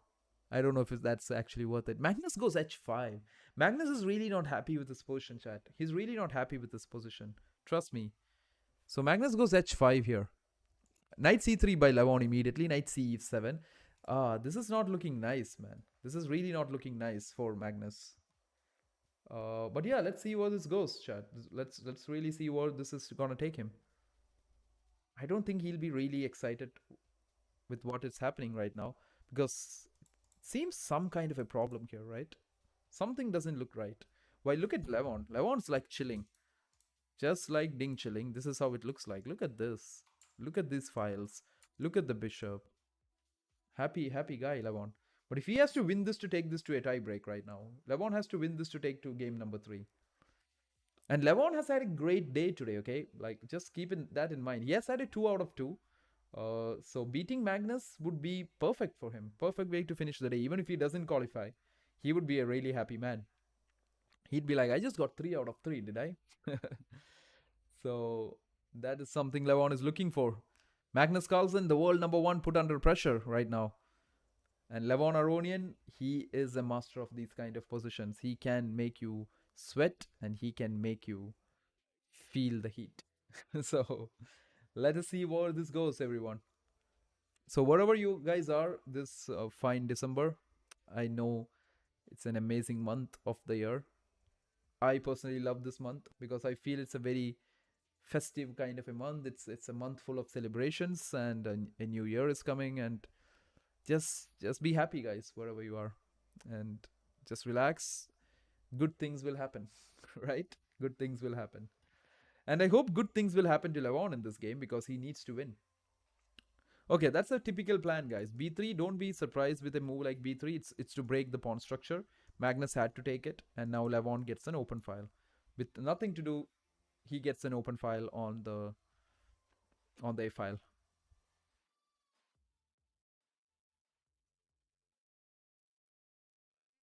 So Magnus trying to develop his pieces. Like, what is he really trying to do now, chat? Is that he's trying to play rook to c8. Right? He's trying to get the rook to this open file. Yeah, one thing I've really learned from this Champions Chess Tour is that I thought this will be fun, easy, quick and stuff, right? But actually talking about or analyzing or having a watch party on a quick tournament is the hardest. To be very honest, this is the hardest part. Like, I thought World Championship was the hardest because it took a lot of time, right?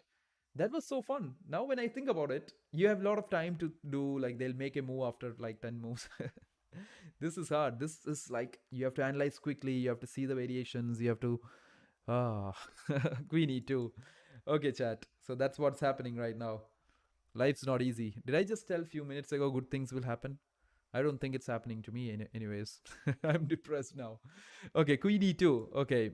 Just developing the queen. Knight B5 is an option maybe. Putting pressure here. Magnus and his king doesn't look good, guys, here. A6. Okay, so just stopping the B5 plans, okay?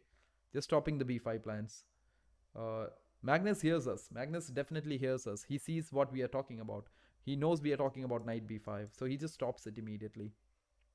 But there is definitely pressure on D5, right? So last day I was seeing some streams on Twitch chat, and I could see that a lot of these Twitch guys, they actually they kind of stream like few hours in between, like they stream 1 hour, then they come back after some time for 1 more hour. That's actually an interesting thing, right? Rather than just doing it continuously for an hour. I kind of like that. You're doing great, man. Really enjoying the stream. Thanks, Andrew. I love that because I've seen you like from the World Championship, right? So it makes it feels good, because I've seen you from the World Championship, and if I feel that you still like it, something has to be good, right? But nonetheless, it's fine. Like as I tell everyone, like just have fun here. That's all. Knight A4 being played, Rook to C8, Magnus putting pressure on the C file, C4 being played. Okay, C4 on the board. I think takes might be the thing. Takes would be the thing.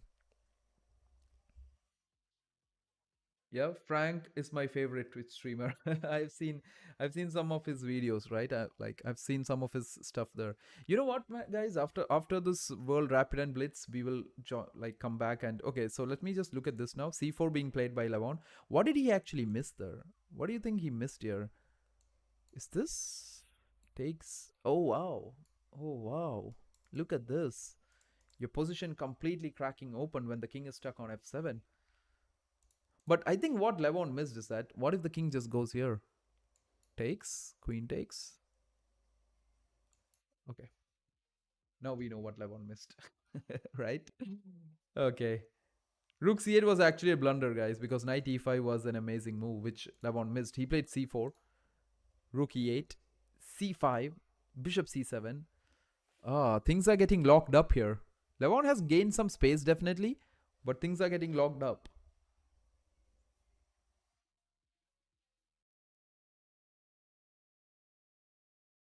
Okay, chat. So we are actually finding a crisis moment here because my devices, all my devices are getting low on, what do you say? Low on batteries, to be honest. I just need to plug them in or do something like that. But yeah, we'll see. We'll see if we can hold on. Uh, is this device actually opened up?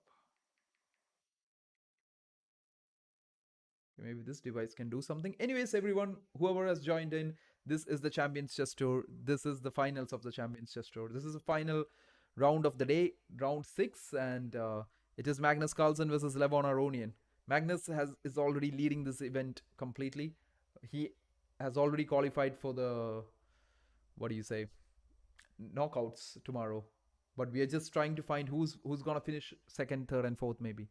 But Levon Aronian putting a lot of pressure on Magnus in this game. It's the best out of 2 games. Magnus has won the first game. It is a very quick 10-minute plus 2-second game. So that's what I call these kind of formats, the adrenaline format, the adrenaline chess format. Yep, the rush you get watching this. It will be fun. Once they go down to 3 minutes, 2 minutes, it will be fun to watch. You take rook takes e8, queen takes e8. Queen b1 by Levon. Where is he going? This way. d4 is a weakness, guys. Like Magnus is really looking at it. Can he go back knight c6 and put more pressure on d4? Or what are the other common moves that can be played here, chat? I don't know. Can he just double up on this file? Okay, knight here.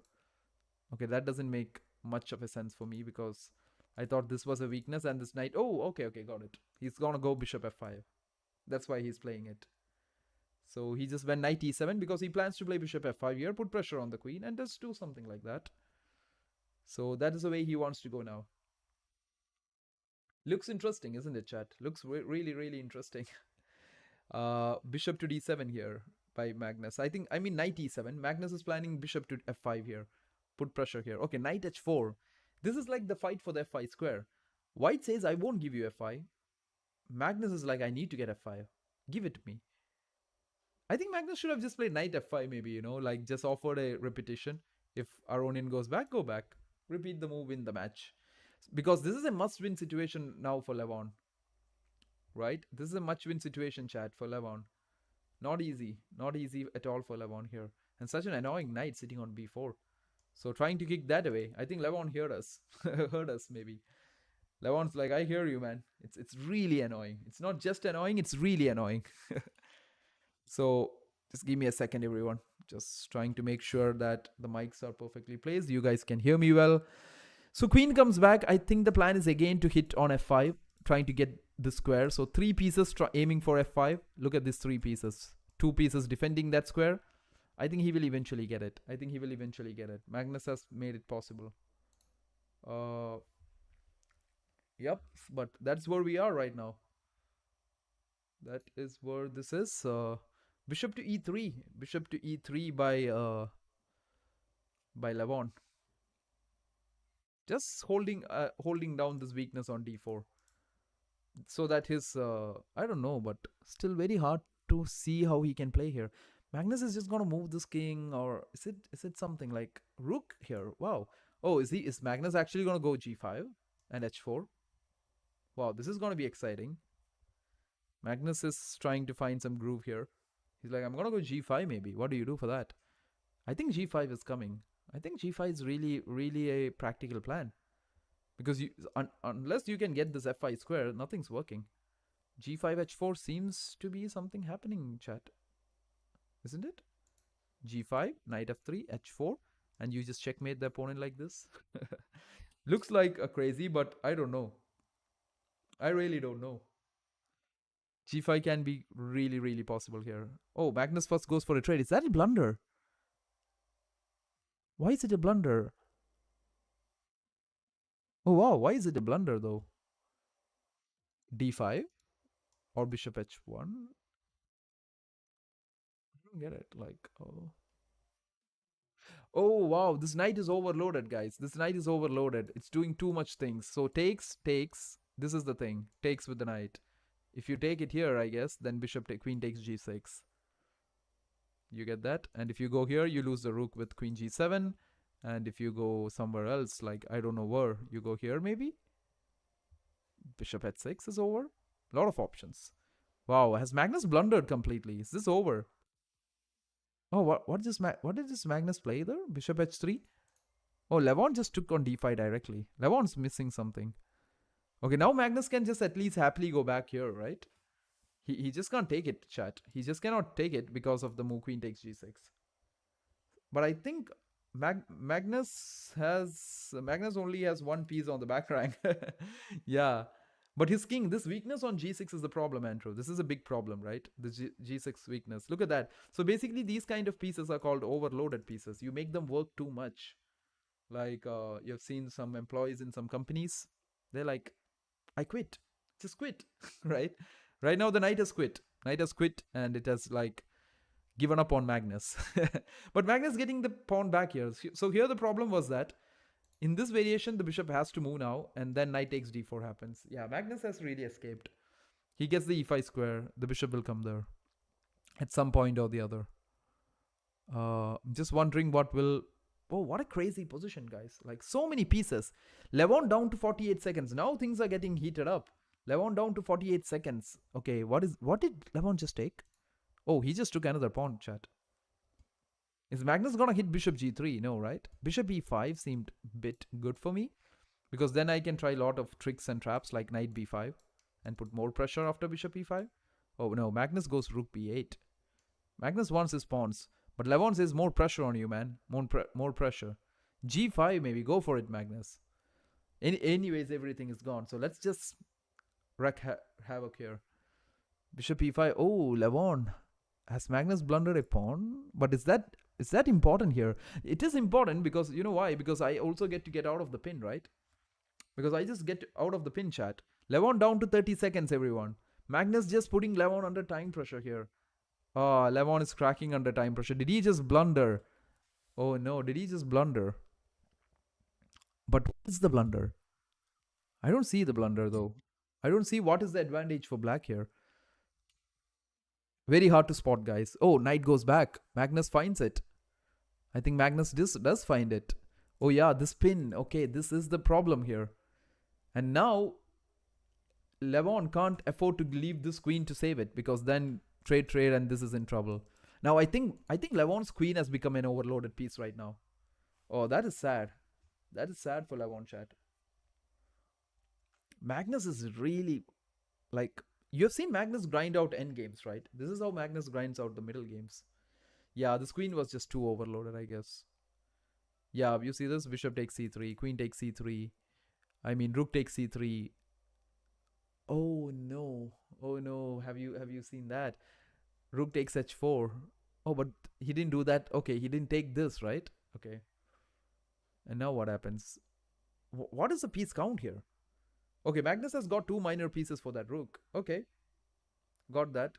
Magnus has got 2 minor pieces for the rook. Can he convert this, guys? This is happening live at Oslo, Norway. Can Magnus convert this game against Levon, the world number 1? Will we see some Magnus Carlsen technique masterclass right now?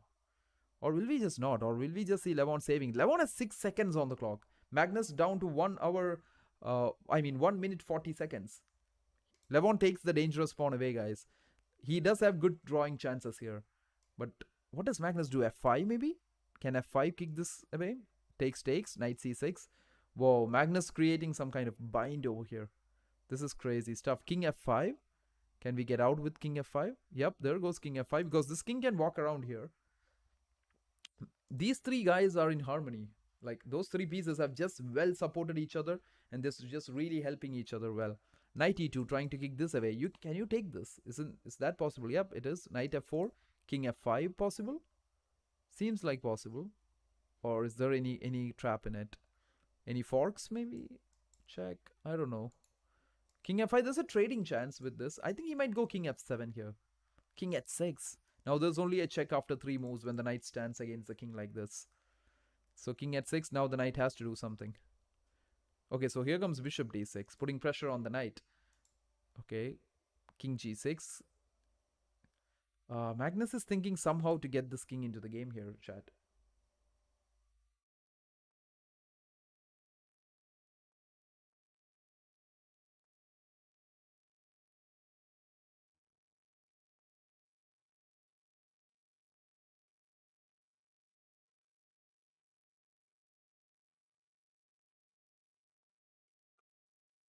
Rook a3 happens. Knight d4. Sorry guys, I just got a bit disconnected, like in a sense that I was just thinking something. Bishop c6, king f2. Bishop takes f3. Magnus just cruising in. Levon is really feeling that time pressure, chat. Like, he's just, like, all this problem is because of the time pressure here. He's feeling. He's like down to 4 seconds here. Bishop takes e3, king takes e3, knight c6. Levon is back. He can save this game now. Oh, but Magnus will make him work for this. This is so like, oh. Bishop d5. Okay, super hard to like judge this game, guys, because rook can face 2 minor pieces in the end games. It's bad in the middle games and openings, but in the end games, the rook is okay to face it. And it's a draw. Magnus just made it a draw. Yeah, and the draw is good enough. Magnus wins the match. 5 points out of the 6. Wow, crazy game. I thought Magnus might try to push it, but he didn't. He just put it easy. He didn't flag it. It ended in a draw. But anyways, let's go back. Let's see what happened with the other rounds. So we don't have round 7 right now. Oh, do we really have round 7? Oh, really, chat? Do we have round 7 today? I don't think so, right? We don't have round 7 today. It is the next day. So let's quickly see this. So how many rounds do we have in the next day? I thought it was going directly. Okay, we have just one more round, chat. Like, okay, so there are 8 people, right? So basically it's just Okay, yeah, I get it. I get it. So basically, it's gonna be 7 rounds. So we have 1 round tomorrow. Then we go into direct the semifinals.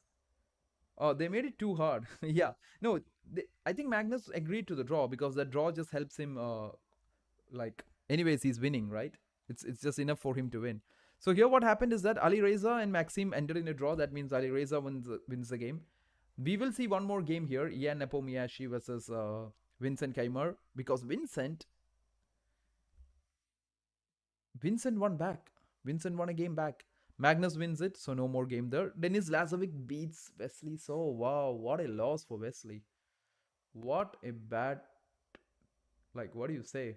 He's having a crazy tournament. Wesley is having a crazy tournament because he's still at 1 point, guys. That's not the Wesley we see, right? Hey, voice, how are you? Can you show me the points table? Ah, that's a good question. Like, I can show you that actually. I actually can, chat. So give me a second. That's a good question, voice, that you have. So give me 1 second. We have the results. Survival stage. I have this right here. I just need to get it to you guys. Uh,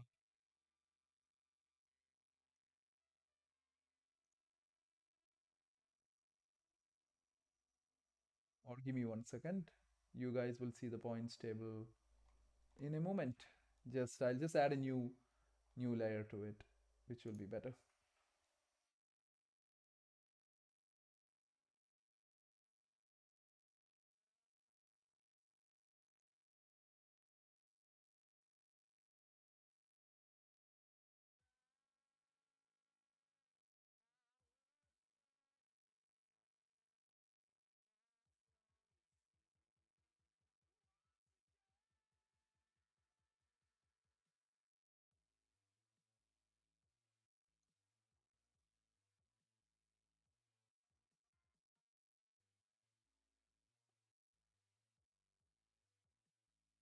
Oh, hey, voice. Thank you so much, man. Somewhere, actually. Surviving from somewhere.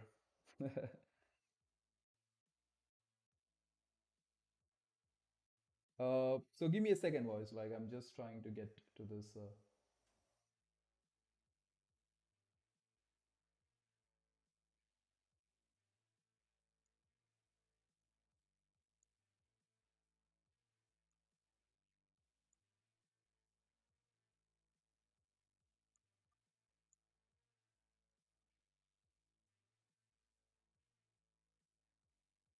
Yep, I think you guys can see that. I've just added the points table right now. I think you guys can see this, right?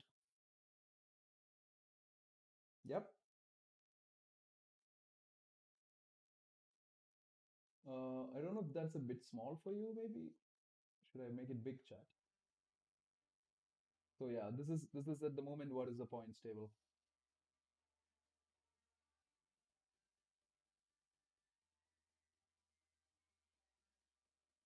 Since you guys know that I'm a pro at streaming, it's a bit hard. I'm really sorry, chat. I'm just trying. I'm just still trying because it's just like we just started a few weeks ago. If you ask me, oh, okay, I got it on top of my camera. Okay, that's a bit more better. At least you guys can see me now, right? So that's the points table there that you see there. I'll put it here maybe. So it is Magnus Carlsen leading. You can see that five points out of the 6. There is Ali Reza Firouzja at 4. There is Denis Lazovic at 4. There is Ian Nepomiashi at 3. There is one more round. I think maybe okay. So are we seeing, like, do we get to see Nepo versus Vincent Keimer one more game? I think so, or maybe not. I don't think so. Maybe it's not happening. So basically, it is the basically it's Ian, Denis Lazovic, Ali Reza, and Magnus. Magnus is sure to qualify. I think it would be the rest of the other 3 guys who will go ahead with him. Your commentary is great. Keep doing it. I loved it.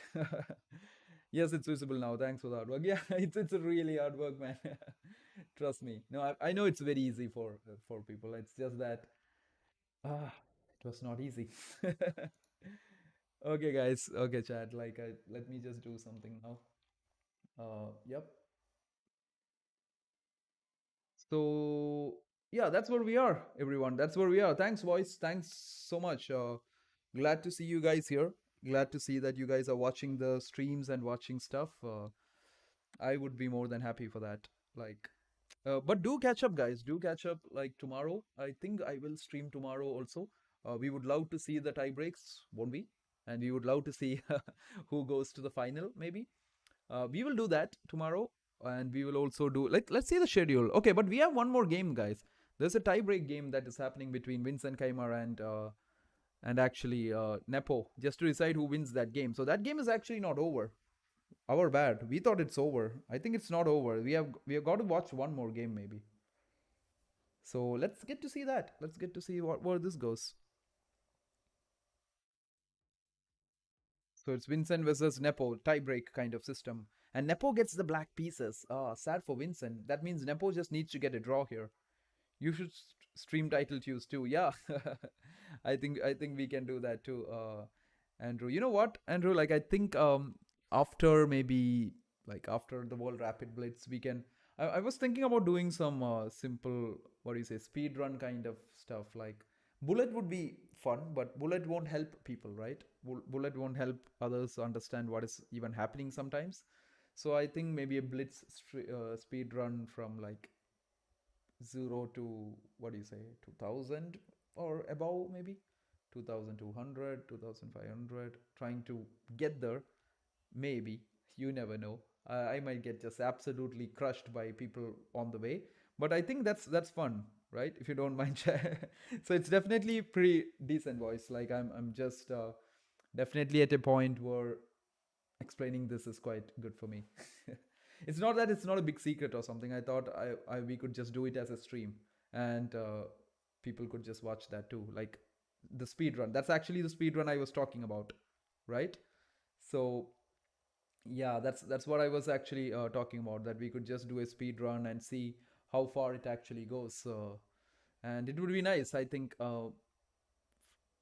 I don't know how it would be like playing against in the initial stages, but yeah, we have Nepo's game starting now. But I think it will be really helpful the way we think and explaining stuff. It would be fun. Knight d2. Okay, there we go. Knight d2 by Vincent. So Vincent playing the white pieces, he has to win. Nepo bidded for 7 minutes, which is quite a decent time. And Nepo is quick, guys. He can get that time back. So this is the Cole system, if you ask me. This is the Cole system where the knight will jump to e5 any moment right now. Vincent will go with knight e5 any moment. I think Vincent will be very dangerous when it comes to long games now because of his work in the World Championship. He has been playing with. This is Armageddon round. Yeah, boys. That could be true, and not could be true. That is quite true. But yeah, still. This is Armageddon round. Yes, exactly. This is Armageddon. So even if Black draws this game, he goes through. Basically, he just goes through. He wins the game if he even draws because he started with the time deficit. He had only 6 minutes 55 seconds while Vincent get all the 10 minutes. But I don't think that really plays a big thing. Okay, now Nepo coming to e4 with his knight. Vincent might be thinking either to break c4 or to go e5 with his knight. Looks interesting. Hey Masood, hey, how are you, man? You missed a lot of stuff today, but you also missed Magnus Carlsen finishing the day at the top, which is quite predictable. Yeah, so we have one more round, round 7, which is happening tomorrow, along with all the crazy tie breaks and everything. So that's happening tomorrow, though. So Rook C8. So we're watching a final game for today. This is the last game we'll be doing today, guys. That is Vincent versus Ian tiebreak. Let's see. Like big game for both actually. Vincent would love to win and catch up with Ian, while if Ian wins, the top 4 spaces are almost very clear. Who are the top 4 who's gonna come in? So that is very clear almost. And if you guys don't know, Masood is actually at I think Masoud is actually at Norway. So he can actually walk in and watch this game right now. So Vincent goes c4 here. Vincent goes c4.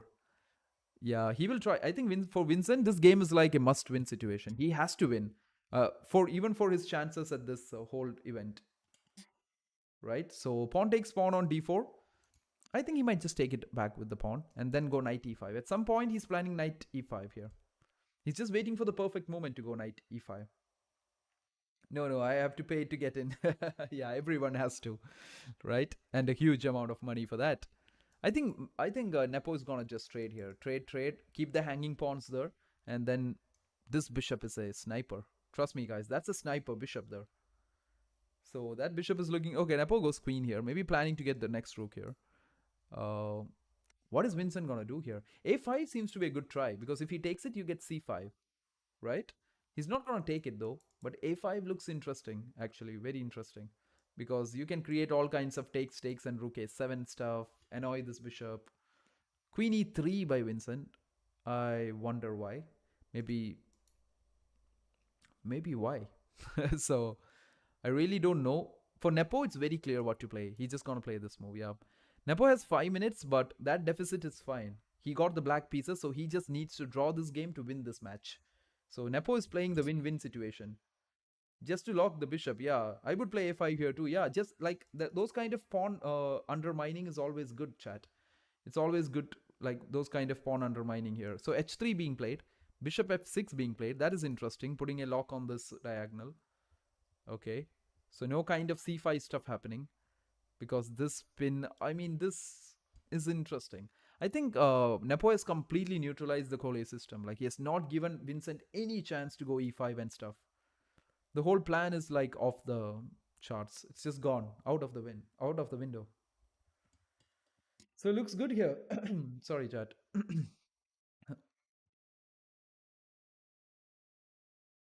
Okay, so looks good for Nepo here, actually. Even though the bar thinks it's equal, I feel Nepo has got his pieces where he wants it to be.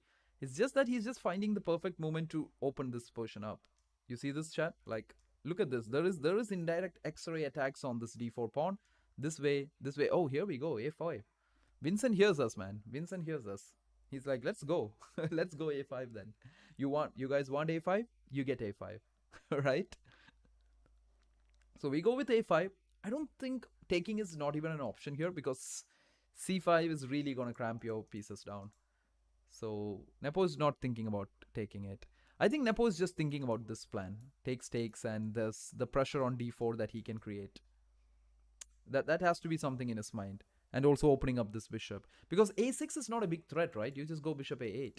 And a takes b6 is also not a huge threat. Yeah, he takes on c4, chat. Let's see where this goes now. Vincent is smart, man. I don't think Nepo will take either. Nepo took it, right? And then he goes knight f8. Okay, so there's this saying, chat, that if you put this knight on f8, you're never getting checkmated. There's this funny saying about it. But I don't think Vincent has got what he has needed out of the Cole system. Like, these are basically called hanging pawns, and hanging pawns are annoying. The more the pieces get traded off, these pawns start becoming weaker and weaker and weaker, and you don't want that. I was thinking about a5 pawn. Nepo won't take. Yeah, Nepo will never take that.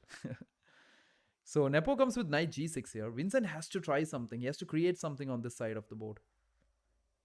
Don't tell me he might create something by sacrificing here, which is definitely exciting to see, but it's not working, right? It's just not working. Not enough pieces in the attack, actually. Plus, he might just play rook e8 and your piece is history. So, knight coming to e4 here. More pieces getting traded off. Nepo knows these kind of stuff. Double bishops for Vincent. That's a win-win situation for him. Nepo down to 4 minutes. Vincent has 6 minutes. I think it's looking all Nepo right now, because even a draw is good enough to save him. Queen to b4. Yeah, Vincent has to win this. It's a must win with the white pieces. It's really sad to get the white pieces in this tie breaks, because you have to win. You just have to win. Hey Rakshit, how are you, man?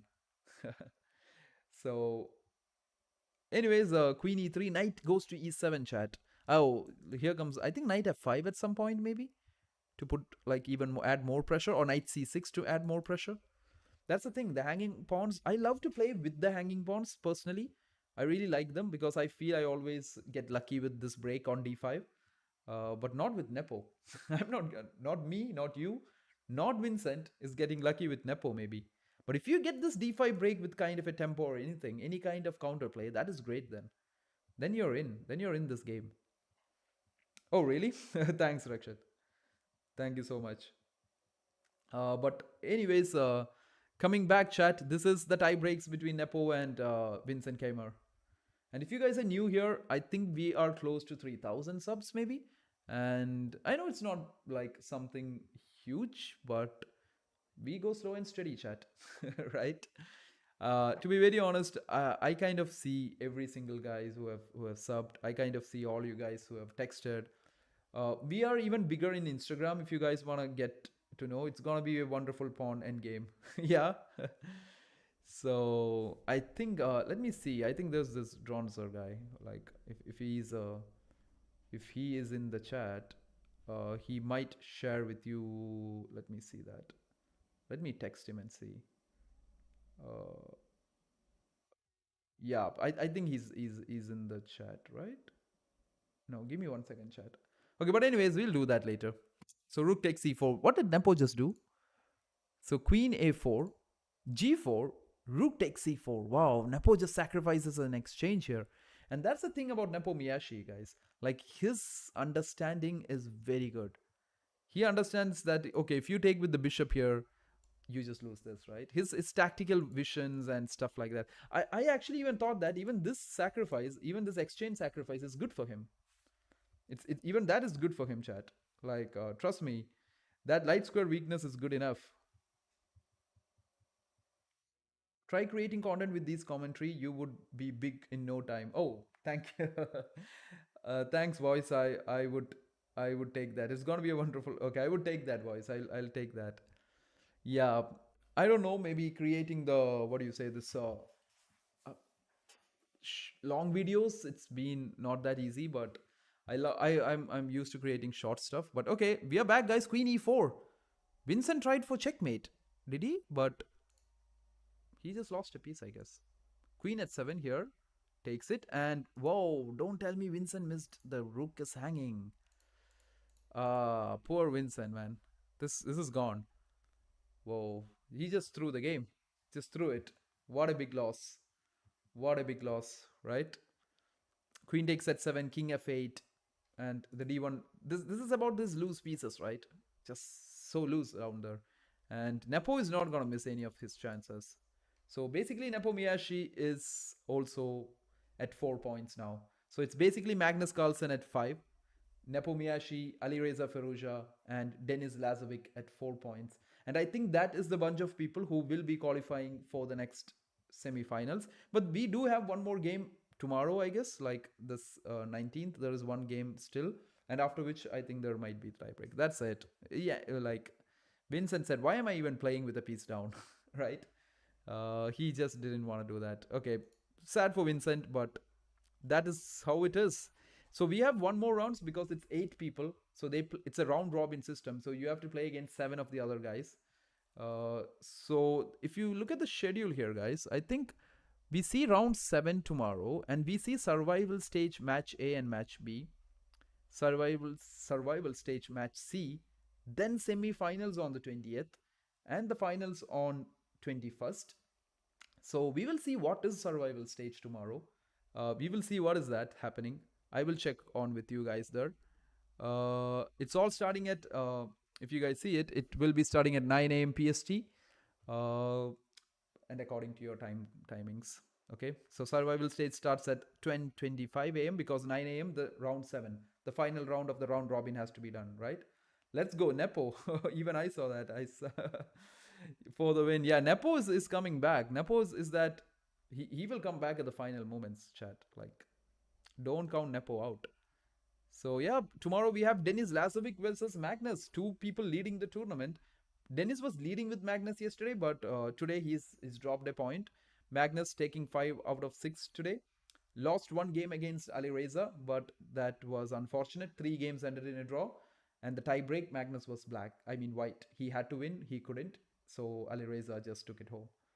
So Maxime versus Wesley, Ian versus Levon, Alireza versus Vincent Keimer. Some exciting match after which we go into survival mode, I guess. Which we will check what is it tomorrow. Yeah, but nonetheless, guys, fun 3 games. I hope you had a great time watching Magnus. What is the score as of now? Top 3. Yeah, I will show you that. I actually did something for voice here. So we have to make maximum use of that, don't we? Oh, sorry. I think I have to go to standings. Here comes the stuff. There you go. I hope you guys can see it though. Oh, yeah, I think you can see it, can't you? So this is the standings right now. Magnus is 5, Alireza 4, Denis Lazovic at 4, sorry, Ian at 4. The rest of the field is actually kind of out of this race, isn't it? The rest of them are just at 2 points. They're just out of the whole thing. It's just the top 4 guys. So I think they've just basically qualified. Tough for Weasley, very tough for Weasley. Trust me, it's not been a great day at all for Wesley. So I feel bad for him. He had like Lazovic is playing well though, yeah, very well, very well. I think he's been the surprise of the event for everyone. But yeah, very talented youngster, right? So some point or the other they will do it well. But nonetheless, that's been some fun day. But Magnus, being Magnus, still at the top, chat. Like, so there was absolutely no one who could stop Magnus today. But all you guys who came in today, that was fun. Nepo is my dark horse. Nepo, but would Nepo choke at the end, Andrew? That's a problem, right? Nepo, yeah, he does everything correctly, but sometimes we feel, where does Nepo lose? Even with his match against Ding and stuff, you never know. Nepo could crack at any point.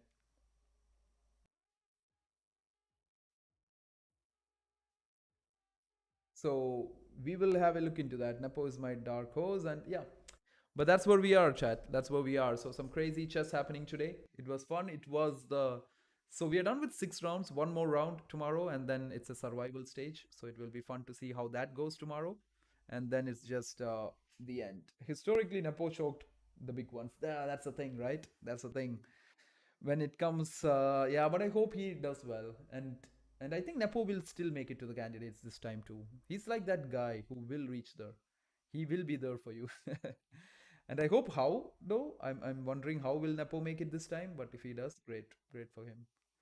But that was fun time today, chat. That was a great time today.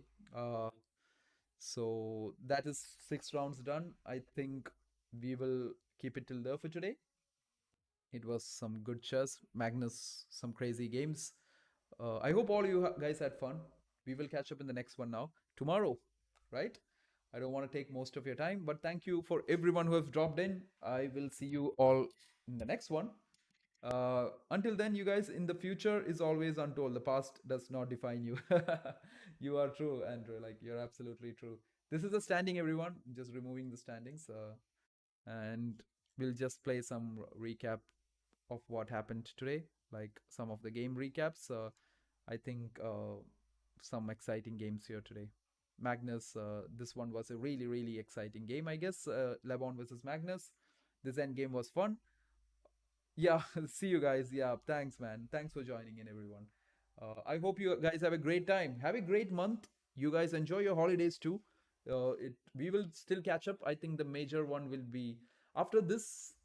I think in the next few days I will take a break, a vacation for a few days, and I will see you all back on 26th. Maybe we will see next tomorrow too. But after that, I think we will catch up on 26th for the World Rapid and Blitz. That will be fun, right?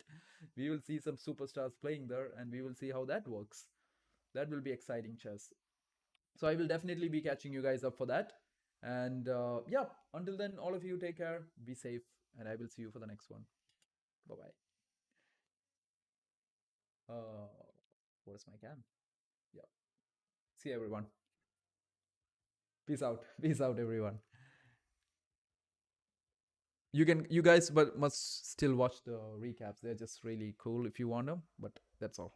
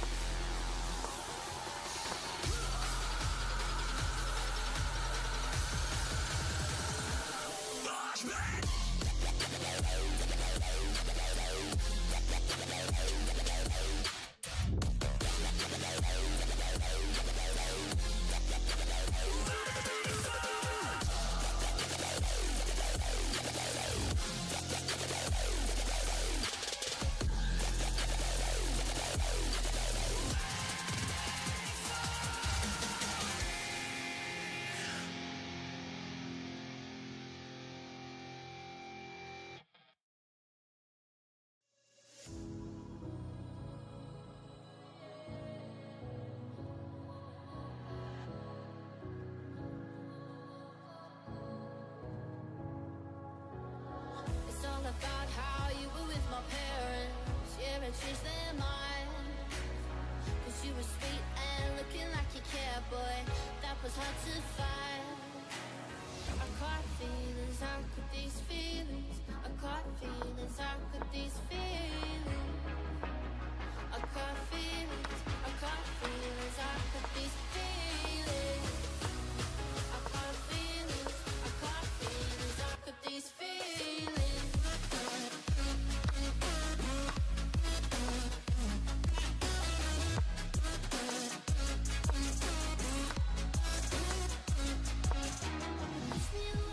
Push me away. I wanna stay, baby. Push me away, yeah. In my eyes, you made me feel alive. I don't know why you got me needing you. In my eyes, you made me feel alive. I don't know why you got me needing you. I caught feelings, I got those feelings. I caught feelings, I got those feelings. I caught feelings, I got those feelings.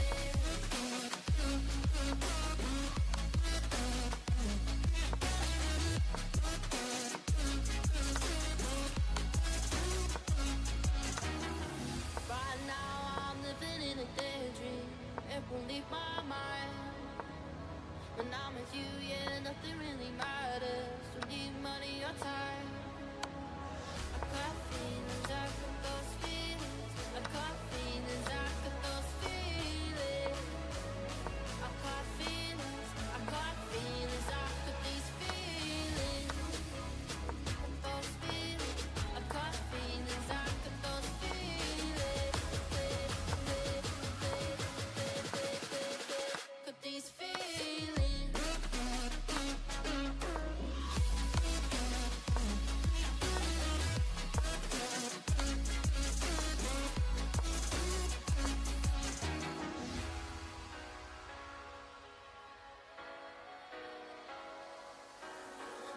The bass goes boom as we enter, shaking the room from the back to the center, making you move to the track you surrender.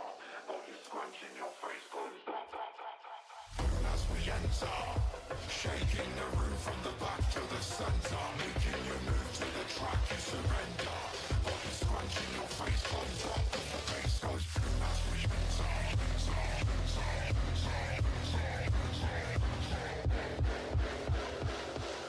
Scrunching your face goes up, cause the bass goes shaking the room from the back to the center,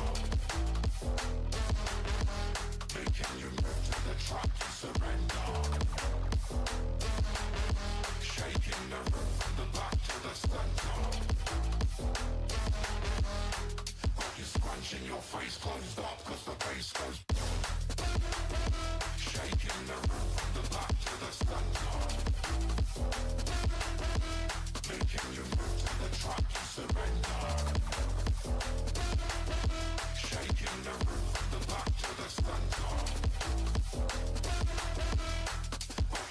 scrunching your face closed up cause the bass goes as we enter.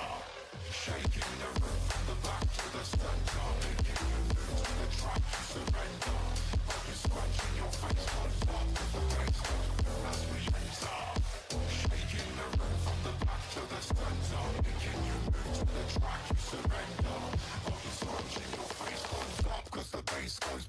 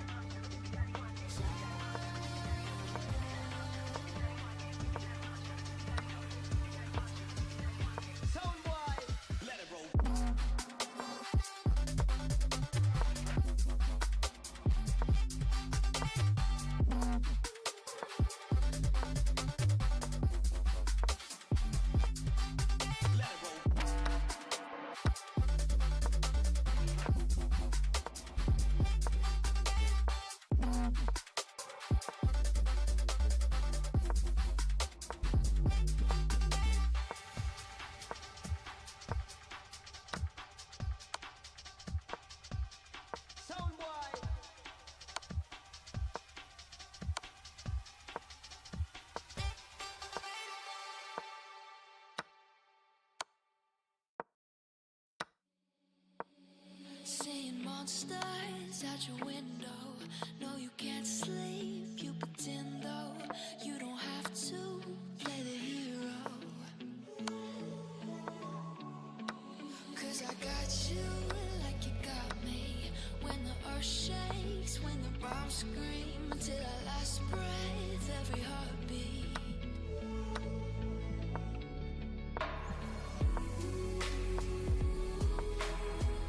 You know I'll come running.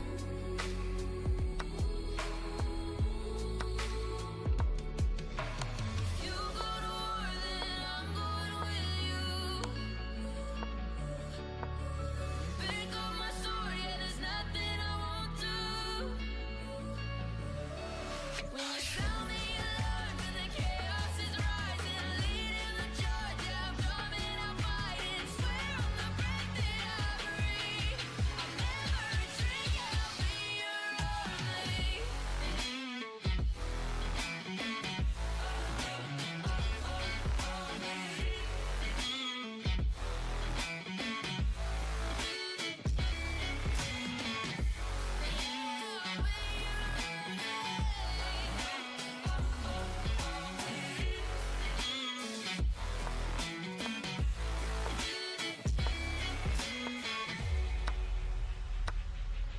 When your nightmares turn to real life and the ground's filled up with landmines, we will face it standing side by side.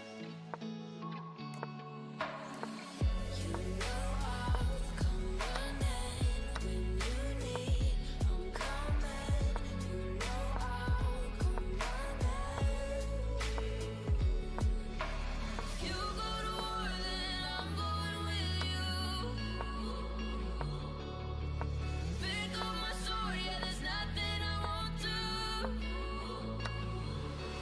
When you sound the alarm and the chaos is rising, leading the charge, yeah, I'm coming, I'm fighting. Swear on the breath that I breathe, I'll never retreat, yeah, I'll be your army.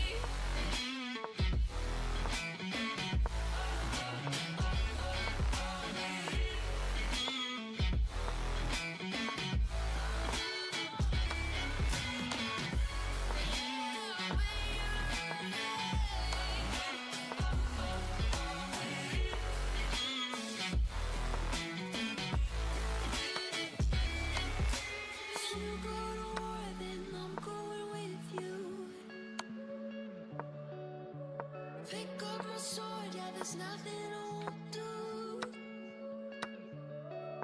When you sound the alarms and the chaos is rising, leading the charge, I'm coming, I'm fighting. Swear on the breath that I breathe, I'll never retreat, yeah, I'll be your army.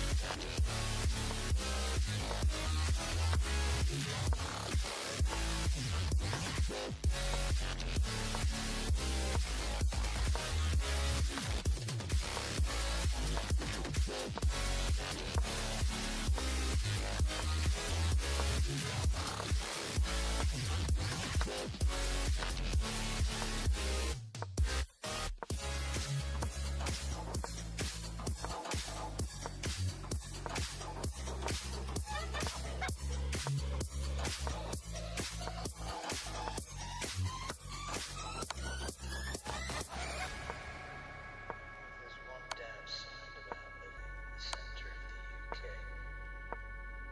It's the highest rate of radiation on this tiny, pitiful rock. And the fact they never tell you that when your hair starts to fall out, radiation poisoning, it's a secret within you. They'll never tell you that in the back door.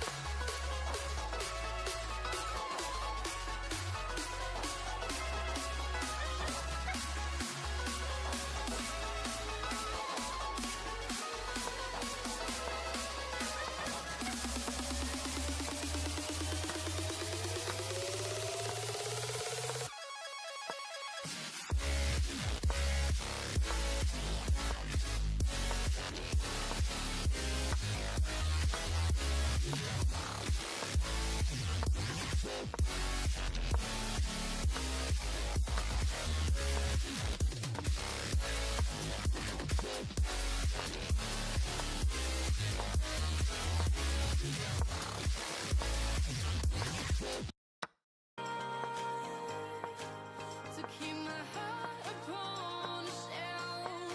Do you remember the things we said, things we felt? Falling forever for every passing moment left. I need an angel.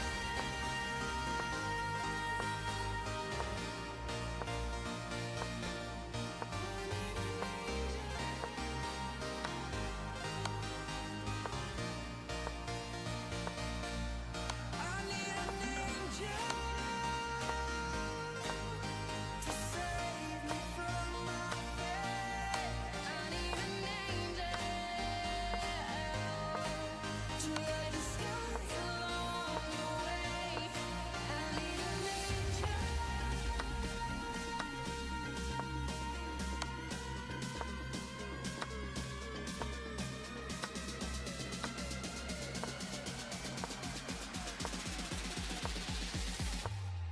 I need an angel.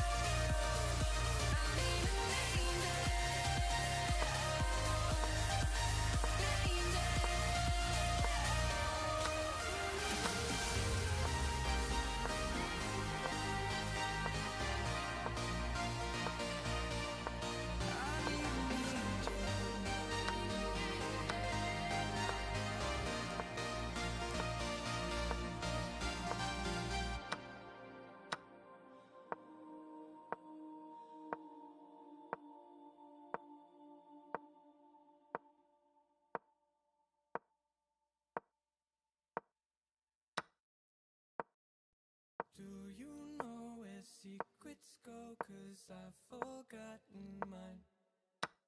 They've slipped out of my control, and you know where they hide.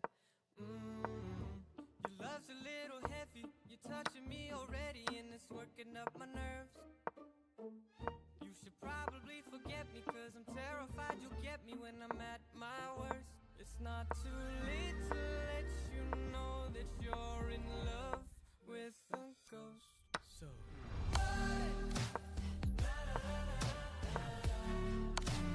pack up your bags and run. Once you see the truth, you'll be over it. And when it's all said and done,